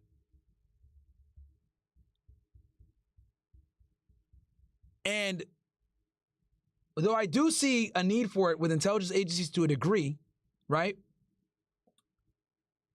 I don't think that it's ethical to be using it in warfare. Okay? And I'll give you guys an example of what I mean by this. Greg Reese made this fantastic video here that covers Palantir and it being basically a kill system. From a law enforcement perspective and intelligence gathering, I can see its use. But to be used in combat in highly densely populated civilian areas, that's a problem. But let's roll the clip. Palantir made a deal with Israel to harness Palantir's advanced technology in support. And also, I need you guys to fucking like the video. During the course of this broadcast, we've been able to cover complex geopolitical affairs with, Israel. We still got to talk about the nuclear deal, by the way. We're going to talk about that next. We're talking about Palantir. We're talking about technology. We're breaking down fucking DDG's relationship and intersectional dynamics. Literally one-stop shop, motherfuckers. One-stop shop. So I need you guys to smash that fucking like button. Let's get to 3,000 likes so we can go ahead and watch this video here that covers Palantir. Because I could talk about it all day, but I think this is going to be a very good representation. And I like Greg Reese's videos. I think they're really good. Shout out to him. Follow him on Twitter. I like his work. He used to be a part of InfoWars, but I think he's on his own now. Also, guys, Castle Club fucking sale is available. Use code CC17 at checkout to get in for $17. Okay? And maybe towards the end of the show, I'll have something special for only Castle Club guys. Give you guys a special link that you can enroll in something at a steal. But smash that like button, guys. Let's get to 3,000. We're at 2696. Let's get to 3,000, guys. I don't want to have to stop the show. Smash that like button. I'm going to go take a quick piss and get a quick snack. I need some goddamn protein. Pause. So smash that like button because you ain't going to get diversified content like anywhere else like this. Let's get to 3,000. Give me one sec, guys. I'll whiz real quick and get some fruit and shit. Protein shake.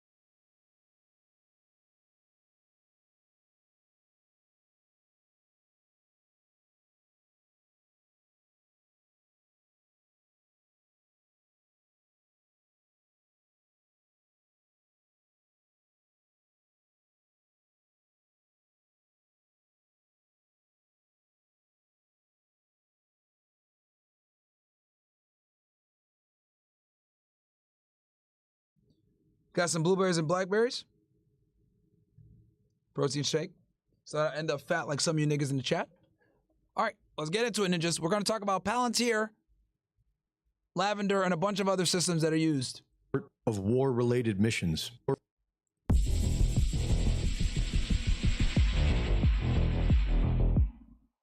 In 2024, Palantir made a deal with Israel to harness Palantir's advanced technology in support of war-related missions. We see part of that technology today as the Lavender AI system, which assigns Palestinians a numerical score of 1 to 100 based on how likely they are of being an enemy. It has a 10% error rate, which has been acceptable for 10% error rate, guys. 10% error rate. You know what that means? That means, oh, if we kill, if we kill 100,000 people, 90,000 of them were supposed to be killed, and there's 10,000 that, were kind of a mistake. My bad, bro.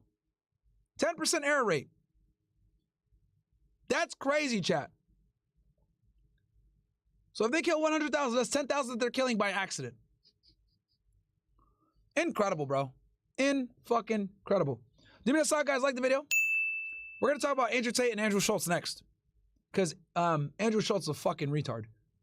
But anyway, let's go. For Israel and Palantir. Getting wealthy off of killing Palestinians. Palantir kills Palestinians with their AI and technology. Oh. You're killing my family in Palestine. Yeah. And, you know. What kind of person are you? How do you sleep at night? Well, if you. Shame on you. Do you want to hear my answer? So the primary source of death in Palestine. Alex Karp is a pretentious, retarded fucking Zio. And he's also one of them boys too, by the way, FYI. Is the fact that Hamas is... And look at how he can, he sucks at talking, bro. The guy, just uses a bunch of big words, word salads. Can't even convey his fucking thoughts across coherently. Because he's trying so hard to be a pretentious prick. Realize that there are millions and millions of useful idiots that will...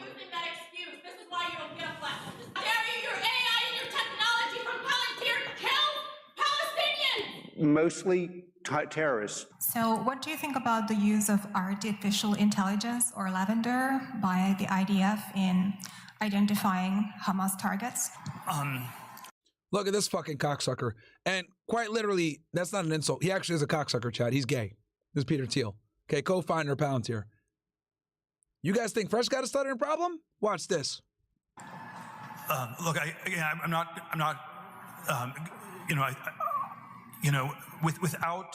without going into all the I'm not on top of all the details of what's going on in Israel because my bias is to defer to Israel. It's not for us to second guess everything, and I believe that broadly the IDF gets to decide what it wants to do, and that they're broadly in the right. And along with the Lavender system. So we got one retard that talks too much and uses a bunch of words, and we got another retard that can't even get words out. And the reason why he's stuttering like a fucking moron is because he understands that Palantir is using software that kills innocent people with a 10% error rate. And then here's the other thing too. Who defines the enemies? Israel? Bro, everybody's an enemy to Israel. Everybody. They don't give a fuck. So that error rate is probably way more, by the way. That's 10% error rate is based on who they think are targets.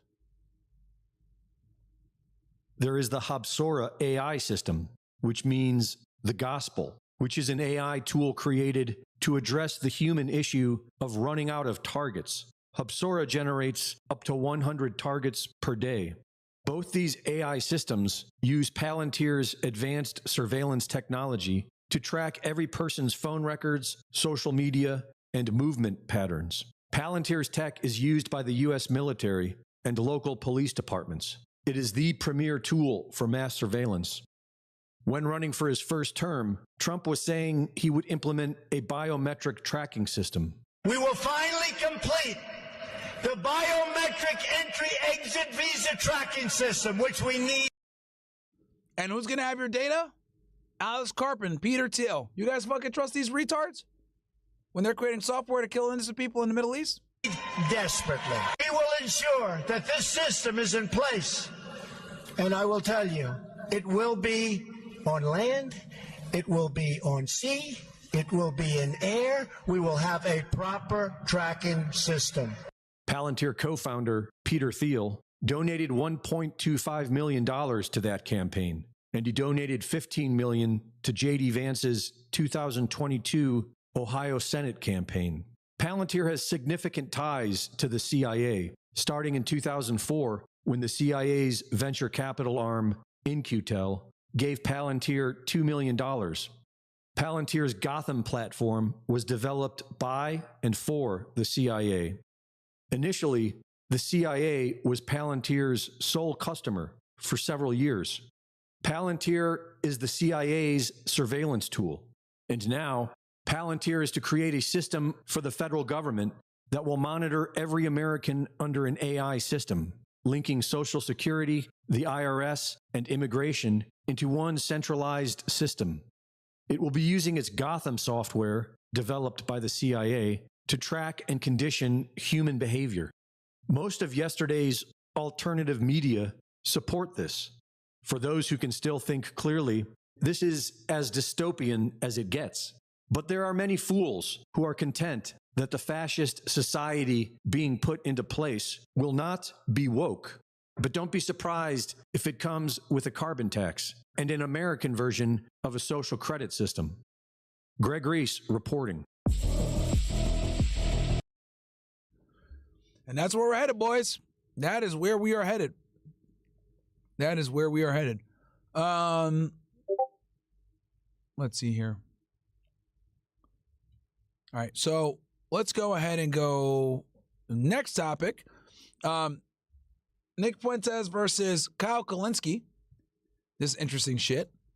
We also got Zion Williamson, Trump, nukes with Israel. Okay, well, let's talk about this real quick. So, because this has to do with Israel as well. Just so you guys know, not only are they running software, right, that is killing a bunch of innocent people, Israel also illegally has nuclear weapons. Observe. How many nuclear weapons does Iran have as of today? Right now, I hope none. Okay, how many does Israel have? No idea. No idea? You were in the government. They don't tell you that stuff. No idea. Who do they tell?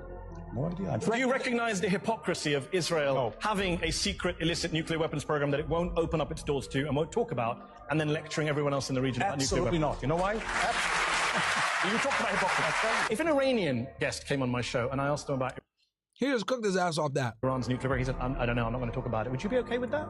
You'd be outraged. Of course and I would. You sit here as a former minister of the Israeli government saying, I don't know, never talked about nukes with anyone. Because there was like 16 United Nations Security Council resolutions against Iran. And there is against Israel. And there is against Israel as well.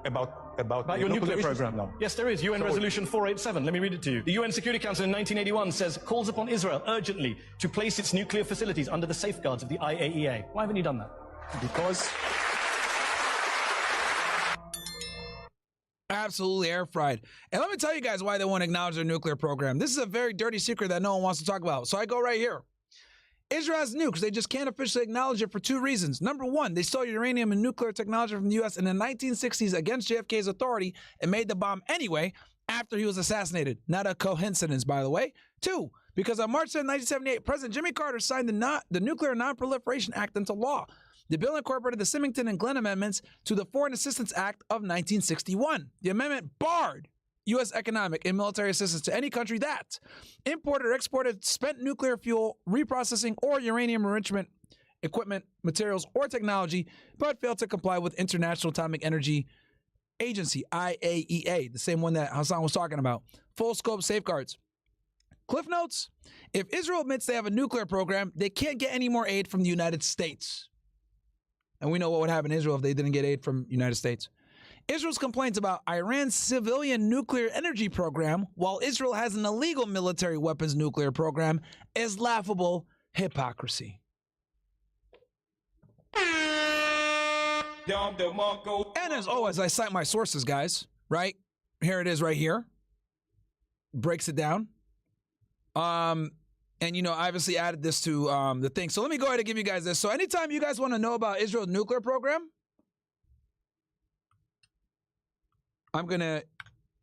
you guys just go ahead and bookmark this tweet right here. Save that tweet for your friends anytime someone talks about Israel and their nuclear program. FYI. Okay? Go ahead and save that tweet anytime. And then also, right, I do have something interesting to show you guys as well, since we're on this topic of nuclear weapons. So that can really tie all this together for you guys. So you go to Rumble, right? Let's go to Rumble. Boom. Let's go ahead and type in NUMEC. Shout out to my guy Ryan Dawson. Right? Very good documentary. You guys should all watch this. I've talked about it before. But let's go ahead and fast forward to what happened when their nuclear program almost got discovered.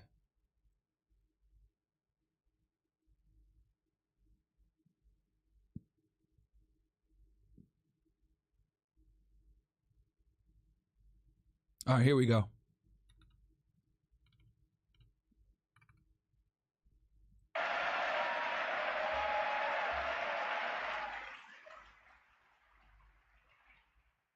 Before Julian Assange, there was Mordecai Vanunu. Okay. Now, this is the guy, shout out to this guy, W. Mordecai. He's the one that blew the whistle on Israel's nuclear program after JFK was killed. Let's go through. Vanunu worked at the Negev Nuclear Research Center south of Dimona. He was politically opposed to Israel's 1982 war with Lebanon. In 1985, he secretly brought a camera into the... Guys, smash that fucking like button. We're at 2807. We're coming bro, we are covering so many different topics. We're still going to cover the Diddy trial as well. I think I might jump on with Sneeko and chat with him as well in a little bit. So you guys better fucking like this video, man. We're going everywhere with this stream. We're covering all different types of topics, baby. So smash that fucking like button. Let's get to 3,000. All right, let's get the engagement up. The research center and covertly took 57 damning pictures of Israel's nuclear weapons. There was no World Wide Web in 1985, so he needed to go to the papers, but certainly not in Israel. He traveled to Australia. Converting to Christianity in 1986, he promised to sell his story and give the proceeds to his church, then in Australia. He traveled to the UK with an independent Colombian journalist and a journalist for the Sunday Times. He also gave detailed descriptions for the process of creating tritium and a method for lithium-6 separation in addition to his photographs. As the Times was verifying his story, the Colombian sold the story to the Sunday Mirror. Oh, shit. Shit's about to get real, chat. So Mordecai gave it to Oscar Guerrero to sell it.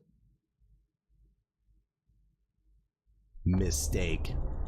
The Sunday Mirror was owned by the now infamous Robert Maxwell. Oh, no.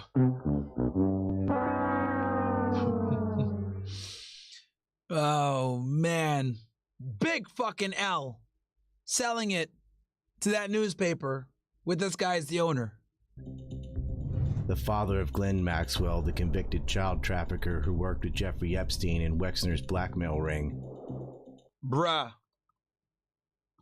Every single time, every single crime.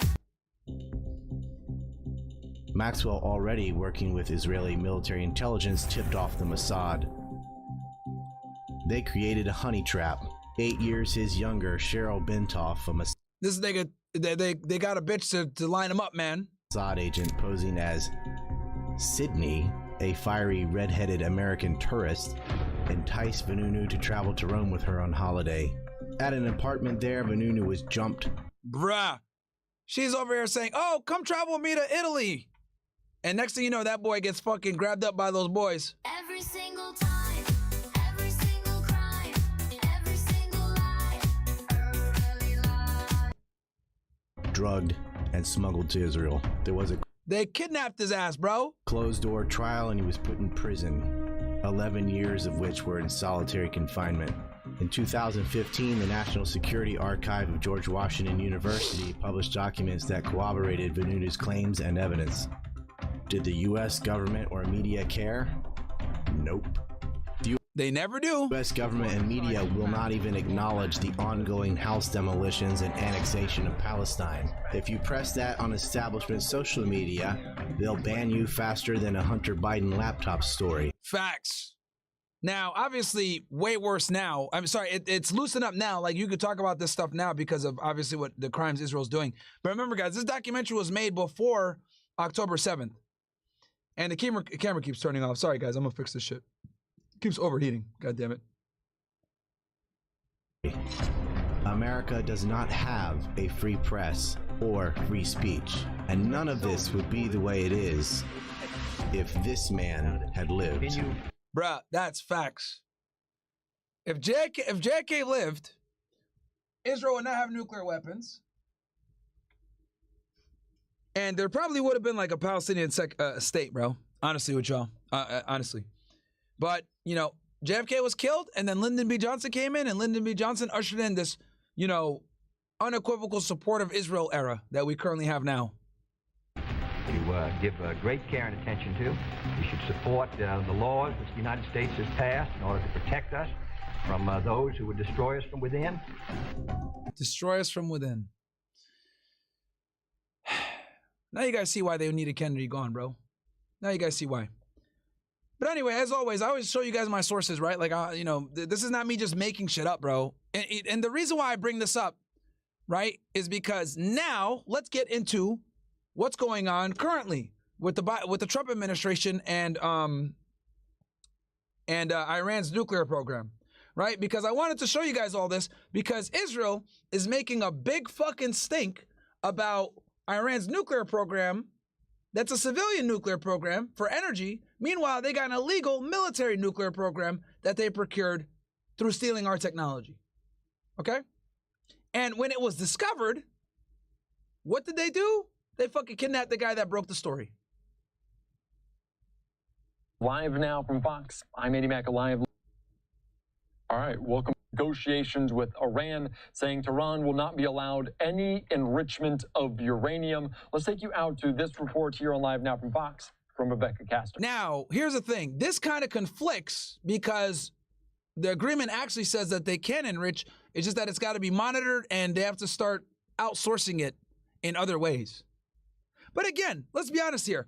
Who's putting the majority of the pressure on Trump to make this nuclear deal happen or denuclearize Iran? It's Israel, bro. It's Israel. Israel wants to be the only country that has nuclear capability in the region.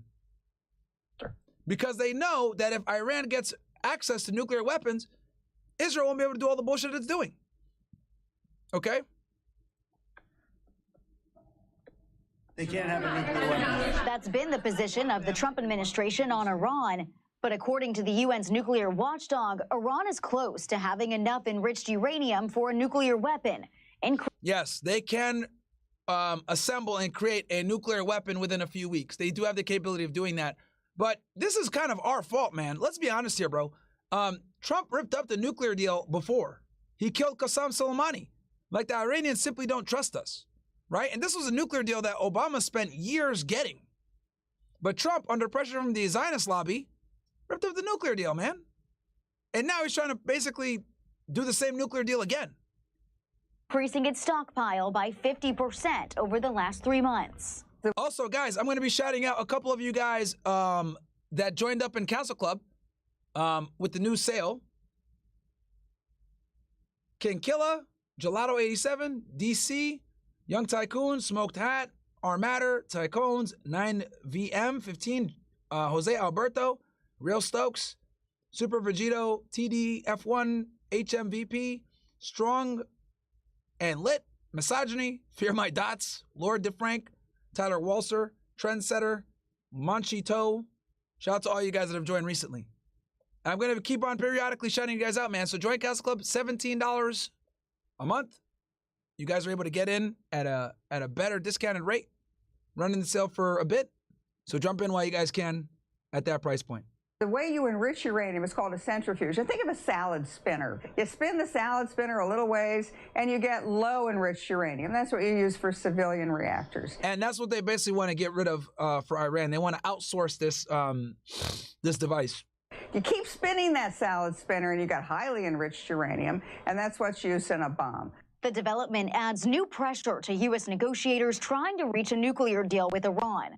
Publicly, U.S. officials and President Trump say any deal would require Iran to stop enriching uranium entirely. This is a country that has orchestrated attempts on President Trump's life. They cannot have a nuclear weapon, and we should treat any agreement with Iran with a great deal of skepticism. Look, I agree that, like, you know, these countries, I don't think any country in the Middle East should have nuclear weapons, if we're going to be honest. Iran shouldn't have them, but I don't think Israel should have them either. You know, none of them should have them. Johnny Ohm says, bro, do you use Sony cameras? Saw this setting online to stop it turning off auto power temp to high, which stops it from turning off too frequently. I just turn AC on, it's fine. Whatever, Sarah, desert nigga, your nerves longer than now, River. I respect you highly and agree, mostly, especially when you dunking on them boys and delusional woke riptards. But I'm the only guy here who ain't afraid to call you out. In other words, you ain't exactly funny either. If you're brave enough, reach me on blah, blah, blah. All right, bro. Nigga, you think I got time to sit here and fucking send you a DM and go back and forth with you, man? Teeter says, hey, brother, let me know if you need the generators for tomorrow and the Starlink Mini. I reach out to you on X so you can have your people reach out from there. I left my contact information. Bro, message Noble, bro. Hold on, let me. Because I got 2 generators already. But maybe the Starlink will help. Myron, I found something black people invented. Okay. Myron, you are the only person on the internet that can sexually debate toxic Zionists, low IQ celebrities, and women all at the same time. Really show the people in Hollywood are cooked. Bro, I'm telling you, man, I'm out here. DCZ, subscribe to Castle Club. Shout out to you, bro. Donna Marco. Myron, you haven't talked about this Desiree Perez lady that is half owner of the Rock Nation, Poetik Flakko. Man, I don't give a shit about that, bro. Rock Nation, who gives a fuck? But according to a report from Axios, but yes, I'm familiar with who that woman is. I think she was a snitch back in the day. New U.S. proposal would allow Tehran to continue enriching uranium at low levels. The administration must clarify what they might be hiding from the American people in this secret side deal. Iran has said it won't sign any deal that does not allow them to continue uranium enrichment, which they insist is for peaceful purposes only. In Washington, Rebecca Castor, Fox News. All right, thank you so much. And White House Press Secretary said President Donald Trump was very clear in his message on social media, talking about Iran not allowing them to have any enrichment of uranium, and if they don't, they will face grave consequences. That from 11, you can see this was the post saying, under our potential agreement, we will not allow any enrichment of uranium. And of course, this comes, as you heard there, from this scoop by Axios, corroborated by other outlets, of course, saying that the proposal provided to Tehran alleged the U.S. would agree to permit a limited low level of uranium enrichment on Iranian soil to be determined period of time. Let's bring into the conversation right now for more on this, Director of Foreign Policy for JINSA, Jonathan Ruhi. Jonathan, thanks so much for joining us here on Live Now from Fox. Levitt said they should agree to this, no uranium or face grave consequences. What could those grave consequences be? I think that's a very good question, given that we are at a watershed moment now where a deal has literally been put on the table. If I'm the Iranians right now, I don't worry particularly about what those grave consequences may be. If I'm the Iranians, I think I've got the United States right where I want them, which is the United States openly negotiating with itself and with its Israeli partner over what a deal is going to look like. And right now that's very open-ended. Iran would like nothing more than to drag out these talks, not be forced to say yes or no to anything, and just see what else it can get by playing for time. Yeah, and of course, they said during that press briefing that they didn't want to talk about these negotiations in public, but all of this reporting coming out from Axios and others about this, saying they would potentially allow a low-level limit on uranium enrichment. Take me back, though, because we had a deal in place back in 2015. It was negotiated by then-President Barack Obama. Trump pulled out of that pact. Is this potential deal that others are reporting similar to the one in 2015? To the extent we know what might be in it, I worry that the answer is indeed yes, given that the argument right now is over what level of enrichment, where, under what circumstances, rather than an unequivocal no enrichment from the United States. If you look back in the years running up to the JCPOA, the deal you mentioned that Obama negotiated, his original red lines, his demands for a deal were very strong. No enrichment. Iran has to come clean on weaponization, no nuclear capable missiles, no underground facilities, things like that. And we ended up with what was fundamentally an unacceptable, untenable deal that President Trump then left. Currently, I would caution people against assuming it's a one-to-one or apples-to-apples comparison, because through no real fault of President Trump, right now, if Iran would like nothing more than to agree to something like the strictures of the JCPOA, at least in the interim, because right now its nuclear program is far more advanced than the one President Obama had to deal with a decade ago. All right, that is a good point. I just wanted to put some historical context to that. And of course, this is all happening, the United States and Iran, but Israel is also there waiting potentially to strike some of these nuclear facilities, some sites there as well.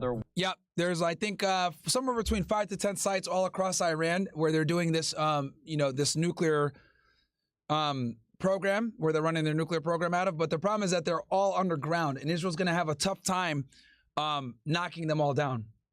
So that's kind of the problem there. Waiting on a determination, and then they don't have the capability of having the bombs that can, penetrate that deep. When Netanyahu hears some of these reports coming out about them allowing some enrichment, although there is a now reaffirmed from Cash Money says, I remember when Gary predicted earlier in the year that this would be Elon's worst year of his life. Yeah, he was right. President Trump, that they won't allow any enrichment. What is Israel thinking right now? So I think right now they're thinking that the clock is ticking louder with every passing second. I think the Israeli perspective is less over the specifics of what's being negotiated right now, although they have made clear that zero enrichment and zero capacity to resume enrichment is what their red line is. But more importantly, I think for Israel is the prospect, and from their perspective, a very discouraging one, is that Iran will indeed enmesh the United States in long, drawn-out negotiations, neither giving a yes or a no to any specific proposal, because Iran has learned under both Obama and Biden that as long as the U.S. is at the negotiating table, there is no military option, be it U.S. or Israeli. So if I'm the Israelis, my main concern is not the specific proposals we've seen traded back and forth, as you mentioned the Axios article, but rather the fact that these very likely appear to be open-ended negotiations. Yeah, that's a good point. Of course, a yes or a no would go a long way in terms of certainty. And I do want to ask you, because it feels like we are an absolute stalemate, and we heard about those grave consequences, but what would it take to get past this stalemate? So I think to get past this stalemate in a positive sense from American perspective is to make Iran really fear the consequences of doing what it's been doing successfully so far, dragging out talks, neither saying yes or no.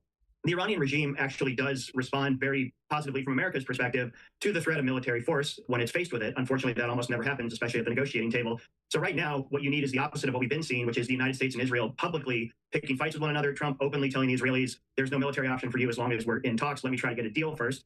So I think right now, it's going to take, in the very little time we have left, it's going to take much more clear U.S.-Israeli alignment that there is a clock. Trump gave an official 60-day deadline to the Supreme Leader. The most charitable interpretation of that deadline is it comes up next week. Iran would like nothing more than escape past that deadline and keep talks going. So right now it would take borderline Herculean efforts. The United States and Israel would be clearly on the same page that Iran can either agree to an acceptable deal post-haste or face consequences where it loses that program through other means. All right, and of course we continue to wait. It continues to be pushed off a little bit. And I do want to ask you, because it's so very interesting that the report from Axios comes out that they potentially would have a low limit of uranium enrichment. President Trump responds on social media saying we will not allow any enrichment of uranium. And we talk about the And this is kind of weird because they did say that they would allow some enrichment, right?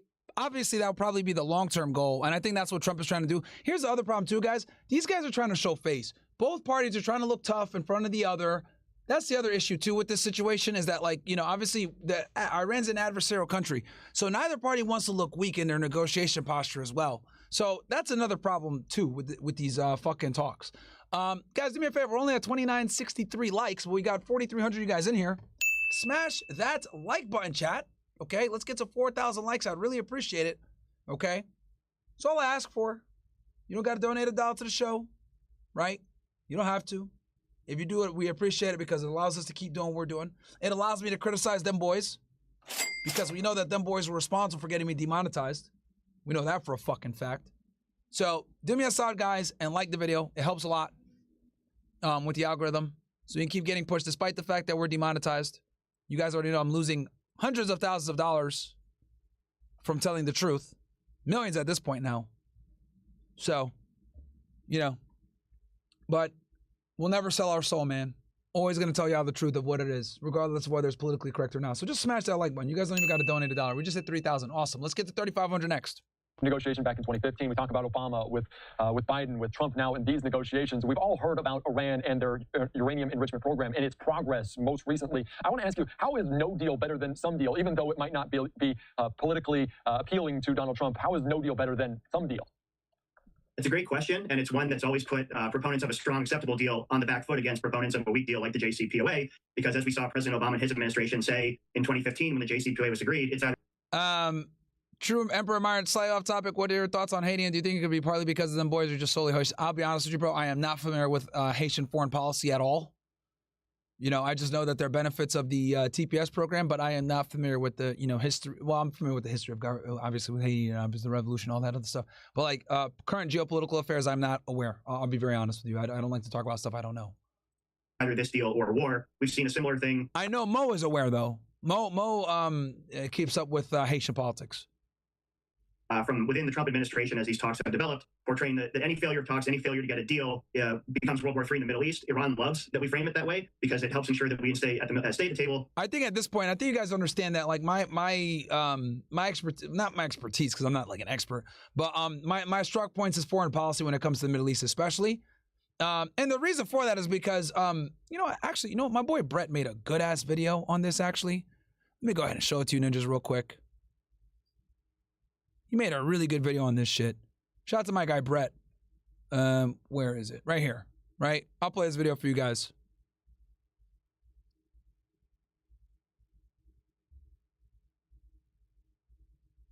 Made this clip right here. Let me see if I can do this. No, that's too big. And this kind of will explain to you guys why it's so important to understand. If you truly want to understand them boys, you have to understand Middle Eastern foreign policy, niggas.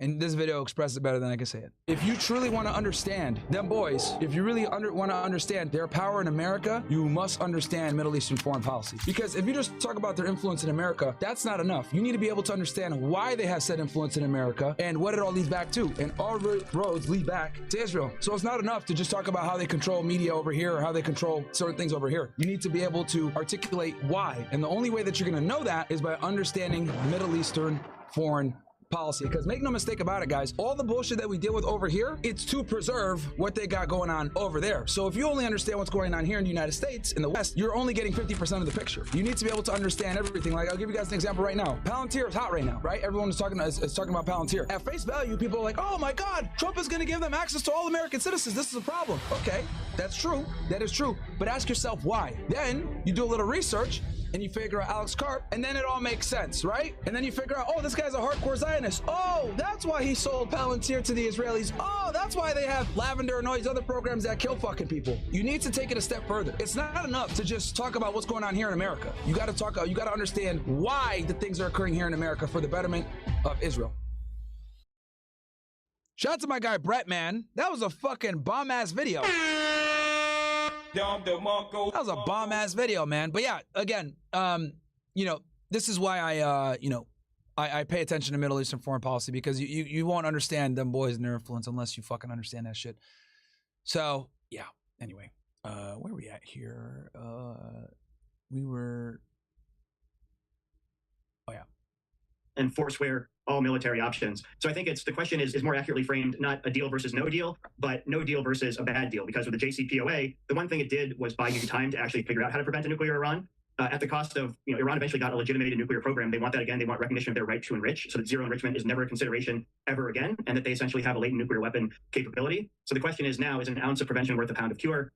And so, you know, the one thing that has not been tried is to actually force the Iranians to say, here's the cost of no deal, which is you lose the program through other means. So until you test that proposition, I think it's in some ways a false dichotomy, the no deal versus any deal at this point, because any deal would eventually be worse in the long run.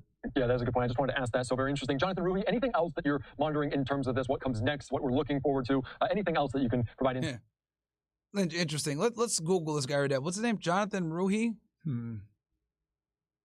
All right, welcome back in here too.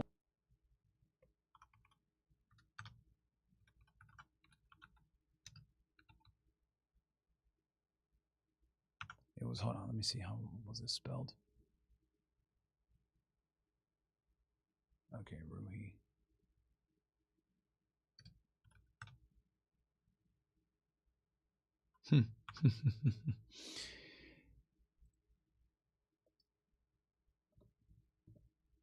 Every single time, every single crime, every single lie, early lie, every single hour, every single day, every single night, early lie. It's hard to believe it's the whole forest, not one tree, and it's every branch and leaf. Of course.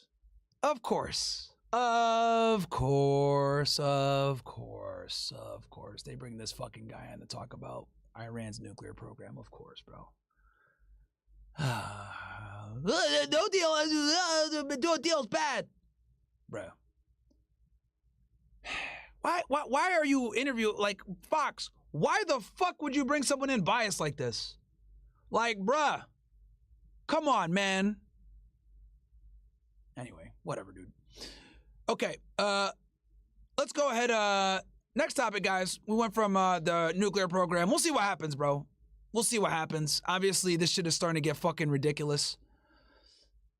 Next topic, let's go on to the Diddy trial. Okay. Not only did we finally hear from Jane, alleged victim 2. Okay, Jane, I think, is the single mom that is also supposed to be a star witness for the government. So let's go ahead and see what's happening here. In this case, another person claiming she was coerced into prolonged sexual episodes at Sean Diddy Combs' request, but we also heard the defense grill the woman who claims Combs dangled her off of a 17-story balcony. And also, the judge got quite angry at the rap mogul for the way he was looking at the jurors. That and more with Law and Crime's in-court reporter Elizabeth Milner. Welcome to Sidebar, presented by Law and Crime. I'm Jesse Weber. Guys, also running a sale, CasaClub.tv, man. Get in there, guys. We've got a bunch of you guys in there. I'm doing shout outs for everyone that joins up. $17 a month. Capital CC 17. Then just get in there. Everybody, this is another Law and Crime legal alert. If you receive Depo-Provera birth control shots and were later diagnosed with a brain or spinal tumor called meningioma, also the defense, arguably the second most important witness in this case behind Cassandra Ventura, alleged victim number 1. I would say probably, well, it was Mia, but they completely destroyed her on cross-examination. Mia was supposed to be the number 1, but she got cooked. So here's another, the reason why this victim is important, because this victim illustrates the freak-offs. Because she makes up individual sex trafficking and transportation to engage in prostitution charges. She helps support the racketeering charge. But you had also the defense really grill a key witness, a woman who claims she was dangled off of a 17-story balcony by Combs. But with the defense cross-examining her, the question becomes, is that true? And the judge... That was the Asian girl from yesterday, by the way, guys. The drug user. She was claiming that Diddy fucking, you know, was dangling her over a fucking balcony and was pissed off because she was dealing with Cassie with drugs. By the way, was none too happy with how Combs was behaving in court. So a lot to get into. We're going to get into it all right now. Let me bring on Law and Crime's in-court reporter, Elizabeth Milner. Elizabeth, so good to see you. Thanks so much for taking the time, as always. She's there every day. I want to get right... I'll probably see, obviously when I go back to court, I'll see them there. ...into the continued cross-examination of Brianna Bangolin. The cross-examination continued by Nicole Westmoreland. This is a key witness. She had testified to being dangled by Sean Combs off of a 17-story balcony. It goes to the pattern of abuse of women for racketeering. If Cassie had seen this or knew about it, it goes to the idea of coercion in sex trafficking. Look at the environment Cassie was around, the violence she was around. Did she really consent to freak-offs when, you know, Combs is around doing all these things? And Bangolin also talked about distributing drugs to Cassie and Combs. You know, drug charges, underlying predicate crime of racketeering, just goes to the overall environment, the idea of drugs being used during all of this. So Westmoreland really dug in today. And my understanding is she started talking about drugs, threats, and maybe most importantly, Bangolin didn't leave. Yeah, and so when they continued Breonna, aka Bonna's cross this morning, Nicole Westmoreland just came out with just exhibits to kind of show her. So, for example, we saw one exhibit. It was an exhibit we had seen while Breonna or Bonna had been testifying under direct, where it showed Cassie and the friend of hers named Bad Boy. Bad Boy spelled with an I, no relation to Diddy's Bad Boy, none of that. The photo is from April 24th of 2016 with the caption "Best Dressed Photographer." And so this was the exact same day that Bonna had accused Diddy of threatening to kill her, saying something along the lines of, "I'm the devil, I could kill you." And so Bonna says it was on or around this day where Diddy had threatened her. So I think what the defense was trying to kind of point out is maybe the dates were wrong. Maybe this didn't happen on this particular day. But then we saw another exhibit. And as you guys know, they had audio problems, which is why I think they're covering this girl first. So let's go ahead and fast forward, because we already went over Bonna and her testimony and how they kind of discredited her for being a drug user. They had shitty audio yesterday, so that's probably why they're covering this. Let's skip through this real quick. Happened. Cassie is talking to Christina Quorum about this, and so that message will go back to the jury when they do deliberate on this case soon, or eventually, I should say. And it does become a question. And it does become a question whether or not Christina Quorum is going to be called as a witness, and maybe you can testify about that message. Okay. Now, Christina Quorum, for you guys who are wondering, that's AKA KK. This woman right here, she is Diddy's right hand woman.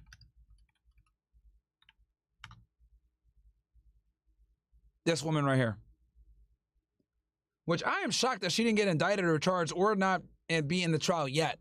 But this was basically like Diddy's main assistant that helped him with everything. Right?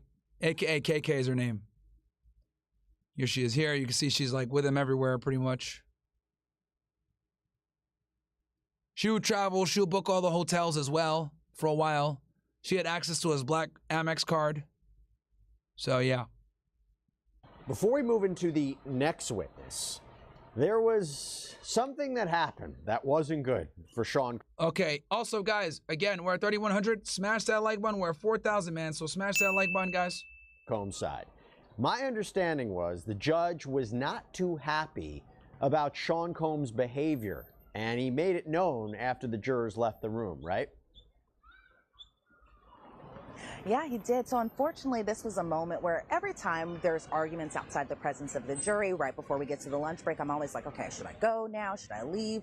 What is it? And so unfortunately for today, I wasn't there when the judge kind of really got into Diddy about this, but notably, he was doing this. This was something that even I, sitting in the gallery, was noticing this. For example, when Bonna was testifying about whether or not she had worked on the Bad Boy reunion tour, you could see Diddy over at his seat just really nodding. Sometimes when the jury comes in, yes, we're all looking at the jury come in, taking their seats, but there are times you do see him peeking over at their side, maybe possibly seeing how they're responding. And it also could be interpreted that maybe he's looking at the prosecution or whatever attorney is doing this type of questioning. But I feel like it was only a matter of time for the judge to say something, because it's something that a lot of us have noticed even as this trial was beginning, I should say. Yeah, you can't look at the jurors and start nodding to them. You can't influence the jurors in any improper way. That's a big no-no. Could potentially get kicked out of court for doing that. And as you guys know, I've explained to you guys before, like the judge's main concern is to ensure that the jury is taken care of. That's what they care about the most. Right? Judges take the jury very seriously, right? We'll give them instructions, etc. Obviously, he tries to show them as much respect as possible because he understands that it's a civic duty and they're coming there, sacrificing their time to sit in and, deliberate and all this other stuff. So judges always defer to the jury, chat, all the time, okay? I've seen judges shit on the AUSA. I've seen judges shit on the defense. Even in this case with the defendant, judges will always attack whoever it is if you do anything to compromise or influence the jury negatively in a way that isn't legal. Does that make sense, chat? Or isn't permissible? Okay. You're supposed to only influence them through evidence alone, nothing else. Then we moved on to Enrique Santos. So he worked at the Southern District of New York, right? He's done cell phone extractions. What did he testify to? I saw something about a screenshot. Yeah, so he was really testifying just about the analysis that he had done on Cassie's devices. So he extracted 3 iPhones in this case, and the source of the devices were Cassandra Ventura, aka Cassie, and Enrique Santos was saying that there were no errors that he is aware of happening, but he did note that one of the devices had previously been repaired. And so he said that they recorded several deleted data points, which is kind of a good portion of the message. So all the deleted data that I guess, you know, when somebody has their phone up, they think that a text message is deleted. They ended up actually recovering a good portion of that. And so we see an exhibit, and that being the Cellbrite reader report. So you see a text message from Cassie to Garen, who notably is the contact that Cassie had for Cowboys for Angels from February 14th of 2017, which is Valentine's Day. And then you see Cassie just say one simple message, hey. And Enrique Santos was like, we also export audio files, but the audio files are normally separately from the PDF and these Cellbrite reports. And then emojis, because, you know, a lot of people love to use emojis when they're sending messages back and forth, that sometimes they can't be interpreted and they kind of show up unrecognizable in the Cellbrite data report. But we see another exhibit of the Cellbrite data files report where you can kind of see a message when it's created, when it's modified, and when it's accessed. And so created obviously means if I'm sending a text message to my mom on today's date, then it says, hey, from Elizabeth on June 5th of 2025, the day it was modified. And then the day it's accessed by the U.S. attorneys or whoever is respectively analyzing this particular piece of data. And so even during the cross-examination, I was kind of like, okay, well, what kind of cross is there really going to be? And it seemed like the cross, which was... Yeah, factual people like this typically don't get cross-examined too hard because everything they say is like a matter of fact, right? The cross-examination shines with witnesses that are like, you know, testifying to their own experiences of situations. That's where a cross-examine really becomes a thing. Conducted by Tini Garagos, it really kind of focus on the deleted messages. For example, Tini Garagos asked, is it true that there were many deleted messages, like 2/3 of them were deleted? And Enrique Santos responds, yes. How are you able to recover these types of messages? Enrique Santos says, it doesn't mean it goes away all of a sudden. Although they aren't accessible to the user, it's still in the phone's operating system. So again, everyone, even if you delete all your text messages, all your photos, they still show up some way, somehow, just within the system. And so we see an exhibit of the capture date from a Cellbrite report, where Tini Garagos asked, how do you know that the capture time is really correct? And so Enrique Santos was like, well, it's the most accurate reflection. We just don't speak in the absolute. So he can't say 100% that this is when this particular data point was created or anything like that. But for the most part, he says it does have the most accurate reflection. And then shortly after, the cross-examination ended and Enrique Santos was off the witness stand. So he was a really short witness today before we had the next big witness to testify. Yeah, I don't know how much everybody's going to be focusing on Enrique Santos, because then you had Jane. So Jane takes the stand. This is alleged victim number 2.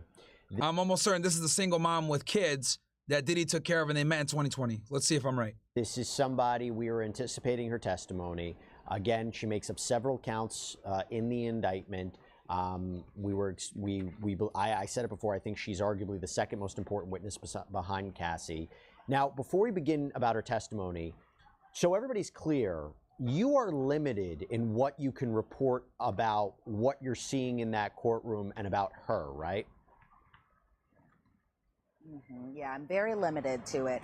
Just like with Mia, they didn't want them saying her name or anything else like that. And actually, guys, they've been kicking people out the courtroom for leaking who Mia is, chat.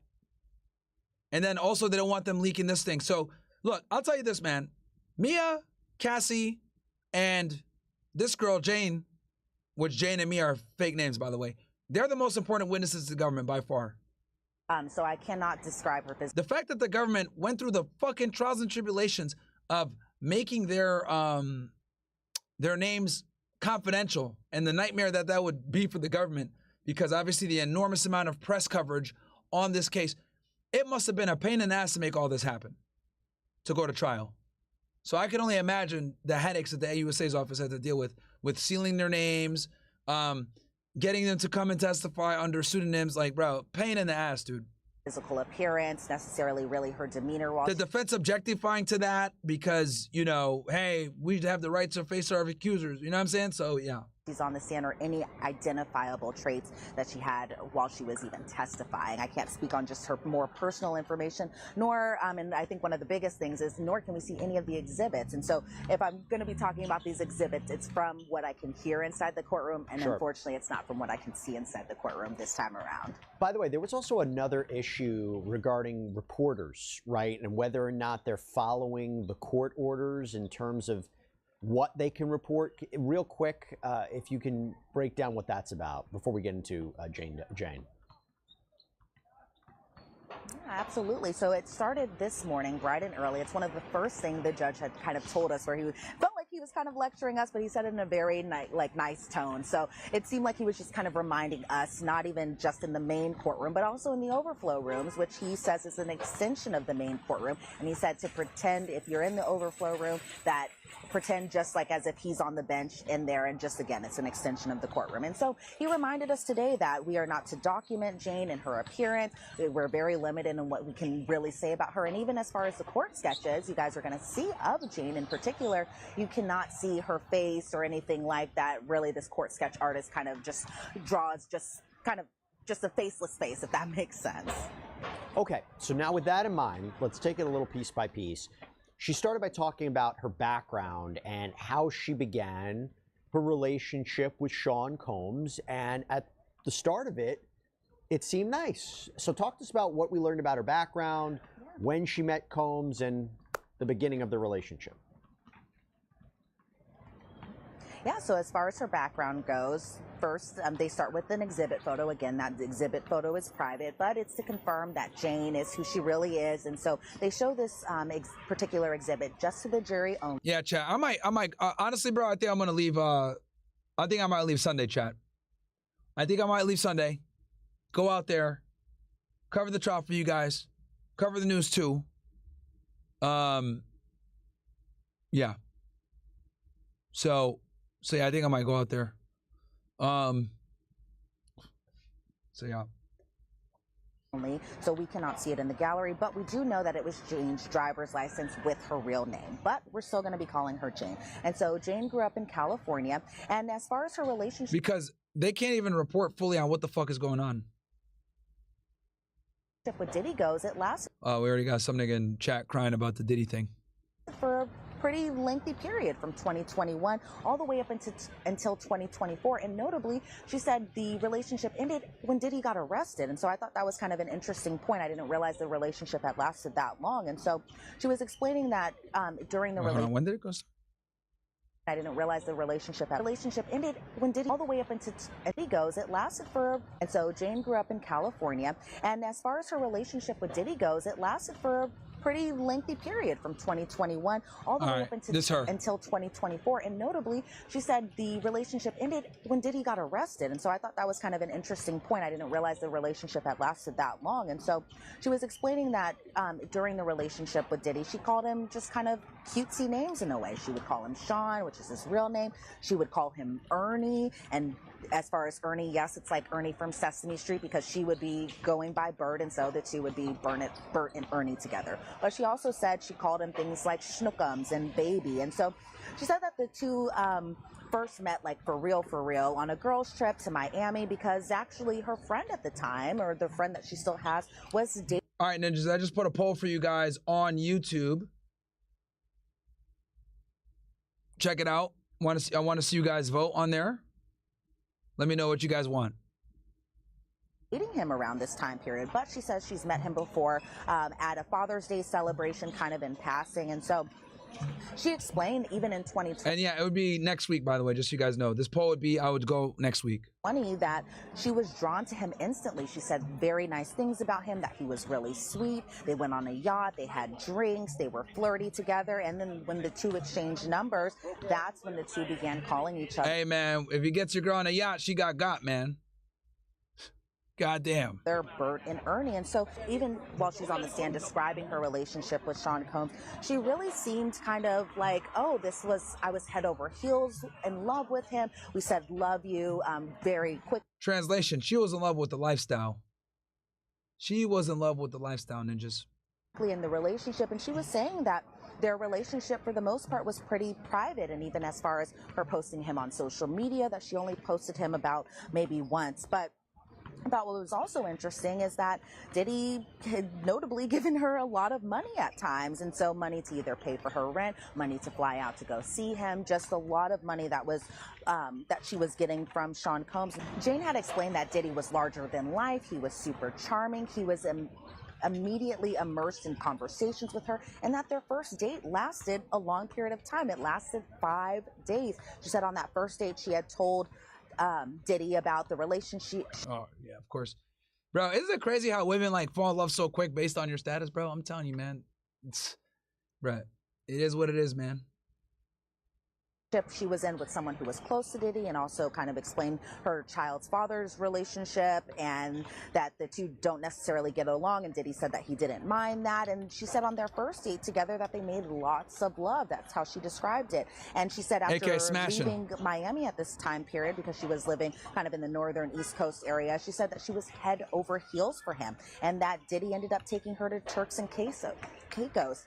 She said it was amazing, and that she flew to Miami, and then they took his plane because he is a very rich man, and of course he has his own private plane to take him on trips. And on those trips were people including Christina Koram, the chef, the butler too. And so you see we see an exhibit, but an exhibit is shown of Christina Koram. It's privately shown. And then Jane was explaining from Turks, they went to the Bahamas, and that they had a lot of time connecting together and just a lot of time together. So then another exhibit is privately shown, and you could hear the audio of this. They're at a villa at Turks and Caicos over by the pool. You can hear the video. It's kind of some music playing, and you can't see it, but the prosecution asked who also appeared in this video, and Jane had verified that it was Sean. They were at the pool together, and she was explaining that she had told Diddy about the work that she did, that she was a content creator, but also a single mom, and that Diddy gave her a love bracelet and told her that he would send her money at the end of the trip, and not just any money, not a couple like $50 or $100, maybe even $1,000. No, it was a lot of money. It was $10,000 that he said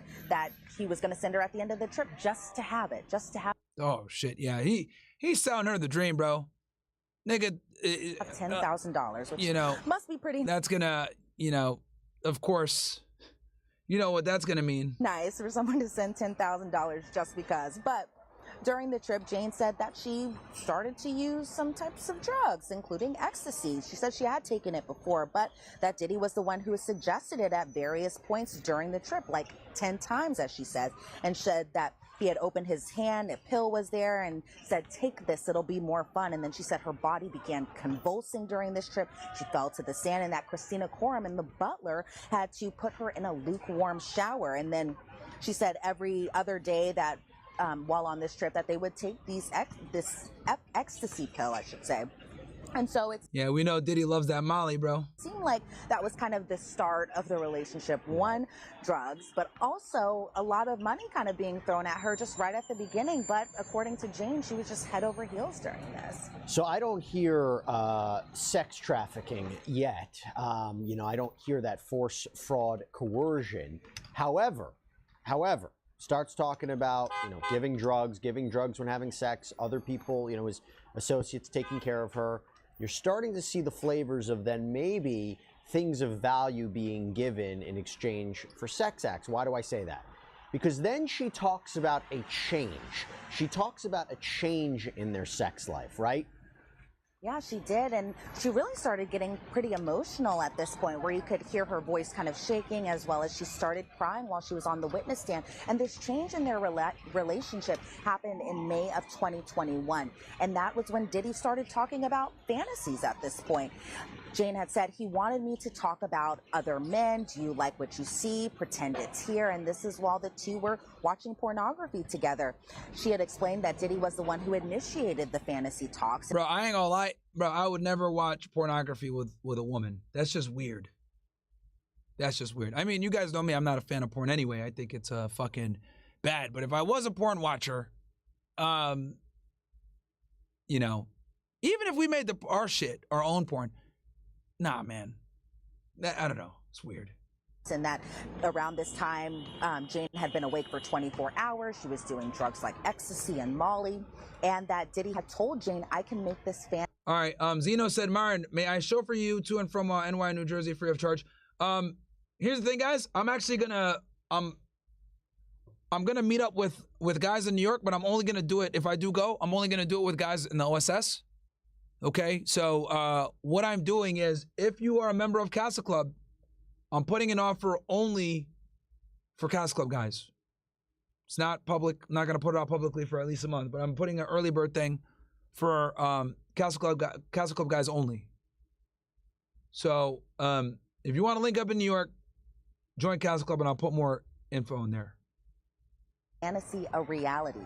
And so Jane said okay, and she said okay because it turned him on, and she thought she was playing into this fantasy.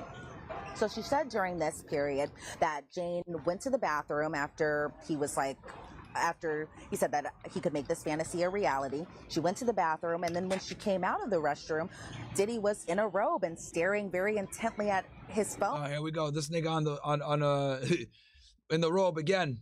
Saying we could make this happen tonight on this particular night. She again said okay, but she said she was still high on drugs during this, and then Diddy took her to a hotel room, and this was in Miami.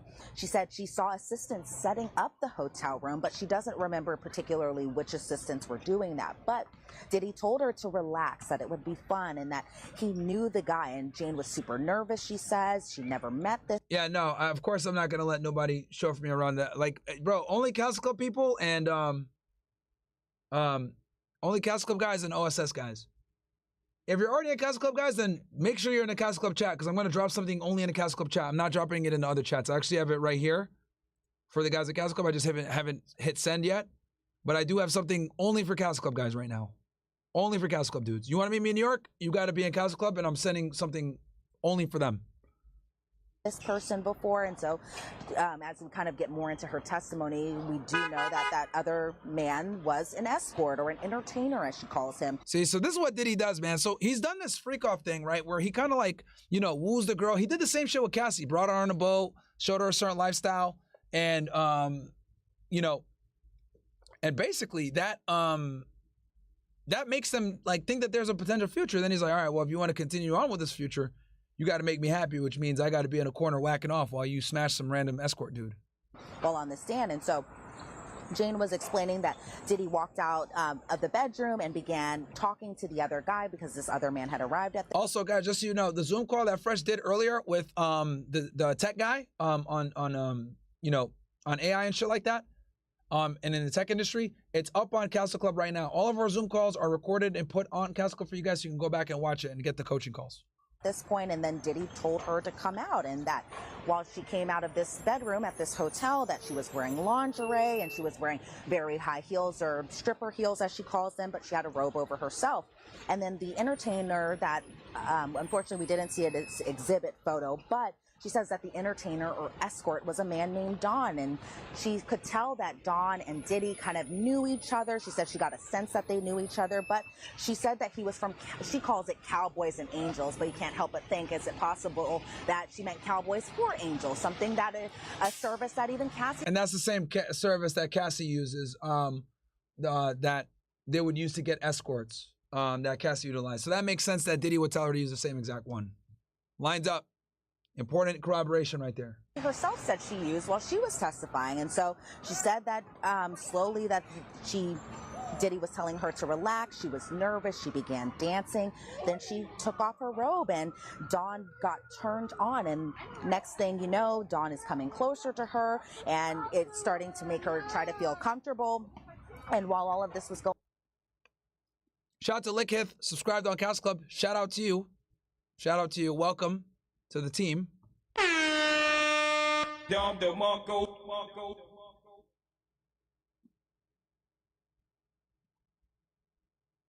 Hopefully, said, I'm trying to resubscribe, and every time I put promo code, I get this code is valid. All right, guys, I want you to DM my guy Noble on Twitter, okay?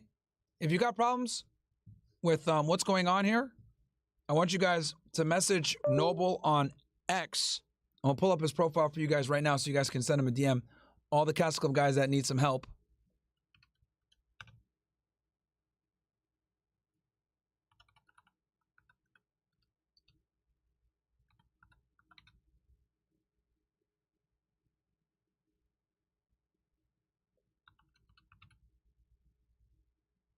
Bro has the worst username ever.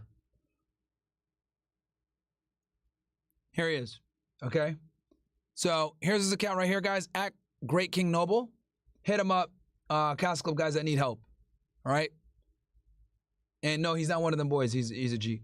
Okay. He's a G. Going on, Diddy was watching this and he was pleasuring himself or masturbating, and Dawn suggested that she perform oral sex on him, and Diddy was watching throughout all of this. And so I think right here I can say, I don't know why he has Hebrew on his profile. I made fun of him about it too, chat. I did make fun of him about it. So yeah, hopefully I should hit him up. Also, you too, Comfort Zone.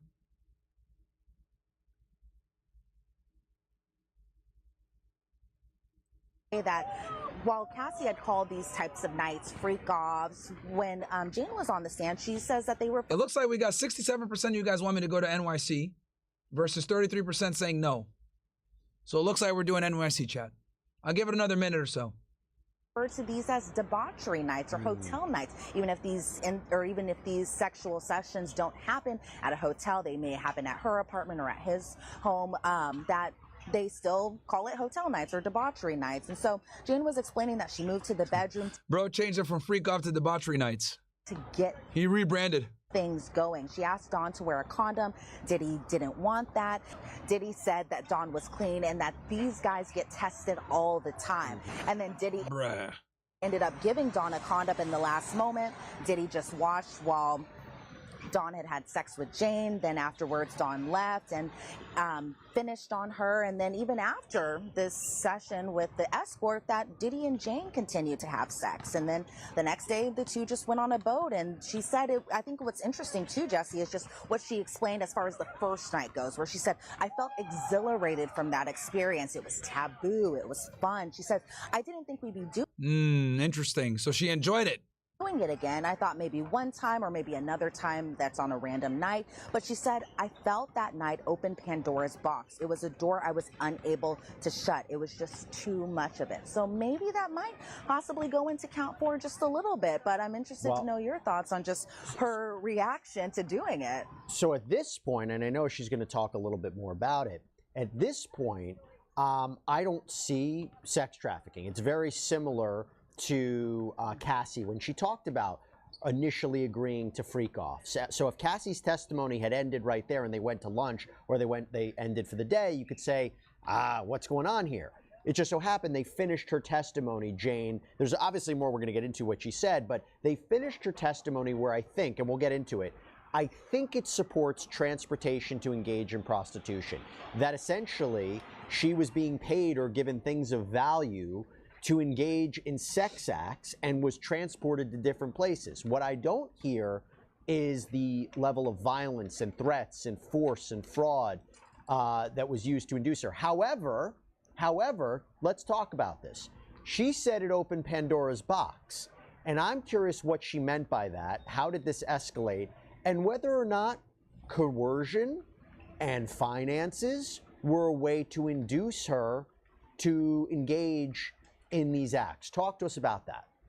So as far as these debauchery nights, aka hotel nights, and maybe to some these freak-off nights, Jane was explaining that these went on from May of 2021 to October of 2023, and they Bro didn't waste any time. He started doing the freak-offs immediately with her, man. Happened every single time she saw Diddy, that he wanted to do these hotel nights every single time he saw. Also, guys, do me a favor. We only got 47 likes. We got like almost 4,000 units in here. Guys, let's get to almost 40,000 likes, guys. Come on, smash that like button. Her, and that Sean or Diddy didn't give Jane much notice to see him, but she made herself available to see him whenever he wanted to. And so Jane was explaining, similar to how Cassie's testimony was, that she made sure her hair was great, her nails were great, she had her glam done, because in addition to her liking to look well put together, she explained that Diddy liked that too. And so she, very much like Cassie was explaining, yeah, he liked it for other guys, which is fucking weird, man. That Diddy had certain preferences for how she wore her hair. For example, Diddy liked when Jane wore her hair straight, but during these hotel nights, he liked them in a ponytail. He liked her nails to be a certain way, that being this creamy white color, and that at one point that Diddy wanted her to get her nipples pierced. And She said that she had to look presentable every day. So she worked out, she got her nails done, she got her hair done, she did her lashes. And she said this costs a lot of money because... But he paid for it probably.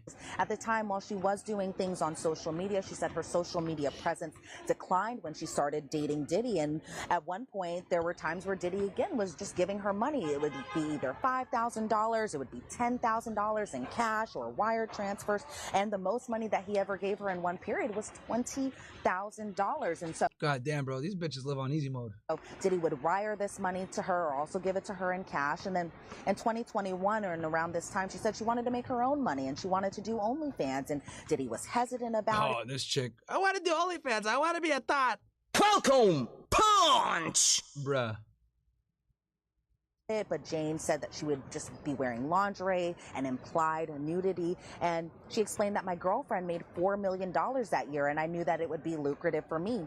So she said she got permission to start this particular OnlyFans page from Diddy because she wanted to make sure that he had approved of this. But I think also what's interesting is during this time period, Diddy's paying for her rent. And her rent, you know, as I complain about how much my rent costs here in New York City, her rent was like 8 times more than my rent was. And so the government introduces this exhibit. And again, we cannot see these photos, but we do kind of hear the description, and it's of Jane's lease. So it began on April 4th of 2023. Again, we can't see this, but we do know that the rent was $10,000 a month. She said she couldn't afford this rent amount on her own, and Jane proposed even a $15,000 a month allowance, an allowance I myself would love just without all that extra stuff. Just anyway, but that Diddy only gave her $10,000 a month, which for the most part, if you just think about it, is just enough for her to cover just her rent alone. It doesn't go to the other necessities or extras that she may need to pay and kind of carry on with her life.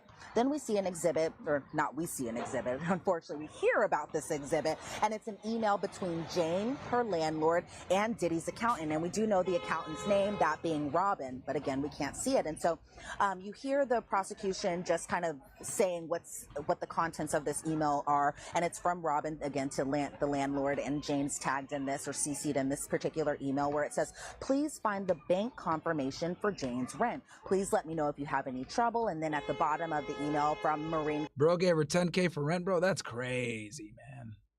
That's absolutely nuts. Comey's description, it was it had a wire transfer which included probably and likely the amount of money that she had paid for as far as her rent goes. So again, it seems like, you know, the prosecution would say he's controlling her financial life, you know, controlling her finances to get her to do these things. Again, I don't know if I necessarily see sex trafficking, but you could have transportation to engage in prostitution, right? Talk to me about the love contract, and talk to me about the fact that didn't his agent or Christina Coram get plane tickets to keep flying her out for all of these hotel nights? So, well, I'm going to take that first portion of your question first, as far as the love contract goes. And what's also interesting is one of Diddy's monikers is Love. I think he even has a giant tattoo where it says Love, and even his youngest daughter is named Love. But as far as this particular love contract goes, it's all about just kind of a good faith contract where there was no document signed, but it was. So again, for all my guys that are on Castle Club, if you're a member of Castle Club, I'm going to be dropping a link here in a second, only in the Castle Club chat, only for Castle Club guys. Okay? The first 100 get a special gift. All right? As you guys know, the OSS is growing, right? But I'm only putting this to Castle Club guys. All right? Because Castle Club guys rock with us, so then I'm going to give you guys an early bird special that are in Castle Club only. So I'm going to drop a link in there, and it's going to basically be a steal. It's just a crazy offer. All right? So I'm going to drop the link there in Castle Club. So if you guys are Castle Club members and you're watching on YouTube or Rumble, that's fine. Just open up the Castle Club chat because you guys don't want to miss what I'm going to drop here in a little bit. All right? So make sure that you jump in Castle Club and watch on Castle Club. Or be in the Castle Club chat at least when I drop this shit. Was pretty much that Diddy would pay her rent going forward. I think it was drafted, or the two kind of agreed upon it verbally after the two got into an argument and called things off for a very yeah, it'll be for premium niggas too, don't worry. very short period of But premium niggas are basically in Castle Club, so. Time. But this love contract in its essence is just about that he would continue paying her rent, and as Jane described it, would continue paying her rent if she continued to do these hotel and debauchery. All right, since I just saw a bunch of you guys just join up, that's fine. First 200, fair? First 200 you niggas will get a gift. First 200. All right, I bumped it up for you guys. And what I'll do is, let me just drop this shit right now for you guys.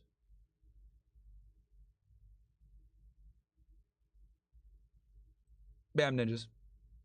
Go ahead. I put it in there for you guys. 3 nights if she threatened to not do these, that Diddy could possibly threaten to take her rent or her money away. But even as far as kind of going to count 5, transportation to engage in prostitution, as well as count 3, that she saw Diddy in places like Turks and Caicos, in Miami, in Los Angeles, in New York, and they had hotel nights in all of these different places that Diddy would arrange her travel. Well, not Diddy himself, but that Diddy's travel agent, because again, this is a very rich man. Of course, he has his own travel agent, and that Diddy would pay for her to travel to wherever he is or wherever they were going to do these hotel nights, debauchery nights. And she was explaining that each hotel night followed the same kind of pattern, especially that they would have. And that's a special thing only for you guys. That's going to be for the first month. So all you guys that are early birds, it's only for Castle Club guys right now. And then what I'll do is I'll do a meetup in New York. Only with y'all niggas. All right, I'll get the link for you guys since you niggas can't type in the goddamn thing. I'll put the link in for you guys.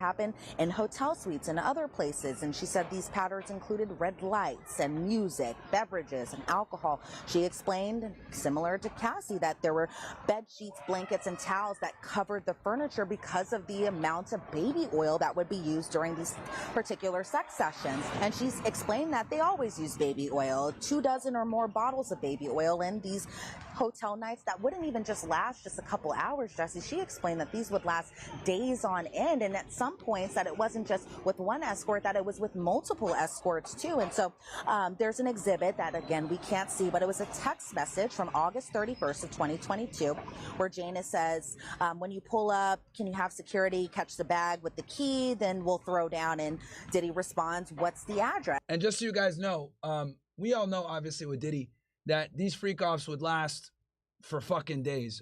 Cassie was saying they lasted somewhere between,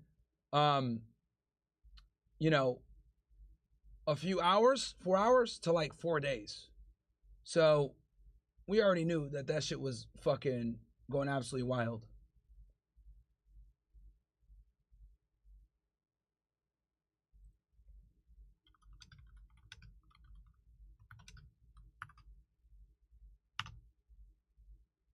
Implying that these happen at her particular address too, obviously because of the sensitivity of Jane even testifying. That address wasn't read aloud in court, but that these hotel nights would occur at her place too. And Jane said he would tell me what he liked and what he wanted to see. He would encourage more or less of what he wanted to see, and that Jane would buy particular lingerie from sex shops, and Diddy would choose, depending on what type of outfits that she bought, what he liked in particular. We're going to be jumping on with Sneeko guys here very soon, so get ready.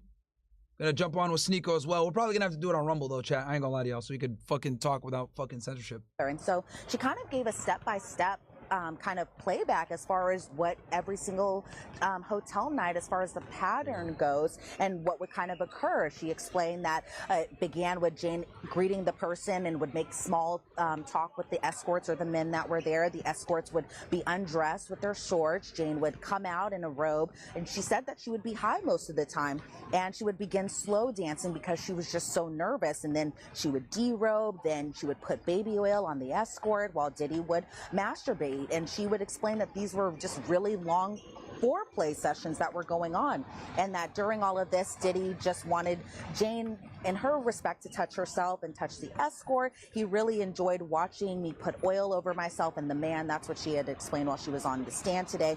And after foreplay, she said it was time for sex, but the oral sex would begin first, and that Jane would try to speed things up with the oral sex because they would last for hours. And she explained that Diddy wanted her to be doing this, and that Jane would suggest moving into the bedroom to just speed things up because these were just very long and, from what she's kind of describing, very intensive sessions, and that after the man would finish that he would be excused, and that even after this, and I think I had already explained this a little earlier, that she had always explained that she just wanted to be with her partner, as she had called it on the stand. She just wanted to be with him and him only. She didn't want to be having sex with other men, but she was worried and scared that he would either break up with her, stop paying her rent, and that she just continued to do this to please him in a way. And she said again, and every single Bro, the fact that she's got to call it intensive sex is fucking wild.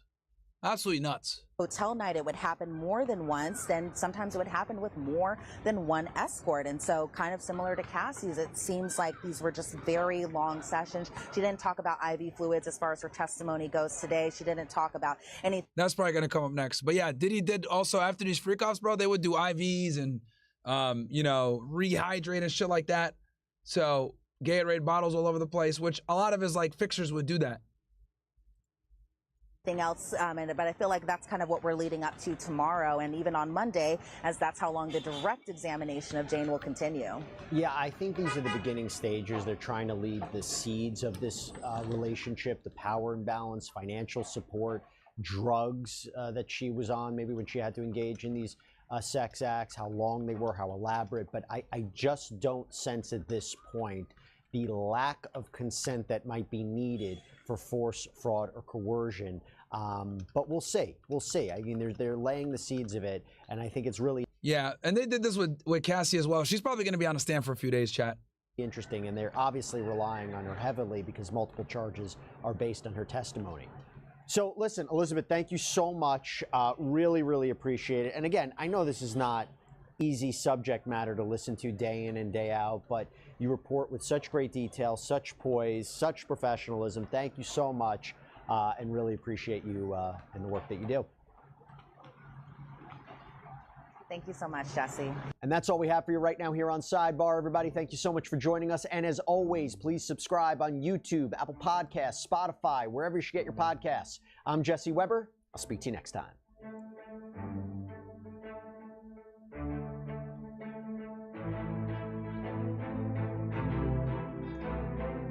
All right, we're gonna make a transition over here in a second, ninjas. Give me 1 sec, my ninjas.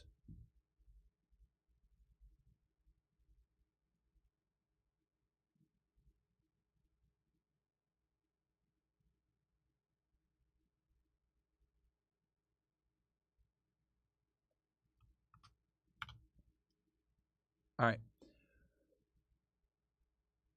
Immunity. It has come up a lot during the course of Sean Diddy Combs' criminal trial. The protection offered to witnesses to testify.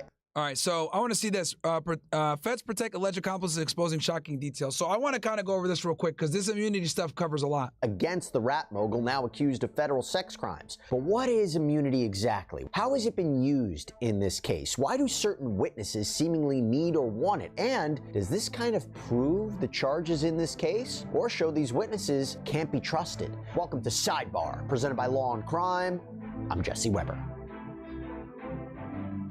Hey everybody, this is another Law and Crime legal alert. If you received Depo-Provera birth control shots and were later diagnosed with a standing trial for racketeering, conspiracy, sex trafficking, transportation to engage in prostitution charges, why? Because a number of important witnesses have been granted immunity or protection to testify against Sean Combs. But what is immunity? Why are they being granted immunity? What does it say about the case and maybe their own liability? And by the way, if they are being granted immunity, doesn't that prove racketeering? After all, racketeering is about Combs operating this criminal enterprise or association of people who had this collective agreed upon goal of protecting and promoting Combs and his businesses through a pattern of illegal conduct. So Combs couldn't have engaged in racketeering conspiracy alone. Wouldn't others be a part of it? Yeah, sure, he's the only defendant in this case, but racketeering conspiracy. Yeah, racketeering in itself, RICO needs to have multiple conspirators. That's just how it works,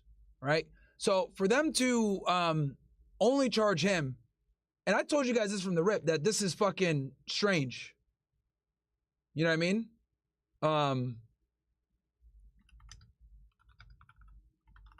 That they're doing it this way. that it's only one person being charged. Conspiracy by its nature means there had to be an agreement with others. So wouldn't others be a part of it? And since he's the only one charged, wouldn't these alleged co-conspirators or collaborators or facilitators need to testify against him with some sort of legal protection? After all, this is what it says in the indictment. The defendant abused, threatened, and coerced women and others around him to fulfill his sexual desires, protect his reputation, and conceal his conduct. To do so, Combs relied on the employees, resources, and influence of the multifaceted business empire that he led and controlled, creating a criminal enterprise whose members and associates engaged in and attempted to engage in, among other crimes, sex trafficking, forced labor, kidnapping, arson, bribery, and obstruction of justice. By the way, prosecution has to prove at least 2 of these underlying predicate crimes in order to get a racketeering conspiracy conviction. Now, the indictment continues. The defendant used the Combs business, including certain employees, to carry out, facilitate, and cover up his acts of violence, abuse, and commercial sex. Those employees, including security staff, household staff, personal assistants, and high-ranking supervisors and other close associates, acted as Combs' intermediaries, and their conduct was facilitated and assisted by Combs' control of the Combs business. So, let's talk immunity, how it's come up in this trial, what this all means. For that, let me bring in Long Crimes legal counsel Elizabeth Vulai, who I always love having here on Sidebar. Elizabeth, so good to see you. Thank you so much for having me. Elizabeth, what is immunity in this context? Yeah, great question. So basically what immunity means is it's an agreement when the prosecution agrees not to pursue prosecution against an individual, in this case witnesses, in the exchange for information that they're giving them. So the idea behind it is that, you know, what prosecutors are after are not necessarily these individuals. The information that they have is much more valuable and important to them in building a case against Sean Combs. You know, obviously we had the testimony of Cassandra Ventura, but to prosecutors that wasn't enough. They have to show witnesses who, you know, saw things happen, who helped facilitate this. So that's more valuable to the prosecutors. So in exchange for that, and also, you know, some of these individuals, it could be argued, partook in criminal activities themselves to help Combs, you know, with what he was doing. So in exchange for that truthful testimony, there's an agreement that they won't be prosecuted for what they testify to. And, you know, this could be a proper safety valve. It's just a non-prosecution agreement, all kinds of shit that they can structure this. That could implicate. But yes, the witnesses are guilty. For you guys in the YouTube chat that are watching, yes, the witnesses are guilty too. For example, guys, Cassie technically committed crimes because she was facilitating a lot of this prostitution. The escorts, they're committing crimes, traveling interstate to make this happen. The coordinators, the assistants, all of them helped them with this criminal activity. So the fact that they only indicted Diddy and no one else is kind of crazy to me. I'm not going to lie to y'all. It is wild that there's only one defendant on a RICO case. Them in a criminal proceeding. But they could be prosecuted for something that's made. Yes, guys, I am going to be doing clan meetings. Matter of fact, as a part of the OSS, I'm going to be doing clan meetings once a month, and OSS members are going to be allowed to speak on there only, pretty much. So that's something that I'm working out. And then for all the guys that just, you know, my Castle Club guys that are in OSS, I'm going to put out a telegram to you guys about New York City, where I'm going to be and shit like that. So you can meet up for anybody that's in New York City that's a CC/OSS guy. Maybe separate. But you must be in CC to get the deal that I'm doing right now. You must be in Class Club to get it. It's only for Class Club guys. I'm talking with them right now secretly in our private chat. Part, but somehow connected to all this or future crimes, right? It's not just blanket immunity across the board forever, right? That's right. So usually it's targeted to, you know, the testimony that they're giving, in this case as a witness. And, you know, maybe there might be aspects, we know there's aspects where the witness took part in criminal activity. For what they testify to, they can't be prosecuted for those crimes. But, you know, if there's something that is disclosed that's outside of what they testified to, or, you know, it's revealed later that they participated in some egregious crime even related to this case, but they didn't necessarily testify to it, it doesn't mean that they're totally immune. And also immunity doesn't protect you from perjury either. So it's really important that they testify truthfully, because if it's found out that they perjured themselves, immunity doesn't protect against that. Yeah, the immunity goes away. By the way, if they weren't granted immunity, and we kind of saw this and we'll talk about it, they would have invoked. As with anything else, like if you get a proffer and you lie, you also lose the immunity from that as well. The fifth, right? Can you explain what that would mean?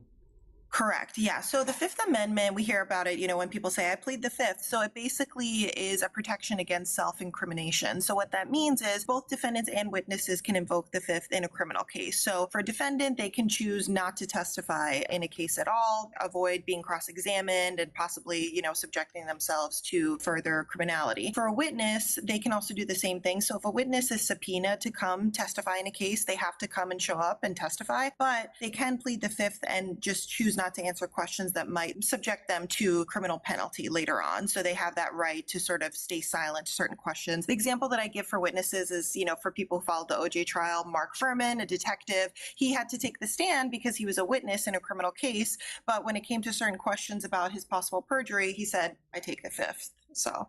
Yeah, and by the way, if yeah, because he made comments, because they basically caught him in a lie. They said, hey, have you ever used the N-word? And he said no before. And then they found the tapes that showed him using the N-word when he was trying to be an actor. And technically he had perjured himself, so yeah, he had to take the Fifth so he wouldn't incriminate himself. You are granted. And that right there, my friends, was when OJ Falcon Punch won that fucking trial.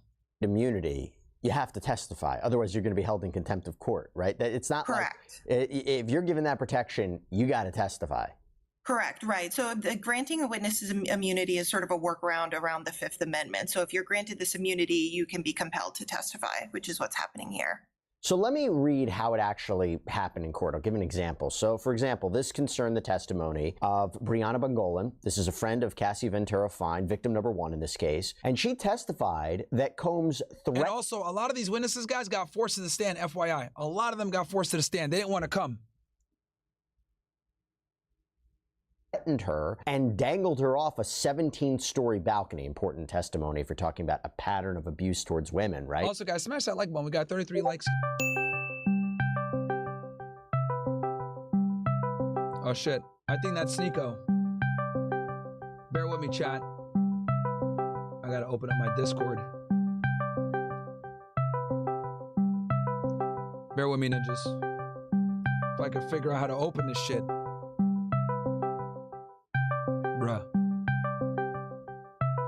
He's calling me right now, but I don't know why it's not opening Discord. Bruh. Hold on one sec, chat. Let me open this shit. My Discord is acting fucking retarded, and it won't open. It's probably opening up on another screen. Sorry, guys. I got like a million monitors. I'll keep playing this stuff for you the guys. racketeering charge. While So I before figure this things out. even got started, the prosecutor said to the court, quote, Ms. Bangolin does intend to invoke her Fifth Amendment right and will ask the court to enter an immunity order. We can either do that now or take a short break before her testimony, whatever the court prefers. And the judge said, let's do it now. So she was sworn in. She was asked preliminary questions, and then the prosecutor said, quote, based on your discussions with your attorney, do you intend to invoke your constitutional right not to testify on the grounds of potential self-incrimination?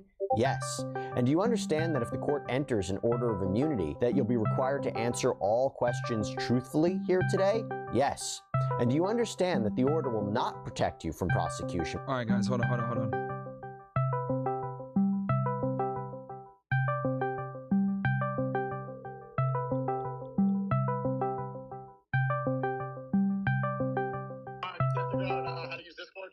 Yeah, well, no, it's not letting me open up.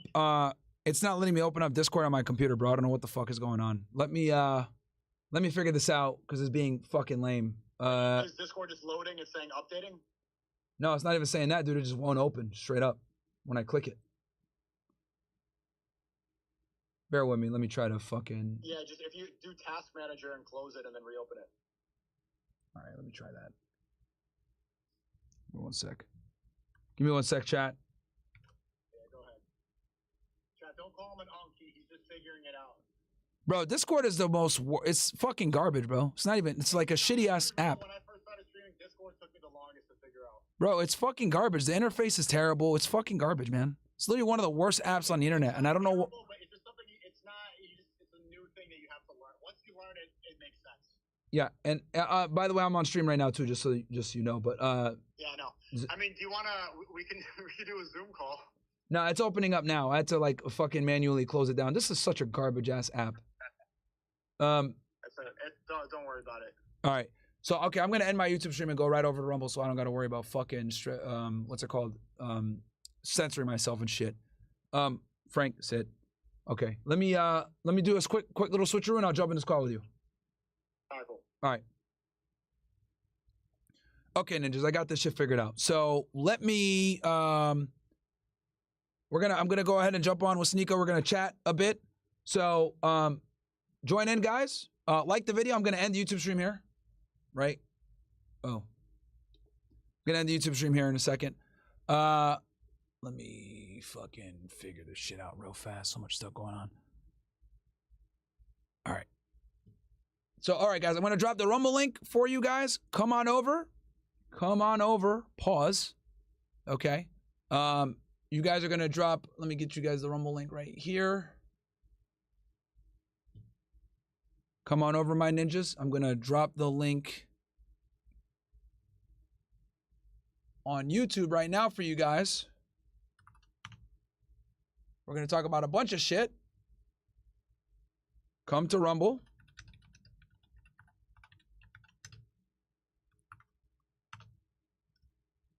Come on over, Rumble ninjas. All right. Let's get these numbers up, my ninjas.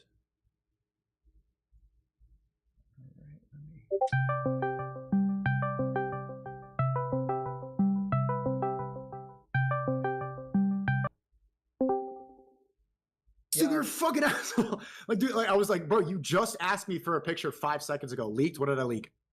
No, I got you. I can hear you right now. Give me 1 sec. I can hear you on my stream. Does my mic sound good? Yeah, you sound fine. Oh, okay. Yeah, you sound fine. I'm just ending the fuck. Oh, my camera turned off. God damn it, bro. Shit always happens, man. Nah, don't worry. Don't worry. Oh, it's because my camera got taken by Discord. That's why. All right, guys, I'm in a YouTube stream. Come on over. Come on over, ninjas. Come on over. I dropped the thing. Yeah, it's because of my fucking thing. So let me go ahead and do a screen share real fast. Bro, how does Discord? It took my camera immediately. Yeah, because you can't have a camera on in OBS and in Discord. Yeah, I'm realizing that now. The shit just took my shit immediately, man. All right, let me just real quick.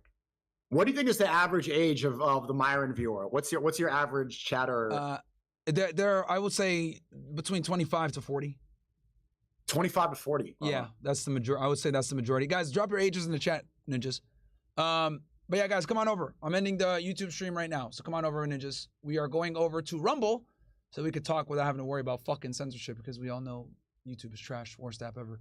And soon, Myron's going to be on Party just like Zerka. I just called Zerka. He just started streaming on Party. All right, let me end this shit real quick on YouTube. Give me 1 sec. Come on over, guys. I'm ending the stream on YouTube. Link is dropped in the chat, and I'll put it at the top of the description too. Come on over, guys. Ending the YouTube stream now. So let's start blowing this shit up. Rumble. It's been a minute. It has been a minute. Okay, cool.